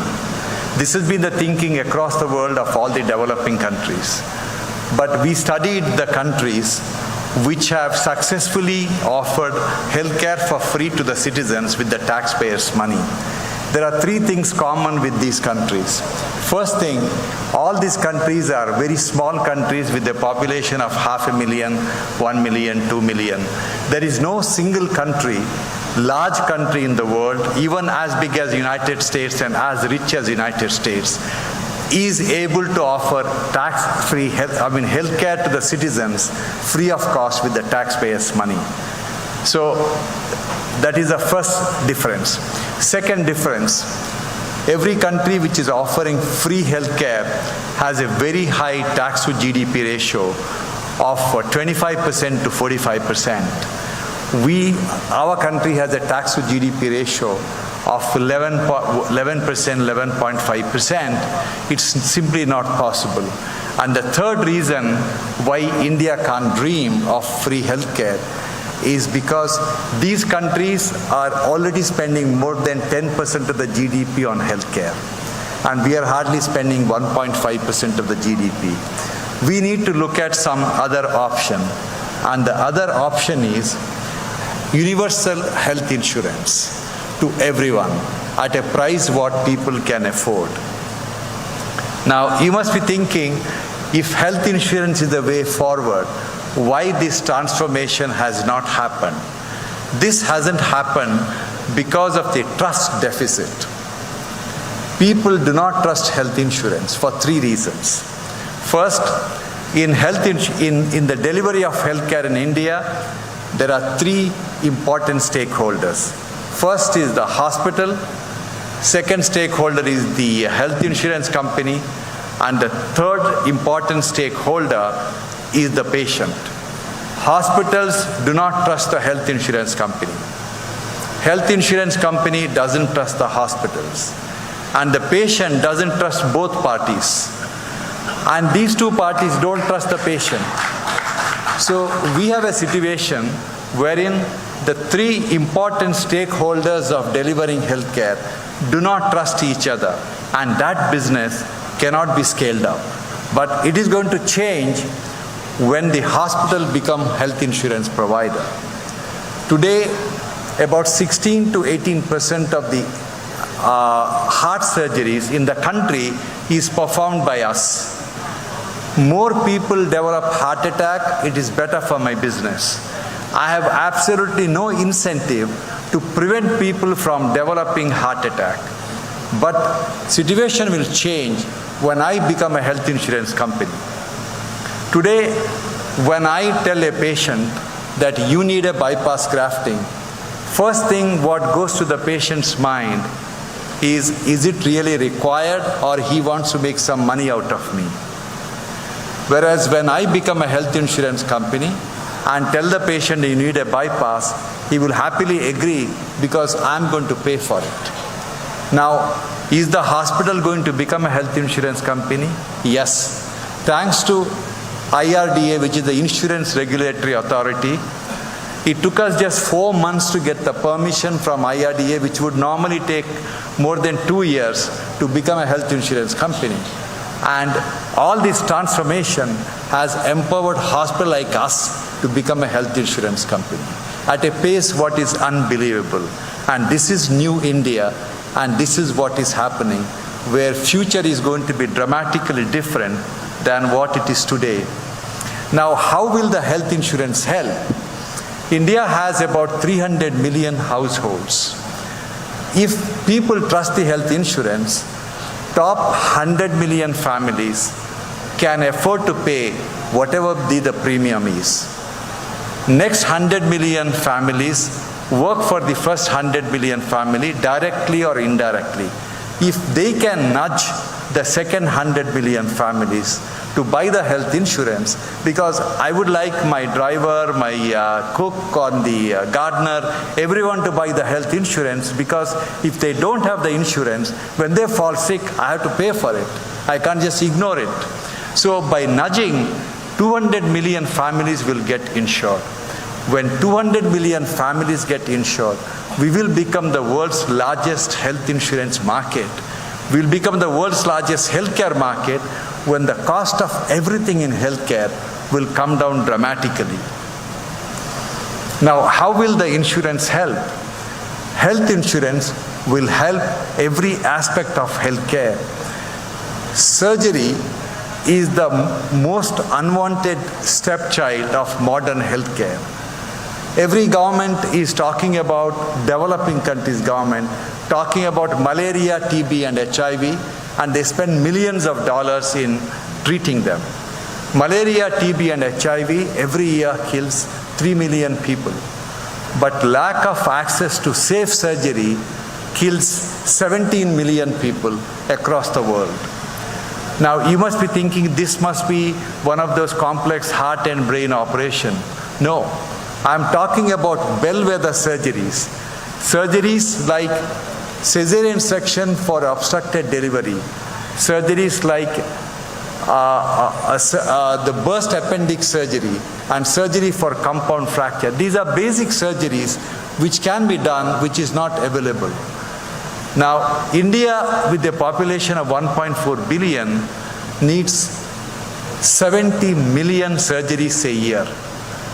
Now, I want to ask you, do you know how many surgeries are done in India today? Only 20 million. We need to do nearly 4 times more surgeries than what we are doing. And this is what is required. And once the health insurance becomes popular, all these numbers will become a possibility. If the healthcare of the country has to be transformed, we need to wake up the sleeping giant. The sleeping giant is the government hospital, which has over 7.5 lakh beds. These government hospitals are located in the best location. They are most well equipped. They are very spacious, but the productivity is very poor. Now, if these hospitals can be converted like an academic institution for a postgraduate training program under the National Board of Examination, believe me, transformation will happen. Thanks to the Ministry of Health, now this transformation of government hospitals becoming a postgraduate institute is happening. Like, why postgraduate institute will make a difference? The entire National Health Service of England is managed by postgraduate residents, mainly from India. I went to England not with the intention of treating a white man. I went there to learn cardiac surgery. In the process, 7 years I took care of all of them. And today, the younger doctors from India are going there for learning. Now, if only we can convert all our big government hospitals as a postgraduate institution, we will have amazing skilled doctor workforce. The other important thing what the policymakers have to do is to the Ministry of Health of every state must ask one data from every government hospital. That is, number of surgeries done in those hospitals. If you monitor the number of if a hospital is doing large number of surgeries, That means their outpatient is very efficient. That means their blood bank is working. That means their lab is working, nurses are working. Because if these things are not there, they can't do the operation. So, and the other thing what the government has to do, Ayushman Bharat spends thousands of crore rupees. If the good number of Ayushman Bharat are diverted to government hospitals and Ayushman Bharat pays the money, if this money is given to the staff as an incentive for doing the operation, like some amount of money for the doctors, nurses, technician, housekeeping staff, the money will come back to the government and this will transform the quality of care in a government hospital. The world's largest healthcare provider of the future will have no beds. It is going to be a software with few beds attached to it. The transformation what you have seen with Airbnb, then the Amazon and all these organizations where software is the main asset, same thing will happen in Indian healthcare and the global healthcare. The question is, everyone thinks this software will be developed by US. It is not going to be developed by US. This is the picture of US healthcare. You look at in US, the software called EMR, Electronic Medical Records, cost over $1 billion. It is very, very expensive. And these are built for the laptop and the desktop. They are not built on a mobile platform. Doctors look at the laptop and desktop 5 to 6 times in a day. They look at the mobile phone 200 times in a day. If you want the doctor to take care of the patient, develop the EMR for the mobile phone. So in US, as I said, their software doesn't work on the mobile device. But America is a very innovative country. They have put their desktop on a trolley with the wheels and they lug it around the hospital and they call it as a mobile platform, which is computer on wheels. So the large number of American hospitals communicate with a pager. You can see the doctor intensive care unit still using a pager. In India, if you want to see a pager, you have to go to a museum. So this is the advantage we have. I am convinced that the most modern electronic medical record, which understand how the doctors work, linking the doctor's patient's machine, will be developed in India. Because we are a country which is blessed with amazing software engineers. You just tell them one problem, they'll come up with 10 solutions. India is going to be the production house for the global doctors. It took 70 years to build 55,000 medical seats in our country. And our government, in the last 7 years, doubled the number of medical seats from 55,000 to 108,000. In just 7 years, we have doubled the number of undergraduation seats and the post-graduation seats. Now, for a country like India, when we produce doctors, we cannot think of what is the Indian requirement.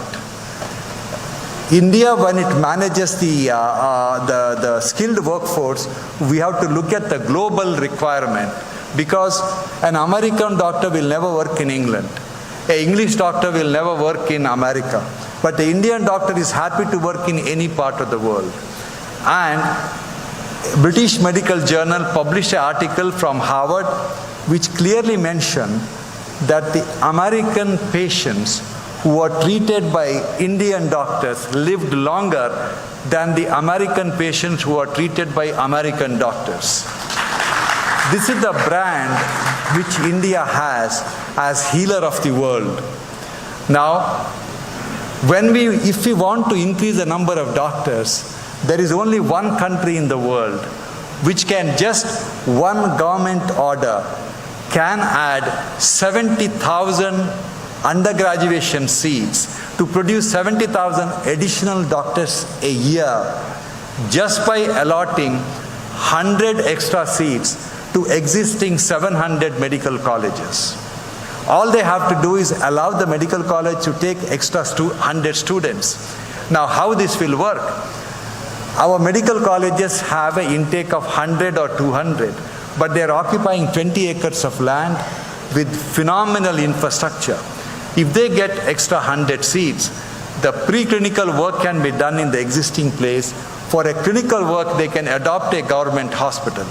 And all this can be done with very little investment. Now, one question what the experts will ask is, where is the faculty? Existing hospitals, medical colleges don't have faculty. How are you going to get the faculty? All we have to do is to redefine what faculty is. I will, in a simple term, I'll explain to you what is the current definition of faculty is. Let's look at faculty to teach cardiac surgery. Now, when you talk about cardiac surgery, generally about 3 or 4 names come to your mind. One is Dr. Naresh Trihan of Medanta. Other senior cardiac surgeon is Dr. Ramakant Panda from Bombay, who are operating on very influential, wealthy people, and people who were never operated by them also claim that they were operated by them. They are very popular. And also they name me as a surgeon who always operates on the poor people.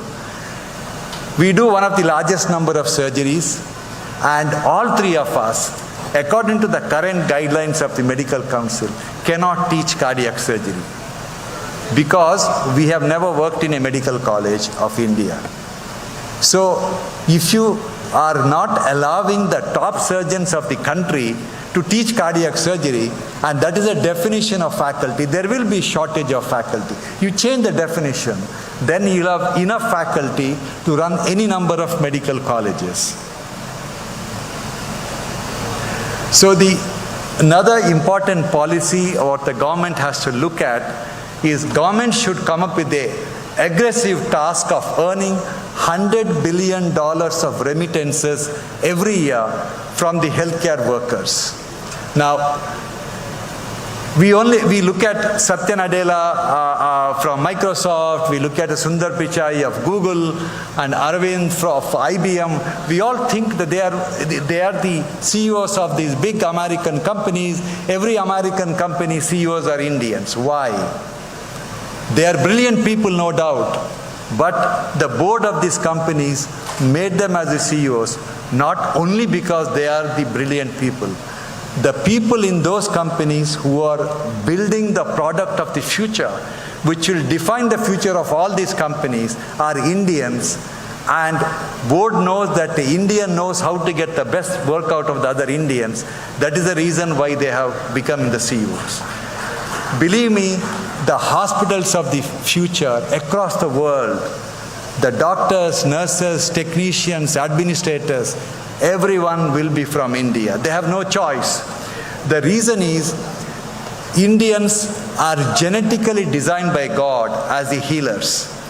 Who wants to work in a building where from morning till evening patients are only complaining, they are in pain? Indians are genetically made to work in those places. So it is a matter of time. We will be forced to manage hospitals outside the country. Now, for that to happen, we need to take one policy decision. That is, we should allow every 100-bed hospital to become a nursing college. If we allow 100-bed hospital to become nursing college, every year we'll be able to train few lakh young nurses.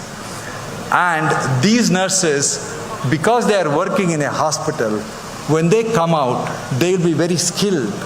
You always hear the complaint that the nurses who are graduating, they have no skill.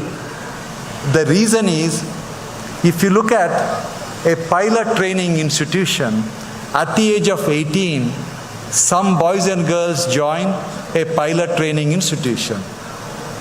At the end of 10 months, these students of a pilot training institution are given a license to fly a plane with passengers in it in 10 months. But a girl coming out of the nursing college at the end of 4 years, she may not be skilled even to check the blood pressure. What is the difference? The difference is, if a nurse has to be trained, she has to be trained in a hospital. and most of the nursing schools are not part of the hospital. You cannot train a swimmer in a classroom. You want to train people to swim, they have to get into the water. Now, why we need to aim for $100 billion of remittance a year? This is because when these remittances coming from the nurses, doctors, technicians working in US, European hospitals, where does the money go? When a software company earns 100 billions of profit, that money goes to the shareholders.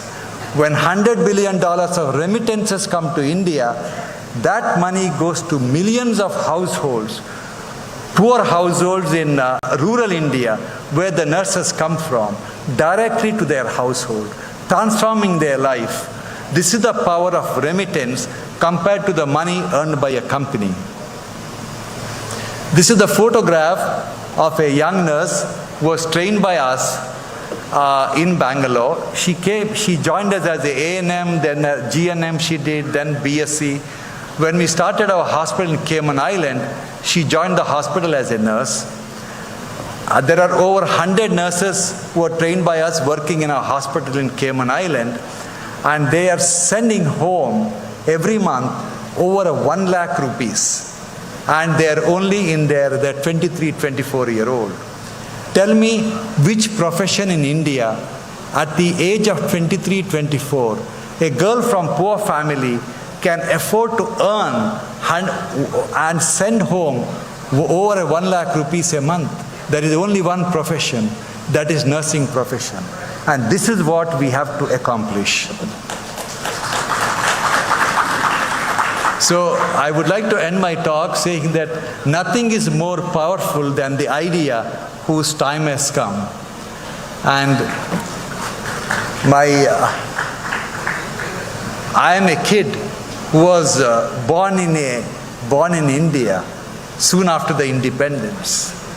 So as a kid I was passionate about reading the newspaper. And there was always a news that any overseas delegate coming to India, the one statement they all used to make is, India is the country of future. And that used to make me very happy and proud. But I waited for 70 years for the country of future to announce its arrival. Thanks to Mr. Modi and his very passionate government, now I can hear the knock on the door. Few more steps, we will be there, and the world will never be the same again. Thank you.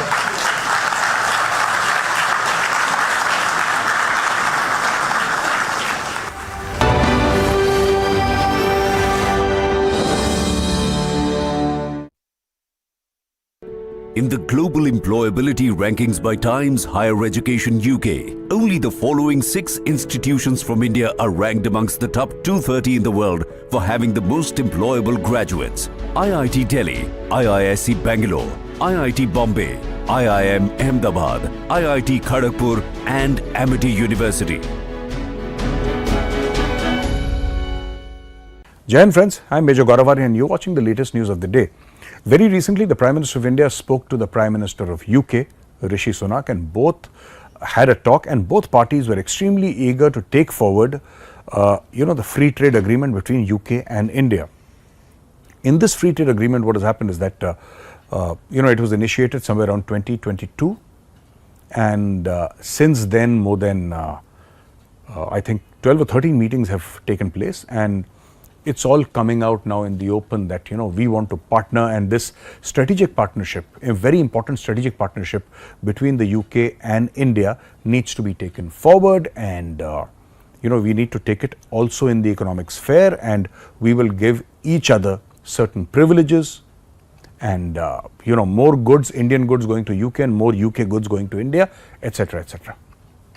So there will be a lot of privileges, a lot of, tax breaks, and it's a whole this thing, which will a whole system which will encourage Indian trade with the UK and UK trade with India. Some of the richest people in UK especially like Mittal, who's the steel king of the United Kingdoms. He is there, and a lot of rich Indians reside there, billions of pounds worth of investment, etc. So that is one part, and there's a very dynamic Indian diaspora in the UK, and the UK recognizes the power of the Indian diaspora, right? If you leave aside Khalistanis, who are not Indians, by the way, I do not think we should count Khalistanis as Indians. They may have been born in India, but I think they are a blot to humanity, and we pretty much don't care about the Khalistanis. If you take them out, Indians have an extremely clean record. Very low crime as far as the Indian NRIs are concerned. Most of them are highly qualified, and they are occupying top positions. They are responsible people. The jail population, the prison population of Indians in the UK is extremely low. The Pakistani population and the Khalistani population is extremely high. I mean, first the Pakistanis go to UK and then they go to prison. It's like hop. UK is, okay, you land in the UK and then you go to a British prison. I mean, that's how many Pakistanis end up spending time in UK, because grooming gangs, etc., etc. But India has got a spotless reputation, and which is why most of the countries, they want to invest in India. Very recently, 4 European countries, they promised, they've signed an understanding with India that they will invest more than $100 billion in India over a period of 15 years. This is a massive investment coming in one go over 15 years, $100 billion. And this is also an acknowledgement of India's growing economic stature and diplomatic stature. And looking at all this, the UK says that we also want some of it. So countries vying with each other. There's Saudi Arabia, there is UAE, there are so many countries, right? Who are actually, saying that we want to invest in India, because above all, investment depends upon ROI, a return on investment, and everybody is very sure that this investment will make a lot of sense for them as investors, because they'll get a lot of returns. That is one news for the day. And the second news is that NSA, Ajit Doval met Benjamin Netanyahu, and they discussed a lot of stuff, especially regarding the bombing in Gaza, humanitarian aid, etc., and the overall security situation in West Asia. We call it West Asia, the world calls it the Middle East, it doesn't matter. In West Asia, oblique the Middle East.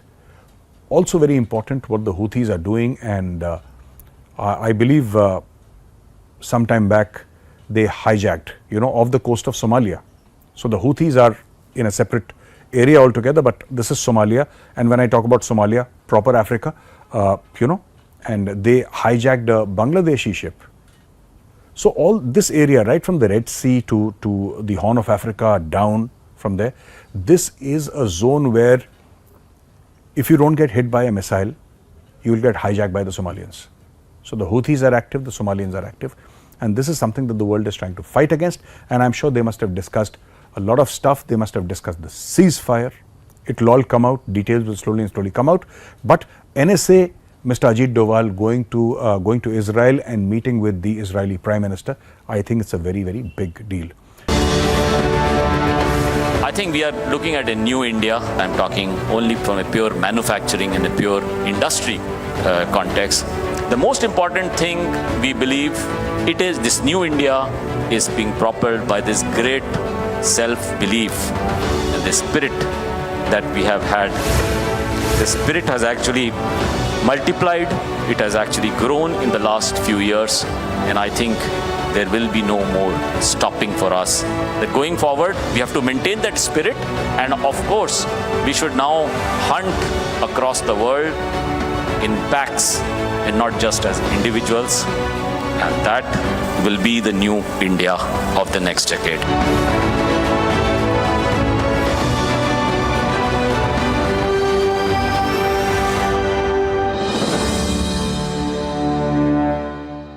Dialogue is home to me now.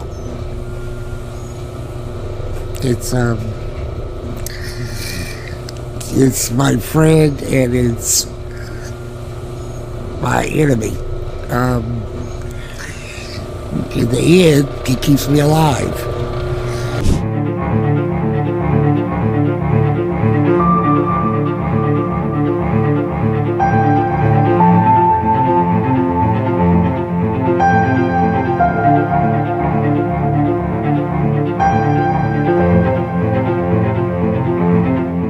only once, very carefully, because it's a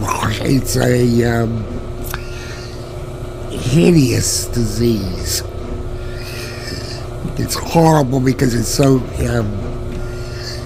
contagious, and it's the extent of damage to a human being is totally unpredictable. Mine was extensive, one of the worst cases ever recorded, and I'm still here. But I watched thousands of kids in my ward, in my time, at Parkland, die of it, that had considerably less problem. You never know. So, the machine, I can tell you that it is another way of life. It's a different kind of life, and that you're totally restricted. Many people would go crazy in it. And I watched them do it in the hospital. But you adapt and you learn to do what you need to do to accomplish your goals and your dreams with the help of the ISRO.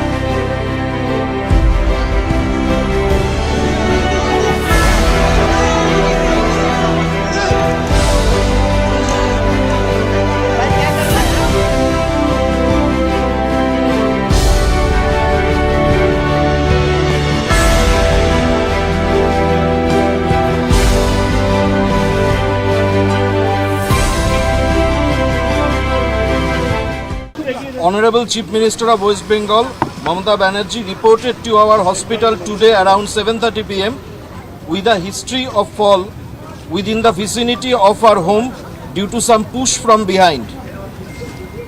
She had a cerebral concussion and had a sharp cut over her forehead and nose, which was bleeding profusely. একটা ধাক্কা লেগেছে এটা আমি শোনা যাচ্ছে দিদি কি করে হয়েছে আমরা ঠিক বলতে পারছি না দিদি একটা ধাক্কা লেগেছে এটা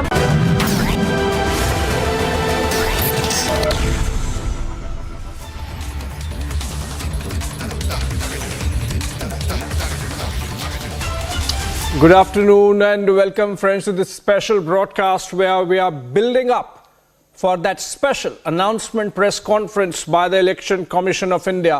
The full election commission led by Chief Election Commissioner Rajiv Kumar and the two new ones who have joined just yesterday. Gyanesh Kumar, and SS Sandhu, both 1988 batch IS officers, now retired. One who has had a long history with the Health, Home Ministry and the Cooperatives Ministry at the center, more specifically dealt with the abrogation of Article 370 when he was in the Home Ministry. That's Ganesh Kumar. And SS Sandhu, who as Chief Secretary of Uttarakhand, played a role in the rollout of Uniform Civil Code, apart from, of course, handling an important portfolio as Chairman of the National Highways Authority of India, NHAI. So that completes the Election Commission, and they are going to hold that press conference announcing the general elections 2024 for Lok Sabha 18th, the 18th Lok Sabha of the country, Festival of Democracy, kicking in officially today. And of course, as also the Model Code of Conduct would be starting with that announcement. What is expected? The number of phases in which the elections are to take place. Last time it was 7, 2014 it was 9 phases. And so interesting would be to see how many phases this election is to take place. We are getting these pictures of inside the Vigyan Bhavan Hall where the press conference is to take place. And our correspondent Harsha Chandwani is there. Outside we have Rakshita reporting live in a bit. We are also going to be joined in by our Executive Editor Politics, Aishwarya Kapoor from the newsroom. We also have Aniruddha joining us live from Guwahati. He's there live with us. So let me just take a quick dip in before we come to the guests in the studios. To you first, Rakshita, you are outside Vigyan Bhavan. What's the buzz like? And 3 p.m. is the time when the announcements take place. Is the Election Commission, the 3 election commissioners, already there at the venue, or you're waiting for them to arrive?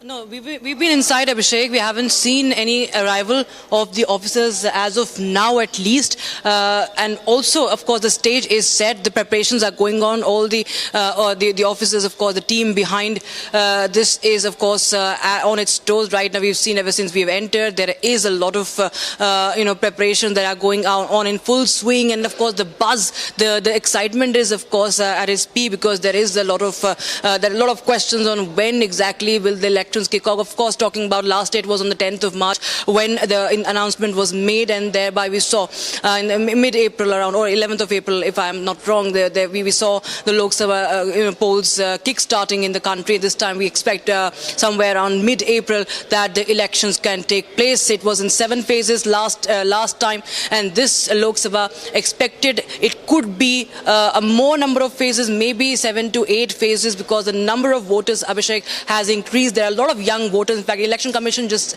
was in its presentation that are going on right now inside the hall was actually writing down on those presentations that 2 crore young voters have been registered this time, and there has been a massive increase in the women voters, in the female voters, especially if you talk about the young voters. So there is also almost 97 crore voters that we are going to see this time around. And of course, the challenge is for the opposition this time, because the juggernaut continues as far as Prime Minister Modi is concerned. He's looking for a record 3rd straight term, and of course the 400 par pitch continues. The preparations are going on in full swing. However, we do not have any word that is there any change in the timing of the press conference. We understand that this is on time. So 3 p.m. is the time when we will be hearing the Chief Election Commissioner and the officers, the 2 officers also announcing the poll dates. Alongside, we expect that the poll dates for the assembly elections, at least in 4 states, that is Odisha, Sikkim, Arunachal Pradesh and Andhra Pradesh, will also be now announced, because the term of these respective assemblies is ending this June. So it will be, of course, interesting to see. We expect a lot of excitement across the country, and of course in our newsroom the excitement will be peaking as the poll dates are announced. Abhishek. Right. Okay, Rakshita. So while we wait for the Election Commission to really arrive at Vigyan Bhavan venue in New Delhi, where the press conference is slated to take place at 3 p.m., I also have Harsha from outside the Election Commission office. So before I go to Guwahati to Anirudh, let me just take a dip in with Harsha. Harsha, over to you. What's the scene like? You are at the I believe you are You are also at Vigyan Bhavan, right? So what's really happening? You believe you are at some other place inside the Vigyan Bhavan. How long before we get the election commissioners arriving at the venue? So Abhishek, we have got to know that all the three election commissioners have already arrived. Rajiv Kumar, the chief election commissioner, right now with the other two new appointed election commissioners right now is having a meeting before coming here for a press conference to tell you that last year the entire exercise along with the state election commissioners who went to each and every state, and also the preparedness was done exactly how many booths are to be ensured, and also wherever the number of troops are to be increased. But this time the all-be traction would be, Abhishek, in West Bengal, Punjab, Chhattisgarh, Bastar region and Jammu and Kashmir probably. But right now what we got to know that as compared to 2019, the internal security situation in India is much better right now in 2024. However, our sources in election commissioner tell us that the deployment of troops and the para forces to ensure that there is no political violence and also booth capturing. The election commissioner will also ensure that just before election, the several political parties, they resort to the mudslinging and also personal attack. That should not happen, and also the bribe and the humongous clash flow is always seen just before election during the campaigns. That how election commission can control. These all will be talked about. This all will be the center of the election commission press conference. We'll wait because at 3 o'clock sharp, all the three election commissioners will arrive here. Stage is all set, and right now what we see are the promotional videos from election commission. Back to you. All right, Harsha. Let me just take a quick dip in with Anirudh in Guwahati before I come to Aishwarya and have a political conversation. Anirudh, two states in the northeast going for polls along with the Lok Sabha, Sikkim and Arunachal Pradesh. What's your sense? How it's looking like there on the ground? Everyone excited to participate in Festival of Democracy there in the northeast? Yes, Abhishek, definitely. There was a lot of anticipation this time, particularly in Assam and Northeast, that CAA will be an issue, in fact, in the run-up for the elections. However, with the rules coming into force now, we have seen that CAA is absolutely a non-factor in the Northeast, except for a few parties who have approached the Supreme Court. There is absolutely no chaos in regards to the CAA, and Assam Chief Minister Himanta Biswa Sarma has also made it very clear that not a single application have been filed in the portal so far. Right now on this broadcast, I am also joined by Rajya Sabha MP from Assam and Political Secretary to Assam Chief Minister Dr. Himanta Biswa Sarma, Pavitra Margarita. Mr. Margarita, what will be the agenda and what is the issue that the BJP is going into the polls this time, with particularly in Assam and Northeast? So it is, the issue is only development. So like all the other parts of India, Assam in the Northeast is also Modi-Mai. So Modi ji is our candidate, Lotus is our symbol, and out of 14 seats, as per the opinion polls and different surveys, it is clear that we had the opportunity to get to 11 seats. But now, as and when the candidate list has been announced by the opposition, especially the Congress party, now we have been almost sure that we are going to get 12 plus. It may touch 13 also out of 14. So it's a very, we are very much optimistic to get 12 plus seats out of 14 here in Assam. So agenda is only development. Do you think that the Congress will be reduced to zero this time in Assam? Yeah, I won't be surprised if you see after the result is declared, Congress may become zero here, because out of the 14 seats, in 12 seats, we are going to get blessings of the common voters, people of Assam, and only in 2 seats there will be close contest amongst BJP Alliance, Congress, and the other third party, that is Maulana Badruddin Azmal's AIUDF. So the contest will be only in 2-3 seats. The rest is Modi-Mai. Thank you so much. This was Pavitra Margarita, Abhishek, clearly saying that Prime Minister Modi is the candidate, be it anywhere across the country, and people will vote for Modi. This is the version of the BJP here in the Northeast too. Abhishek. Right, obviously that was about Assam, but the Northeast has some peculiarities, very interesting peculiarities of that region, which is that there are many states like Sikkim which is going to polls, and states like Nagaland, Mizoram, which frequently do not have an opposition. All the MLAs are on one side. And that would be interesting to watch out. On that note, let me come back to Aishwarya. Aishwarya, in numbers, as Harsha was mentioning, this is a bigger election than 2019, obviously, because more voters, more polling booths, more security arrangements. But let's speak politically. Who's looking better prepared? Which side is better ready to take on the rigors of the campaign and come out better on the other side in May, Aishwarya? The BJP-led NDA or the Congress-led India Alliance? Abhishek, on any other day or in any other election in the last 20-25 years, the situation would not have been like this, what it is this time around. It's a one-way, it is a lopsided from Jammu and Kashmir to Kerala, from Gujarat to Northeast. You see, it is not a level playing field. While we are talking, while it is expected in the next 60 to 90 minutes that you are going to have a press conference from the Election Commission, BJP is not stopping its preparedness. BJP is still at it. Yes, BJP is confident, and in the words of the opposition, they call BJP as overconfident, but still they are putting in their senior leaders in the fight, like Piyush Goyal. He is going to fight his first Lok Sabha election. They are not shying away. It is not a level playing field because there is a vast difference. There is a vast difference between the leadership of both of these parties. At one side, you have the duo or the trio of Modi, Shah and Nadda who work 24/7, 365. You see, they sleep, they eat and they do politics. That's the only three things they do.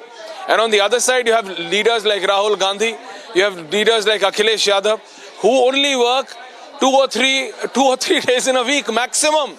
And the minute they have done 2 or 3 rallies, Abhishek, they need to take a break. And to take a break, they need to go overseas. They are not apt to take on the duo of Modi and Shah, to be very clear. And it is reflected, or we see a reverberating impact in the cadre as well. You see, you talk to a BJP cadre and you talk to a Congress cadre. You understand that very moment from Jammu and Kashmir to Kerala.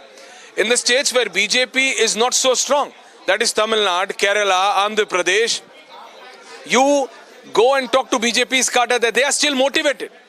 You talk to a Congress cadre in a state where they have been victorious. You talk to a Congress leader in Himachal Pradesh and you'll understand how strong Congress is. In Lok Sabha election, they are not. This is irrespective of they winning Himachal and defeating BJP. You talk to a sitting Congress minister in Karnataka, you understand that how demoralized they are despite defeating the BJP in the last assembly polls. Because when it comes to general election, Abhishek, and you are absolutely aware, it's Modi versus who? You see, it's Modi versus Rahul. Modi stands victorious. It's Modi versus the complete opposition. Modi stands victorious. And what is the new plank? And what is the new plank, Abhishek, which the opposition is bringing out? Nothing. You see, they feel or they see their victory in that one judgment of the court. Aishwarya. The problem is their frustration and their desperation, Abhishek. Yes. Yes, Abhishek. You mentioned, some people in the opposition say that the BJP is overconfident. To the contrary, if you go by the markers and the events that have taken place in politics over the last few months, compare how the BJP team looks like today heading into 2024 general elections vis-a-vis 2019. So they have changed 6 chief ministers. Recently, Manohar Lal Khattar in Haryana. Before that, in the elections, we saw the chief ministers of Madhya Pradesh, Rajasthan, Chhattisgarh, new faces being brought in. You have seen Basavaraj Bommai now contesting for the Lok Sabha. And you have had Trivendra Singh Rawat, who was Uttarakhand chief minister at that time, now contesting a general election. Compare that with the situation in the Congress party. No senior is willing to contest a general election and take on the BJP. Also, if you look at the manner in which the BJP has diligently gone about announcing 267 seats vis-a-vis only 82 seats of the Congress party. So obviously, if you look at the general election like an exam, the student which is doing more, which is showing more energy, more restlessness, even more nervousness, is the BJP. The Congress party seems to be in a la-la land. No, because they are unclear. Abhishek, their leadership is unclear. There is no clarity. They don't know what to do. Their cadres, their leaders. It is not that there is any dearth of caliber in Congress. There are still several mass leaders present in the Congress party. You and me both are aware. But the problem is that they don't know what to do. They really don't understand what is the line of the Congress leadership. And to be specific, when we talk about Congress leadership, we mean about Rahul Gandhi or Priyanka Gandhi Vadra, and they are unclear. Because one day they talk X, the next day they talk Y, on day 3 they are on line Z. So very apparently it gets trickled down. It's a reverberating impact onto the cadre that there is no clarity.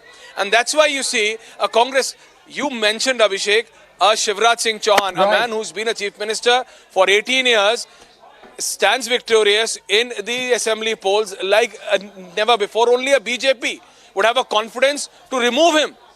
They did. A day prior of Manohar Lal Khattar being removed, the Prime Minister praised him and called him an old friend and mentioned ki kaise, how they used to go on a motorbike ride. Despite that, keeping in mind the present political situation in Haryana, you remove Manohar Lal Khattar, only a BJP can do it.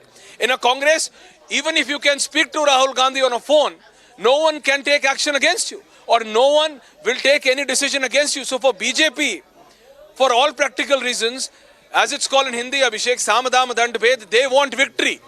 And they want to get that number of 370 bare minimum. Bare minimum. The Prime Minister mentioning it not once, on the floor of the House and outside, BJP has basically understood that that's the minimum target. And it's not an easy target to get even for the BJP. It's the third term for Prime Minister Modi. So very clearly. And on the other hand, when you have an opposition, this is so weak. So Abhishek, it's clear. And it's not good for democracy. To have a strong democracy, you need a strong opposition, which is absent at this point of time. And the opposition or the leaders like Tejasvi Yadav, who still have some mass. Yes, back to you, Abhishek. Absolutely, Aishwarya. We are going to have this conversation till the Election Commission starts its press conference and the announcement. I would request all our teams to stay. Aishwarya, you also stay. It would be better if you are in the studio with me.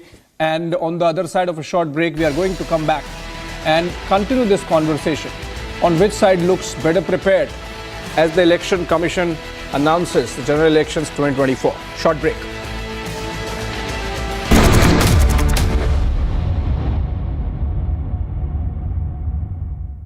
In the global employability rankings by Times Higher Education UK, only the following 6 institutions from India are ranked amongst the top 230 in the world for having the most employable graduates. IIT Delhi, IISc Bangalore, IIT Bombay, IIM Ahmedabad, IIT Kharagpur and Amity University. Welcome back, ladies and gentlemen. Time now for the nation's sharpest opinion. KCR's daughter, K Kavitha, has been arrested today in the Delhi Liquorgate scam. We're going to talk about it. Today, a team of 10 ED officers from Delhi came. They carried out extensive searches and then they arrested her. This moment, ladies and gentlemen, should settle a few things. K Kavitha, like Arvind Kejriwal, has been singing on about the conspiracy of vendetta.